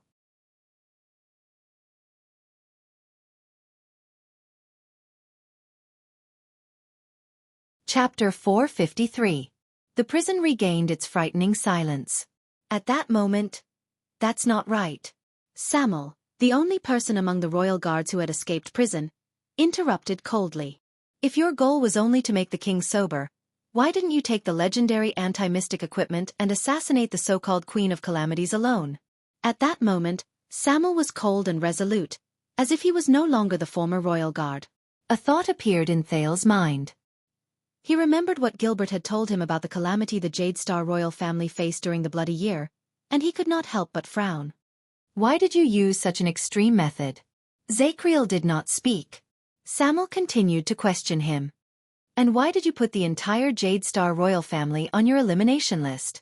Why did you not stop until you slaughtered them all? Zacriel's lips trembled. The blood drained from his face, and he stared at Samuel in a daze. Yes. Tardin joined the conversation with a pale face. You know, even the most innocent concubines and grandchildren, and the most lively and naive Princess Constance, even they. He bit his lip and could not continue. Zacriel stared at Samuel and Tardin for a long time. Then he sighed. That was not my intention. Thales felt complicated when he saw this, but he immediately thought of another problem. Then whose intention was it? The prince's words attracted the others' attention. You did not tell the whole truth. Thales raised his voice. Tell me, who were the people who worked with you to assassinate the king, the people who intended to overthrow Constellation? Most importantly, what were the group of calamities and King 80 plotting to bring about such a calamity? Thales asked through gritted teeth. Zacriel seemed to be stumped by the question. He was silent for a long time. In the end, he only shook his head and did not answer. Also, Samuel spoke again. If what you said is true, then why? The former flag-bearer stared at the former Knight of Judgment. Since you've already accomplished your goal, why didn't you stand up and admit that you were the traitor? You are not someone who is afraid of responsibility or death. You are even willing to take the blame for me when I escaped. With your personality, shouldn't you confess the truth openly and accept your trial like what you are doing right now? Zacriel pursed his lips tighter and tighter, but the prisoners gradually noticed that something was off. They frowned and looked at him. Why did he hide for 18 years? We tortured him for 18 years. Samuel's questions were layered, and there was indignation and indignation hidden in them. Why did you wait until now to suddenly jump out and tell us these things? Tell us that you are that damned traitor? If I hadn't stepped into this place and they hadn't released you, would you have continued living like this until you died? Zacriel did not move. He just sank his face into the darkness where the firelight could not reach. Samuel gritted his teeth and swung his arm, giving Thales a fright. In fact, I'm afraid that Samuel will not be able to do anything to you. Why is your target this prince? At that moment, Thales was shocked. Oh no! Why is it the prince? What are you still hiding? Samuel hissed. What secret is there that you would rather bring to Hell's River than tell us? Thales exchanged glances with Quick Rope, who had been restless and wanted to escape. He had a bad feeling. Why, are we back to this topic again?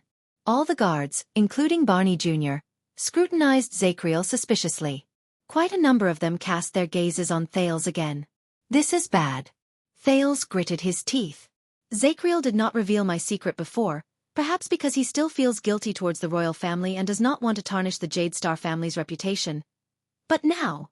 Thales glanced anxiously at Zacriel, who seemed to be hesitating. Now, he had already revealed the truth about 82nd's alliance with the Mystics. He no longer has anything to hide, right? At that moment, Zacriel opened his mouth quietly. Summon souls. The Knight of Judgment said flatly. This caused the others, especially Thales, to be stunned. Summon souls? What does he mean? Zacriel inhaled slowly. His eyes were filled with wariness.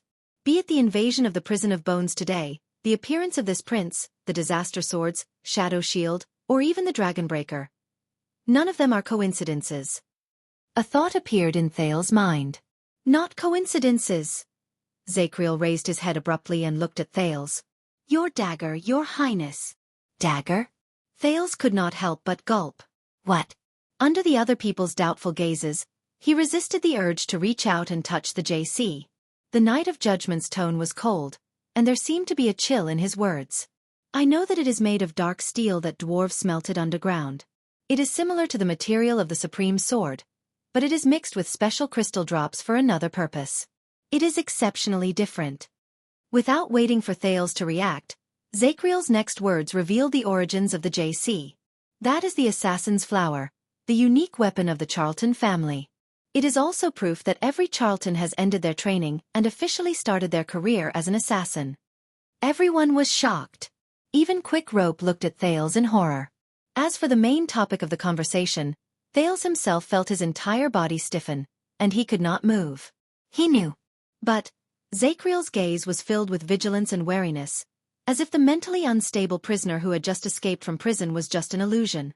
The appearance of this dagger in your hands, your highness, as well as the threatening and tempting attitude of those Shadow Shield assassins just now, shows what it means. As participants of the assassination that year, I do not know why they infiltrated the Jade Star royal family again and got close to the special. You. When he said the word special, Zacriel paused again, and it made Thales break out in cold sweat. But it must have something to do with the misfortune those calamities brought that year, and their failed plot. The gazes of the prisoners flickered as they moved back and forth between Thales and Zacriel.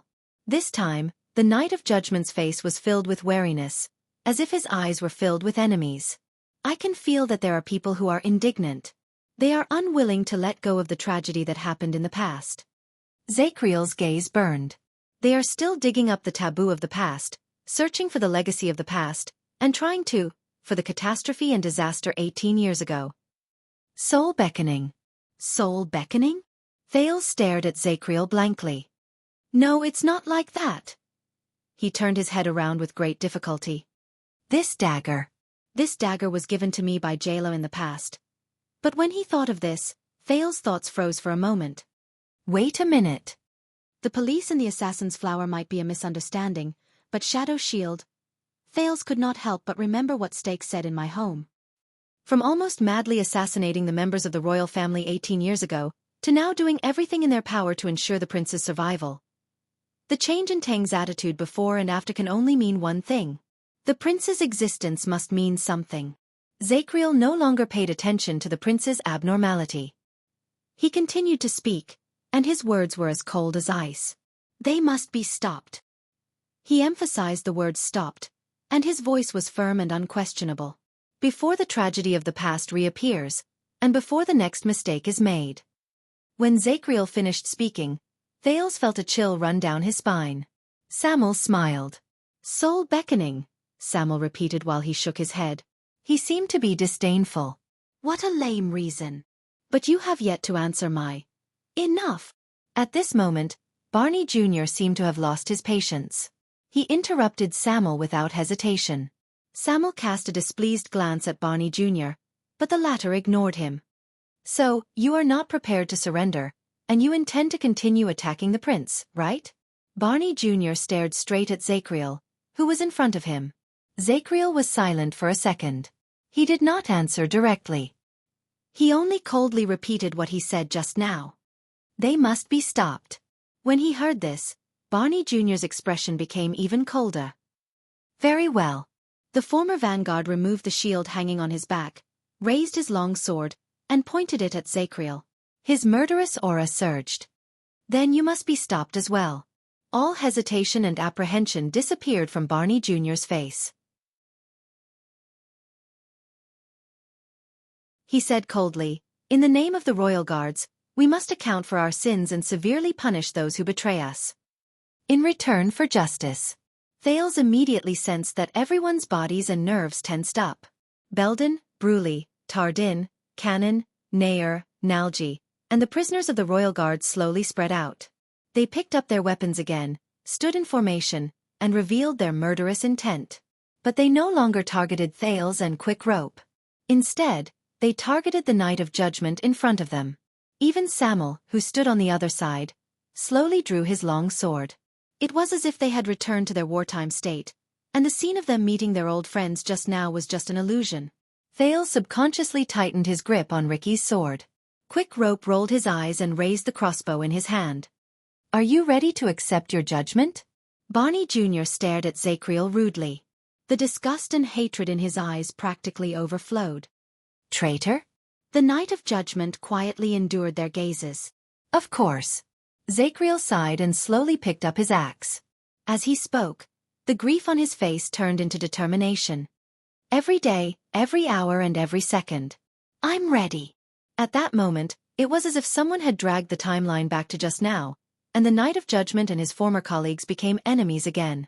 Quick Rope tugged at Thales, asking him whether he should escape now or when the fight started. But Thales shook his head. He felt the solemnity and tension in the hall, but it did not come from the two parties who were confronting each other. And it was just one of them. Barney. Nalji raised his weapon and stared at the former watchman in front of him. He gulped in distress and said carefully, He is alone and we are 7. Barney frowned. No, 8. Samuel interrupted faintly. He held his sword and walked to Zachriel's side. His eyes shone with anger. All the debts must be settled today. Zachriel glanced at Samuel. An unknown emotion flashed in his eyes, but he did not say anything else. Barney Jr. also cast a glance at the coward who escaped from prison, whom he looked down upon. He pursed his lips and shook his head. Very well, 8. Hence, the 9 former royal guards, the 9 people with the Jade Star brand of sin on their faces, the 9 people who had not seen each other for 18 years. At this moment, they faced each other and picked up their weapons. 1 against 8. No. Nalji sighed softly and mumbled to himself. The disparity is too great. The other royal guards frowned. The disparity is too great? A thought appeared in Thales' mind. He heard the heaviness in Nalji's words. Zachriel swept his gaze over them and sized them up again, as if he was observing a battlefield. Yes, I know, he said softly. He got rid of all the emotions that he should not have and became the calmest and most terrifying Knight of Judgment once again. I will fight against 8 of you alone. Zachriel held his battle axe upside down and took a step forward. Asterisk thud. Thud. Thud. Asterisk, indeed, for all of you. His aura and pressure slowly accumulated with each step he took. It was like a monstrous wave that seemed to be moving slowly in the distance, but would eventually come crashing down. More or less. Zachriel raised his axe and faced his opponents, who were ready for battle. His gaze was serious.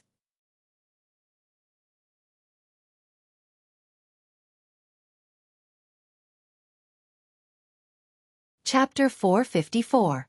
When Zachriel's axe collided against Barney Jr.'s shield, the reactions of the prisoners were beyond Thales's expectations.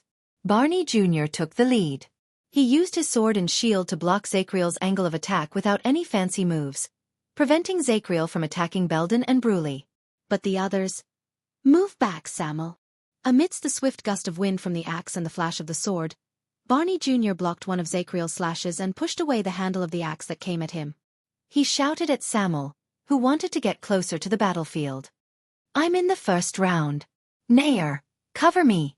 As Barney Jr. roared, Nair leaped out of the crowd and joined the battle. But the other royal guards did not rush forward. They also stayed away from the battlefield, which was out of character. Nalji and Bruley did not say anything. They forcefully dragged Thales to the left and leaned against the wall. Barney Jr. and Nair were the only two people on the battlefield. To be precise, Barney Jr. was the only one on the front lines. He faced Zachriel's sometimes agile, sometimes swift, and sometimes stormy attacks. He seemed a little clumsy. Nair, who was supposed to support him, stood in the distance. He held a small knife and a dart in his hands while he watched the two people fighting fiercely. He did not move an inch. What? Thales did not understand. Asterisk whoosh. Asterisk the calm Zachriel suddenly swung his arm horizontally. He used the advantage of his body to push Barney Jr.'s shield away, and the blade of his axe went for the latter's neck. Asterisk clang. Asterisk Barney Jr. grunted and spun around to collide with Zachriel.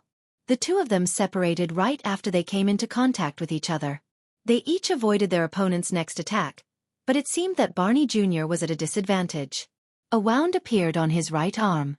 As he watched their fight, Thales, who was puzzled, finally gave up struggling. He turned his head and asked the people beside him anxiously, "What's going on?"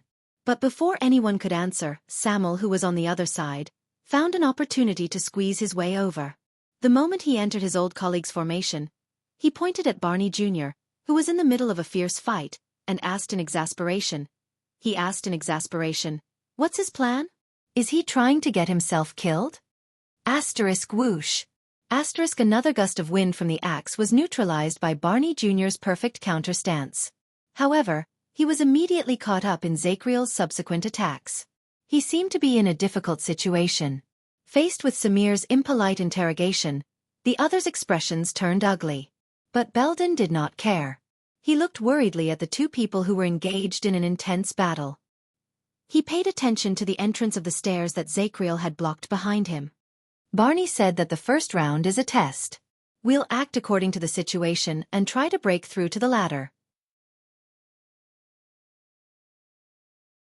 Samuel frowned and seemed to be a little hesitant.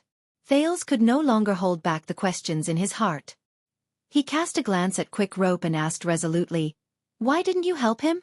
The prince looked at Barney Jr., who was surrounded by danger, and he was very anxious. "There are 8 of you."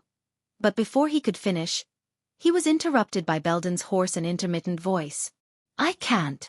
Thales was stunned. "Can't do it?" He turned his head and glanced at the others, only to find that they all had the same expression on their faces, solemn and helpless. "Why?" On the other side, the duel between Zachriel and Barney Jr. was reaching its climax. Both of them seemed to be truly enraged. Their faces were ferocious, and their movements were fierce. Zachriel had just roared and pulled back an axe strike that nearly split his skull open when Barney Jr. used his life to force him to launch an equally fierce and risky attack. A strong gust of wind blew, and steel clanged. "We can't help him."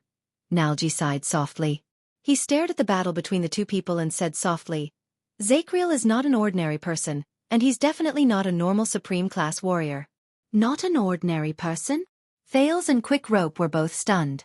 Nalji stroked the weapon in his hand and stared at the two people who were fighting to the death. There was a gloomy look between his brows. His power of eradication is called Chaos of Armies. It's a rare variant of Pegasus music. The key lies in his unparalleled perception. When they heard Nalji say this, the royal guards were a little dazed. Pegasus music. Thales found it a little familiar. Wait, I heard Wuxia, the real Wuxia, say that it's Miranda's power of eradication. When he thought of this, Thales became serious. Chaos of armies? Perception? What do you mean? This time, the one who answered him was Belden. Focus. Belden's voice was hoarse and incoherent, as if it had been washed by sand. But this did not affect Thales from hearing the anxiety in his voice. He also saw the hesitation in Belden's eyes. A person's energy and attention are limited. He cannot multitask. Even when he is fully focused, he can only pay attention to one or two things at the same time. If there are more things, we will lose enough attention to our targets. We will be unable to pay attention to the things in front of us, behind us, and to the left. Focus. Thales chewed on this word. On the other side, Barney Jr., who was at a disadvantage, finally made a somewhat successful counterattack. At the cost of a knee strike from Barney Jr., he sliced open Zakriel's shoulder. It was only a few millimeters away from Zakriel's vital spot. Thales thought that it was a pity. But Zakriel is different. Belden's words became even more solemn. At the same time, there was pride in his honor, and the pain of his old friend's betrayal. Chaos of armies takes the perception, observation, and rhythm emphasized by Pegasus music and pushes it to the limit. Zakriel can effectively distribute his attention within a certain area without distracting himself. He can multitask and grasp all the variables in a battle. His upper limit is unknown. Multitask? Thales looked at Zakriel, who swung his axe skillfully, and then at Barney Jr., who attacked with all his might. Puzzled, he asked, "What do you mean?" Samuel snorted coldly and interrupted. "It means that the Knight of Judgment has countless eyes, and he can observe countless targets at the same time. He is no longer afraid of being surrounded, and he is no longer afraid of group battles. His attention when he faces 10 people is no less than when he faces only one person. He will never lose sight of others because he is outnumbered." Samuel held the sword in his hand tightly. His gaze never left the battlefield, as if he was ready to attack at the next moment. His words made the prisoners look even more worried. Bruley even snorted and pointed at Nair, who was still holding the dart tightly in his hand. "No, Bruley." Tardin shook his head, as if he understood Nair's indecipherable groan. Nair cannot easily attack unless he is in a life-threatening situation. That might be disadvantageous to Barney. He will never lose sight of others because he is outnumbered. Thales carefully understood this sentence, and his expression changed drastically.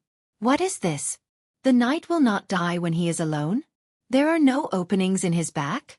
He remembered the scene just now when Zakriel faced 5 or more Shadow Shield assassins. The unparalleled Knight of Judgment who attacked consecutively within a few seconds and killed 5 people at just the right time. Another muffled thud rose. This time, Barney Jr. used a charge that was almost suicidal to force Zakriel, who seemed to be apprehensive, to retreat. The prince turned his head to look at the battlefield and asked anxiously, "So, whether it is one against one or against many, it makes no difference to him?" This time, Tardin's voice was desolate and resigned. It was as if he had seen through the world. "It is worse than that." Tardin shook his head. He seemed to be sentimental as well as bitter. Zakriel is a genius rarely seen in the world. He has developed the advantage of the chaos of armies to the extreme. He is multitasking, and it is not just when he is fighting against his enemies. Regardless of whether it is our enemies' bodies, weapons, intentions, movements, the positions of our surroundings, the environment, the situation, the state of our bodies, the increase and decrease of force during a duel, the sand and stone obstacles under our feet, and even sudden accidents, everything on the battlefield is within Zakriel's grasp.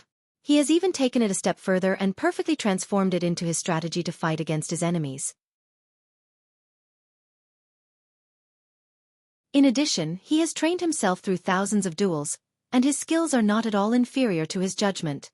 Tardin's expression was tense. He stared at Zakriel, who used the terrain, the length of his axe hilt, and the weight of his opponent's shield to force Barney Jr. into a pathetic state again. Those who fight against him are always at the greatest disadvantage. All the factors and variables on the battlefield are within Zakriel's attention and observation. Those who stand on his side will be able to control the situation with ease. It is as if they are assisted by God, and their teamwork is seamless. It is usually hard to tell, but those who have fought against him have the feeling that he is flawless and unstoppable. A thought appeared in Thales's mind. Everything is within his grasp, and he transforms it into a strategy to fight against his enemies. All the factors and variables on the battlefield are within his attention and observation.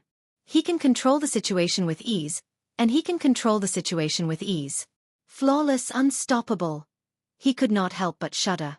That nightmarish night from 6 years ago where flesh and blood were spilled all over the place reappeared in his memory. What followed was another person's low murmur. Only those who have everything in their hands, the world in their hearts, and the entire situation under their eyes, are qualified to be called true elites. Thales watched the duel in a daze. He stared at Zacriel, who became more and more courageous as he fought. He seemed to have understood something. He could tell. Barney Jr.'s attacks might seem fierce, but it was difficult for his normal attacks to be effective. Zacriel could always easily neutralize his attacks with the most energy-conserving, concise, and effective method. Only those desperate attacks, which involved exchanging injuries for injuries and paying a heavy price, could leave some marks on the night of judgment. Unfortunately, every time he launched a slightly effective killing move, he seemed to miss his target by a hair's breadth. But Thales understood that it was not as simple as a hair's breadth. Tardin sighed and said, "In this situation, it's not just the encirclement of many people that no longer works on him. On the contrary, the more enemies there are in a chaotic battle, the more variables there are, and the more chaotic the situation is, the more Zacriel can find the most suitable position for himself. He can use openings and gaps that ordinary people can't imagine to seize the chance to survive and win. The more he fights, the stronger he becomes." The expressions of the royal guards became increasingly unpleasant. Thales clenched his fists. Beside him, Quick Rope had a look of disbelief. Thales turned his head around in disbelief. So when the Knight of Judgment fights against many people in a chaotic battle while he is outnumbered, compared to Zacriel in a one-on-one fight, Nalji nodded. He continued the conversation with a worried look on his face. "It's countless times stronger. If we rashly join the battle, we will only increase Zacriel's leverage." Thales was shocked when he heard this. Beside him, Quick Rope even opened his mouth in the shape of an O. So, for Zacriel, fighting against 8 people alone is more advantageous? He's practically the human version of the blood mystic? "He gave me pointers on my sword style," Samuel said coldly by the side. "So I know that when you face him, you won't just be facing Zacriel, but the entire battlefield known as Zacriel, which truly belongs to him, the chaos of armies." His words were sonorous and forceful, but they made people feel heavy-hearted. Thales frowned hard. "Just like an army?" Samuel stared at him. He was silent for a second before he nodded. "Just like an army." In the distance, Barney Jr. moved in a flash.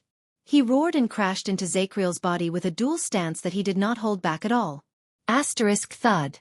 Asterisk both of them fell to the ground at the same time, then jumped up at the same time. Both of them panted. "Let go, Barney. This is not the ending you want," Zacriel said softly. Barney Jr. snorted coldly. "Why didn't you let go in the past?" In the next second, both of them moved, and their weapons clashed against each other again. By the side, Quick Rope could no longer hold back. "Isn't this a little too much?" The rookie mercenary rubbed his face and widened his eyes. He pointed at Zacriel, who was fighting the enemy in silence. Can he fight against 100 people alone? Can he fight against an entire army alone? In the face of Quick Rope's rather doubtful words, the prisoners stared at him with hostile expressions. Quick Rope could not help but tremble. He remembered the grudge he had formed with them, and he took a step back in embarrassment. Thales looked at the group and felt that they had something to say. As expected, the corners of Nalji's lips curled up. "Do you know the battle that made Zacriel famous?" The battle that made him famous. The prisoners shuddered at the same time. Quick Rope blinked, and he immediately put on a wary look that said, "I'm not going to take the bait." Nalji stared at the Knight of Judgment, whose expression did not change even in the midst of the fierce battle. A fascinated look appeared in his eyes. When Zacriel was young, he went to Dragon Cloud City with Prince Midier. His Highness was too eloquent, and he made the Northlanders unhappy, so they used force to make things difficult for them. Midear Dragon Cloud City. Thales recalled the relevant scenes in his mind. Barney Sr. told me that at that time, Zacriel, who was only 17 years old, faced the enemy alone. Nalji clicked his tongue and shook his head. He spoke in a tone that was half proud and half despondent. He used more than 10 minutes. Alone. He took down 40 white blade guards. Quick Rope was stunned for a moment. Thales' thoughts also stopped for a moment. In the next second. What? His mouth, which had no place to put it, opened and closed, as if he wanted to scream but could not make a sound. Thales snapped out of his reverie, and endless shock and fear rose in his heart. 40. 40? White blade guards. He remembered the group of masked warriors with swords 6 years ago. They were the elite soldiers who swore not to retreat under Black Sand Region's fierce attack, fought to the end, and even counterattacked, causing Lampard's men to be battered and injured. They were the brave guards who did not hesitate to use their bodies to block arrows for him and Little Rascal. The White Blade Guards. Nicholas, Merc, Monty, and Justin. One person took down 40 of them? Thales' face stiffened. How is that possible? It was obvious that Quick Rope suffered a greater blow. He looked at Zacriel in the distance in disbelief, then at the prisoners with gloomy expressions. His face contorted, and he spoke incoherently. He seemed to be smiling, but he could not smile. Are you kidding me? 40. White blade guards. They were all veterans. Quick Rope waved his hands blindly in the air, as if he could throw his question further away. Impossible, this is such a big thing. Quick Rope opened his mouth in a daze, as if his outlook on life had been greatly impacted. Why, Nico? Why didn't anyone tell me? He stared at everyone in a daze. He could not accept this shocking news. No one answered him. Thales sighed in his heart. Get ready, Tardin, Belden said coldly at that moment. Barney is retreating. Everyone's expressions froze. In the distance, Barney Jr.'s attack slowed down. So, he has no problem fighting against 100 people alone? Thales frowned. When they faced the prince, the prisoner's attitude was clearly much better than when they faced Wuxia. Samuel said softly, You must know that no matter how big the battlefield is, there is still a limit to how many people can benefit from it. Other than the special battle formations, even if 1,000 people attack one person at the same time, only 6 or 7 people at the innermost part of the circle can attack the enemy with all their strength at the same time.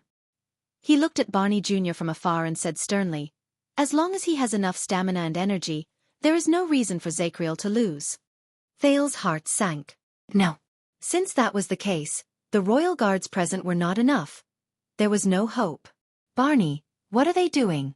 You know, there was once someone in the royal guards who was bored and made up a rhyme. Nalji shook his head. Behind him, Bree raised a finger and pointed at Nalji with a blank expression. The last sentence is, Nalji cleared his throat and said with a serious expression, Nothing can hurt Tony. There are no regrets in punishment.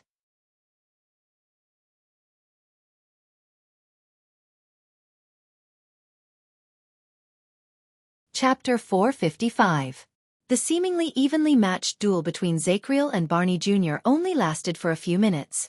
Right after Nalji finished speaking, Zacriel pressed forward with his entire body. Asterisk clang. Asterisk a piercing sound rose. Barney's blade was caught by Zacriel's axe at a strange angle. Barney Jr.'s pupils shrank. You fight like a Northlander. Zacriel crossed his left arm diagonally and accurately caught his opponent's shield, which was used to attack him. But your thoughts are still that of a constellatiate. Barney Jr. gritted his teeth and withstood Zacriel's strength. The two of them were in a stalemate, and they trembled slightly. You must know that Northlanders have no distractions. In the contest of strength, Zacriel leaned towards Barney Jr., who was very close to him. He shook his head expressionlessly. Never hesitate. As everyone cried out in surprise, Zacriel suddenly let go of the axe hilt and allowed Barney Jr.'s sword to cut his shoulder, causing blood to flow. In the next moment, before Barney Jr. could celebrate his victory, he felt his legs go weak. He could not dodge in time, and Zacriel seized the opportunity to grab his waist and lift him up. Damn it! In his shock and anger, Barney Jr. only had this thought before he was thrown to the ground by Zacriel. Asterisk thud. Asterisk under the intense pain, the dizzy Barney Jr. knew that he had lost the upper hand. He endured the pain and shouted, "Naya Tardin!" At that moment, two piercing sounds of wind drew close to the back of Zacriel's head. In the blink of an eye, Zacriel quickly dodged and barely avoided the two life-saving darts that Nair shot out. When he turned his head around, what welcomed him was Tardin's merciless blade and blade. The trajectory of Tardin's sword and blade was incredibly strange. For a moment, the empty-handed Zacriel was forced to take a few steps back and pick up a warhammer left behind by a mercenary. Barney Jr. took the opportunity to stagger to his feet and tumble out of the battlefield in a disheveled manner. He was caught by Belden. "How is he?" Belden asked calmly.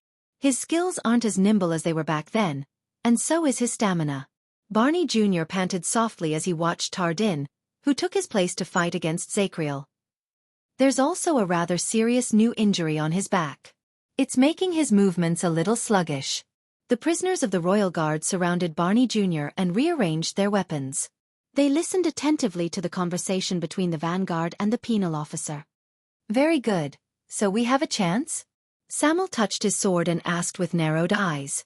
As Thales watched their brief exchange, he suddenly realized that this was like a small military conference during a war. Barney Jr. glanced at his colleagues and remained silent. A few seconds later, he shook his head under everyone's disappointed gazes. "I don't think so. His instincts and consciousness are still clear. He can turn his weakness into an advantage at any time." Barney Jr. took the sword and shield from Bruley and coughed loudly. "I even suspect that he purposely let me discover the wound on his back just now to lure me into attacking his side." "Then you all saw it. If I didn't attack with that sword, perhaps I wouldn't have." Everyone shuddered. On the other side, Zacriel and Tardin's movements became faster. The latter's attacks were strange and urgent. The sounds of weapons clashing against each other sounded like wind chimes. "Then what should we do?" Belden's expression did not change. He was like an unmoving hill. Barney Jr. watched Tardin's movements closely. Tardin's movements are very sneaky. He can stall for time, but... He did not say anything else, but Thales could feel that the mood of the guards had become gloomy. Barney Jr. shook his head and stood up. His gaze became sharp. "I will replace him later. This time, I will not test him. I will kill him at all costs." At all costs? When he said this, the expressions of Belden and the others darkened. Samuel also frowned. "Barney." Nalji looked hesitant.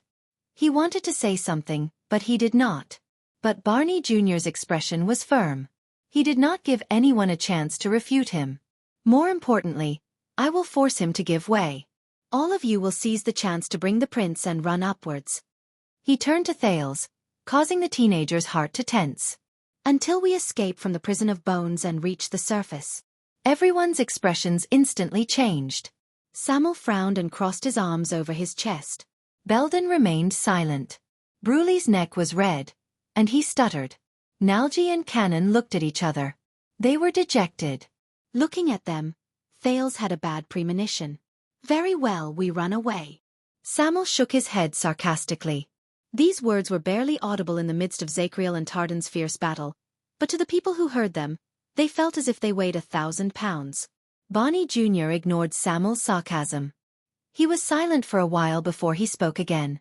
"If Nair and I don't succeed and he catches up to you," he calmly glanced at everyone and slowly said, "Next, the order of going up is Samuel, then Cannon, then Bruley, Nalji, and finally Belden." When he heard this, Thales' heart sank. Go to the top. They were going to... Every opponent's fighting style is different, and there's a huge difference between them.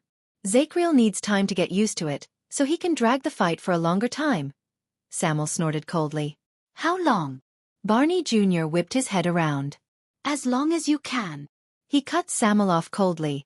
"Do you understand, Vice Flag Bearer? Or are you not satisfied with being the first in line?" Samuel snorted softly and did not say another word. Thales noticed that Barney Jr. no longer addressed Samuel as a coward.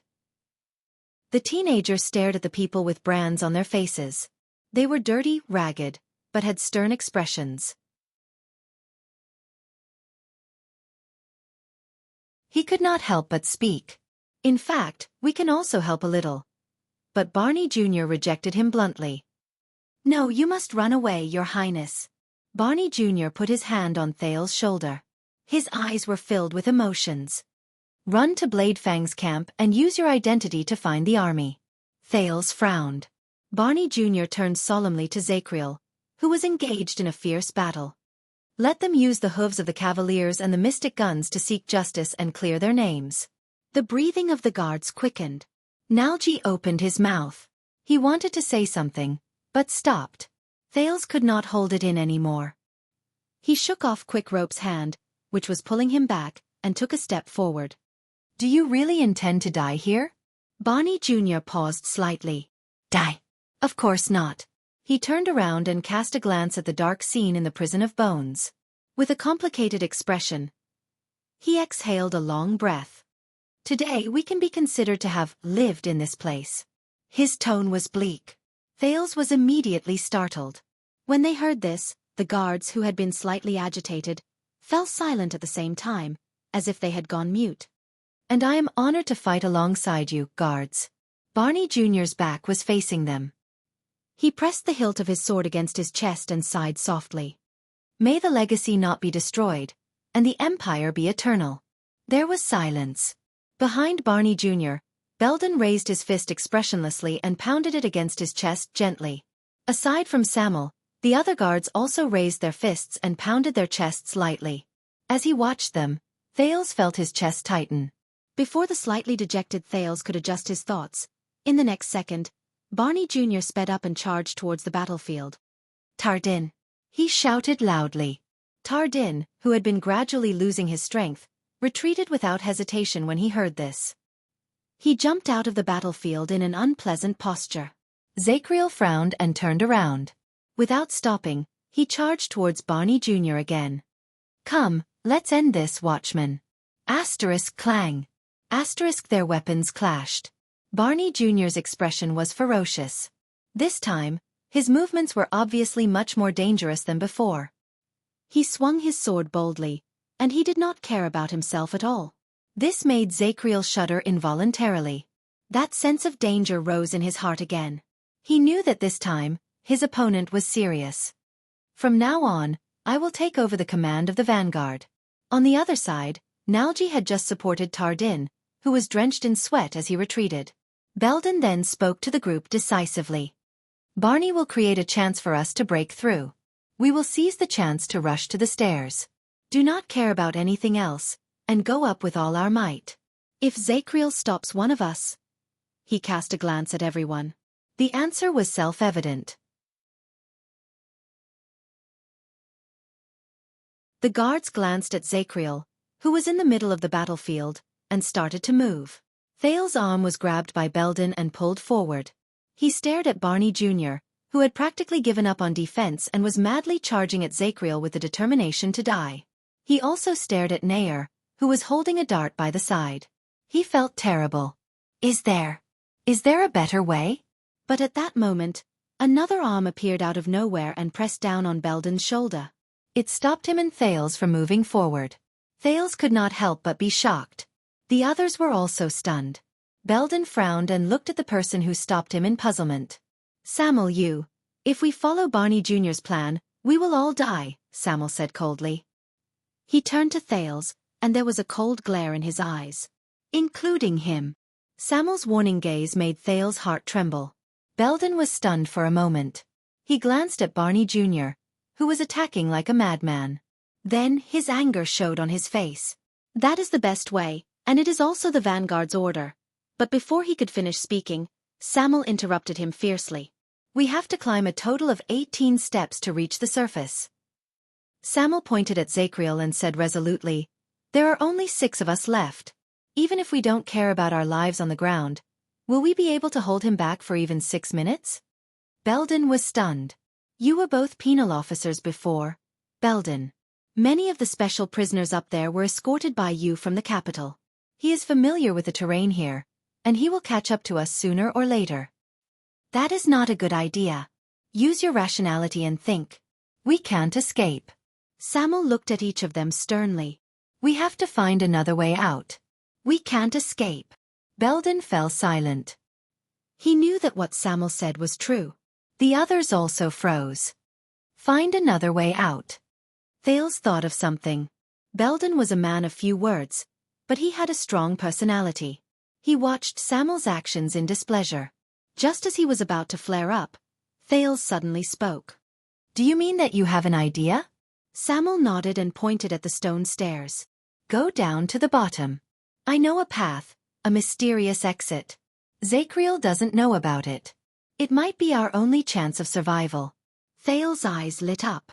Are you saying that there is another exit in the Prison of Bones? It was built by the wizards of the Alchemy Tower? Alchemy Tower. Belden frowned and exchanged glances with Tardin. Samuel turned to the other prisoners. His tone was slightly agitated. Believe me, that is the escape route that we, the Disaster Swords, originally prepared. Our leader is meticulous and reliable. If he says there is one, then it must be true. Belden looked at him suspiciously. Then, where is your leader? Samuel was instantly speechless. He looked at Thales with a complicated expression. Ask him. Thales quirked an eyebrow. He subconsciously put the sword in his hand behind his back. He forced a smile and changed the topic. That should be true. Shadow Shield fought with them because of this. Are you sure that the exit will work? Samuel panted and ignored the displeased gazes from the people around him. Ricky has already found Black Prison, hasn't he? Even if it doesn't work, after he catches up to you, you will die on the way up the stairs or on the way down the stairs. Which would you choose? Thales frowned. His gaze moved past the two men fighting fiercely and looked at the stairs behind them. Up, down. In the battlefield, Barney Jr. rammed a desperate blow into Zacriel's ribs, but he was hit by Zacriel's knee. Both of them grunted and retreated at the same time. I know what you're planning. Zacriel glanced at the people in the distance, then at the stone stairs behind him. That won't work. Across him, Barney Jr. trembled as he lifted his shield. He sensed the numbness in his limbs. This is bad. This battle was harder than he imagined. Zacriel knew his determination, so he blocked his way in front of the stone stairs and did not give them any chances. He was prepared to use the safest and most effortless method. To grind him down. As long as I kill you, Barney Jr. said through gritted teeth. It will work. I have to fight for a chance. He pounced on Samuel again.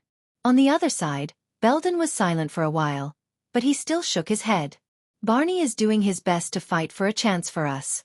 The path he chose might not have much hope, but I will not risk the prince's life with you. Samuel stepped forward and pressed down on Belden's shoulder. He gritted his teeth and said, You know that it's an order that will lead to your death, but you still stubbornly move forward. This is foolish. Belden's eyes burned with anger. He pushed Samuel away. Penal Officer Belden, Thales said when he saw that the two were about to fight. Maybe it's worth a try. He's right, we can't escape. Belden's expression changed. Your Highness. But Thales shook his head and tightened his grip on the longsword in his hand. In the name of the Jade Star family, I released all of you today. Compared to watching all of you die one by one. Thales stared into the distance with a profound gaze. I'd rather take the risk. His words stunned everyone in the area. Even Belden, who was in a hurry to refute him, was rendered speechless. Quick Rope exhaled and shrugged. Ah, that's him. The royal guards fell silent. At that moment, Barney Jr. roared and crashed into Zacriel. The two of them rolled together. No matter where we go, we must go. Tardin, who had been paying attention to the battle, tightened his grip on his sword. He sensed something. Now is the time when Barney's offense is at its strongest. Zacriel might not be able to free himself to stop us. Belden widened his eyes and looked at Samuel, then at Thales. He seemed to be hesitating. Nalji interrupted cautiously. I think that what His Highness said makes sense. And I hate climbing stairs, and I hate being chased upstairs even more. Belden's eyebrows furrowed even more. Thales no longer cared about the hesitant royal guards. Instead, he turned to the two people who were fighting. His expression was tense. If we want to go down, is there a possibility that we can save Barney and Nair? Belden pursed his lips. His expression was one of pity. Your Highness, but they were prepared to be sacrificed here. Thales clenched his fists. Samuel snorted coldly. Zacriel is not a hound who will obediently run away after throwing a frisbee. He watched the increasingly intense battle and said in a cold voice, "Someone must restrain him, before he cuts us to pieces." "Hold him back." Thales stared at Zacriel and furrowed his eyebrows tightly. "Did you just say that the key to the Chaos Army is to surpass a normal person's perception, observation and attention?" Belden sighed. "Yes. But Your Highness, please reconsider." However, the teenager ignored him. Instead, he turned to the others and muttered, "Perception, observation." Thales suddenly raised his head and swept his gaze over the crowd. "Is Zacriel invincible in the world? Is there no one who can defeat him? Defeat the Night of Judgment?" The prisoners of the royal guard stared at each other. Quite a number of them were obviously still struggling between Samuel and Belden. They were struggling between orders and risks. "There is." At this moment, Nalji spoke faintly. "There is a follow-up to the battle that made Zacriel famous." "A follow-up?"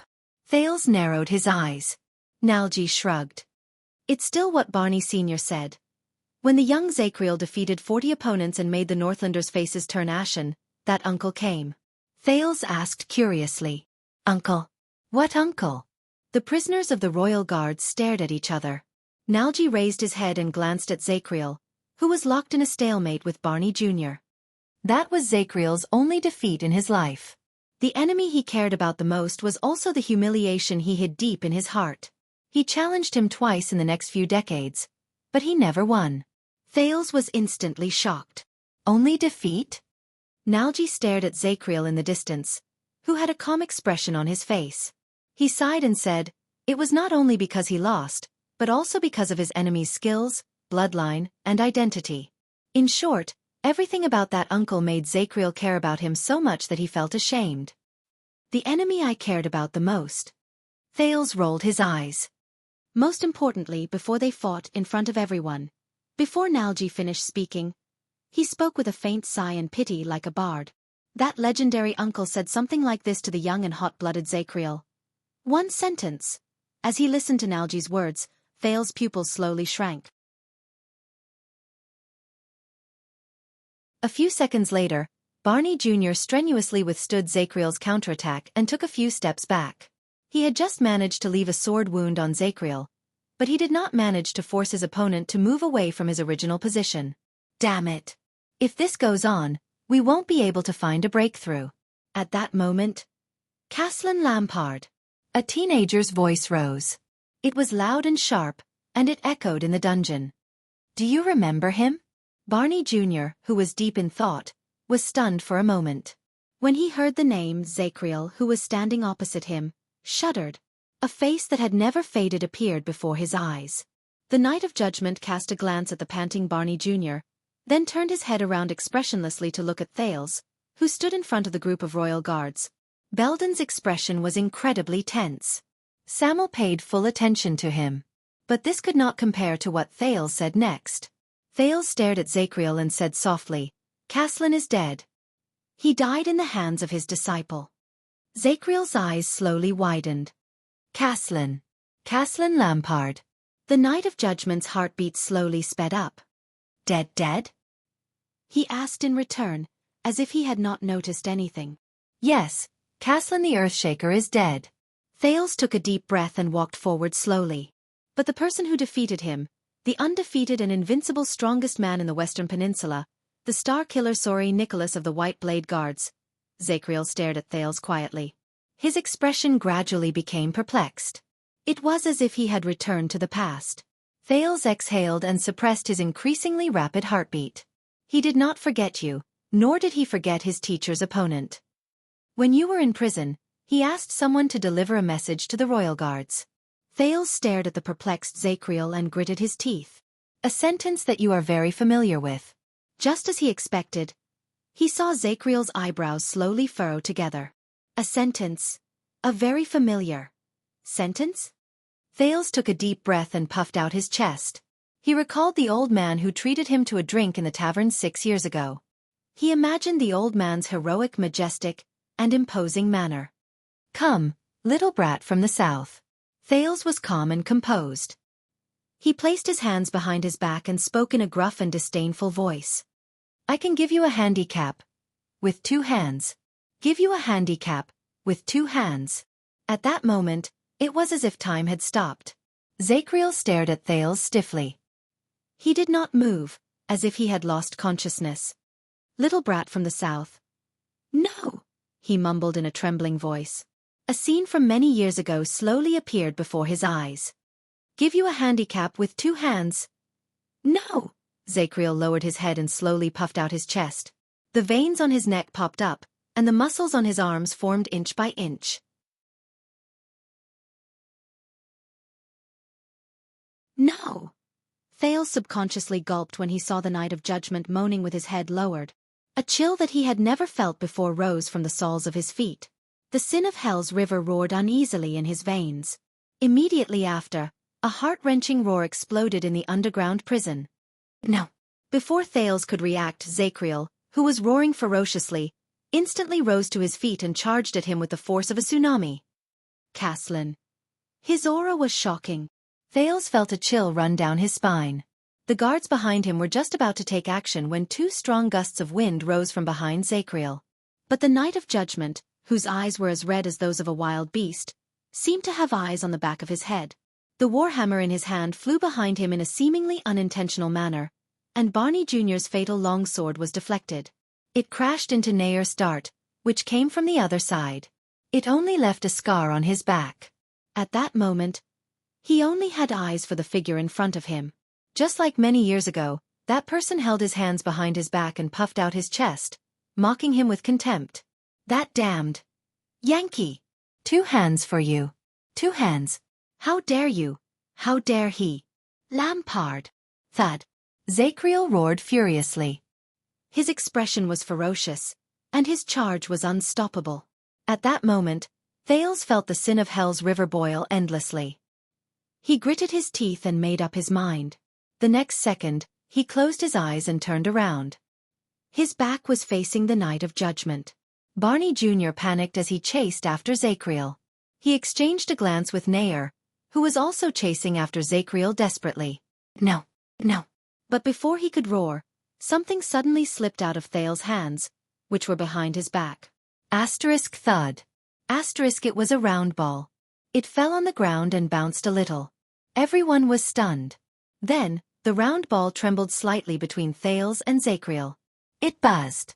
Zacriel's rationality returned to him in an instant. He then frowned. "That is?" On the ground, the strange metal ball bounced about freely. It was like a naive, happy and ignorant child. "I hate this." This was Zacriel's last thought. In the next moment, Thales felt an unparalleled impact coming at his back. Asterisk whoosh. Asterisk it devoured his entire body. Asterisk boom. Asterisk at that moment, an earth-shattering sound exploded on the ground. The strange alchemy ball released a terrifying energy and an endless amount of light, as if it was a landslide. Piercing. Dazzling. Magnificent. It completely engulfed the small underground prison. Everyone. You're tuning in to the Wisdom Diary YouTube channel. Don't forget to subscribe and join us on this journey to catch the most captivating stories.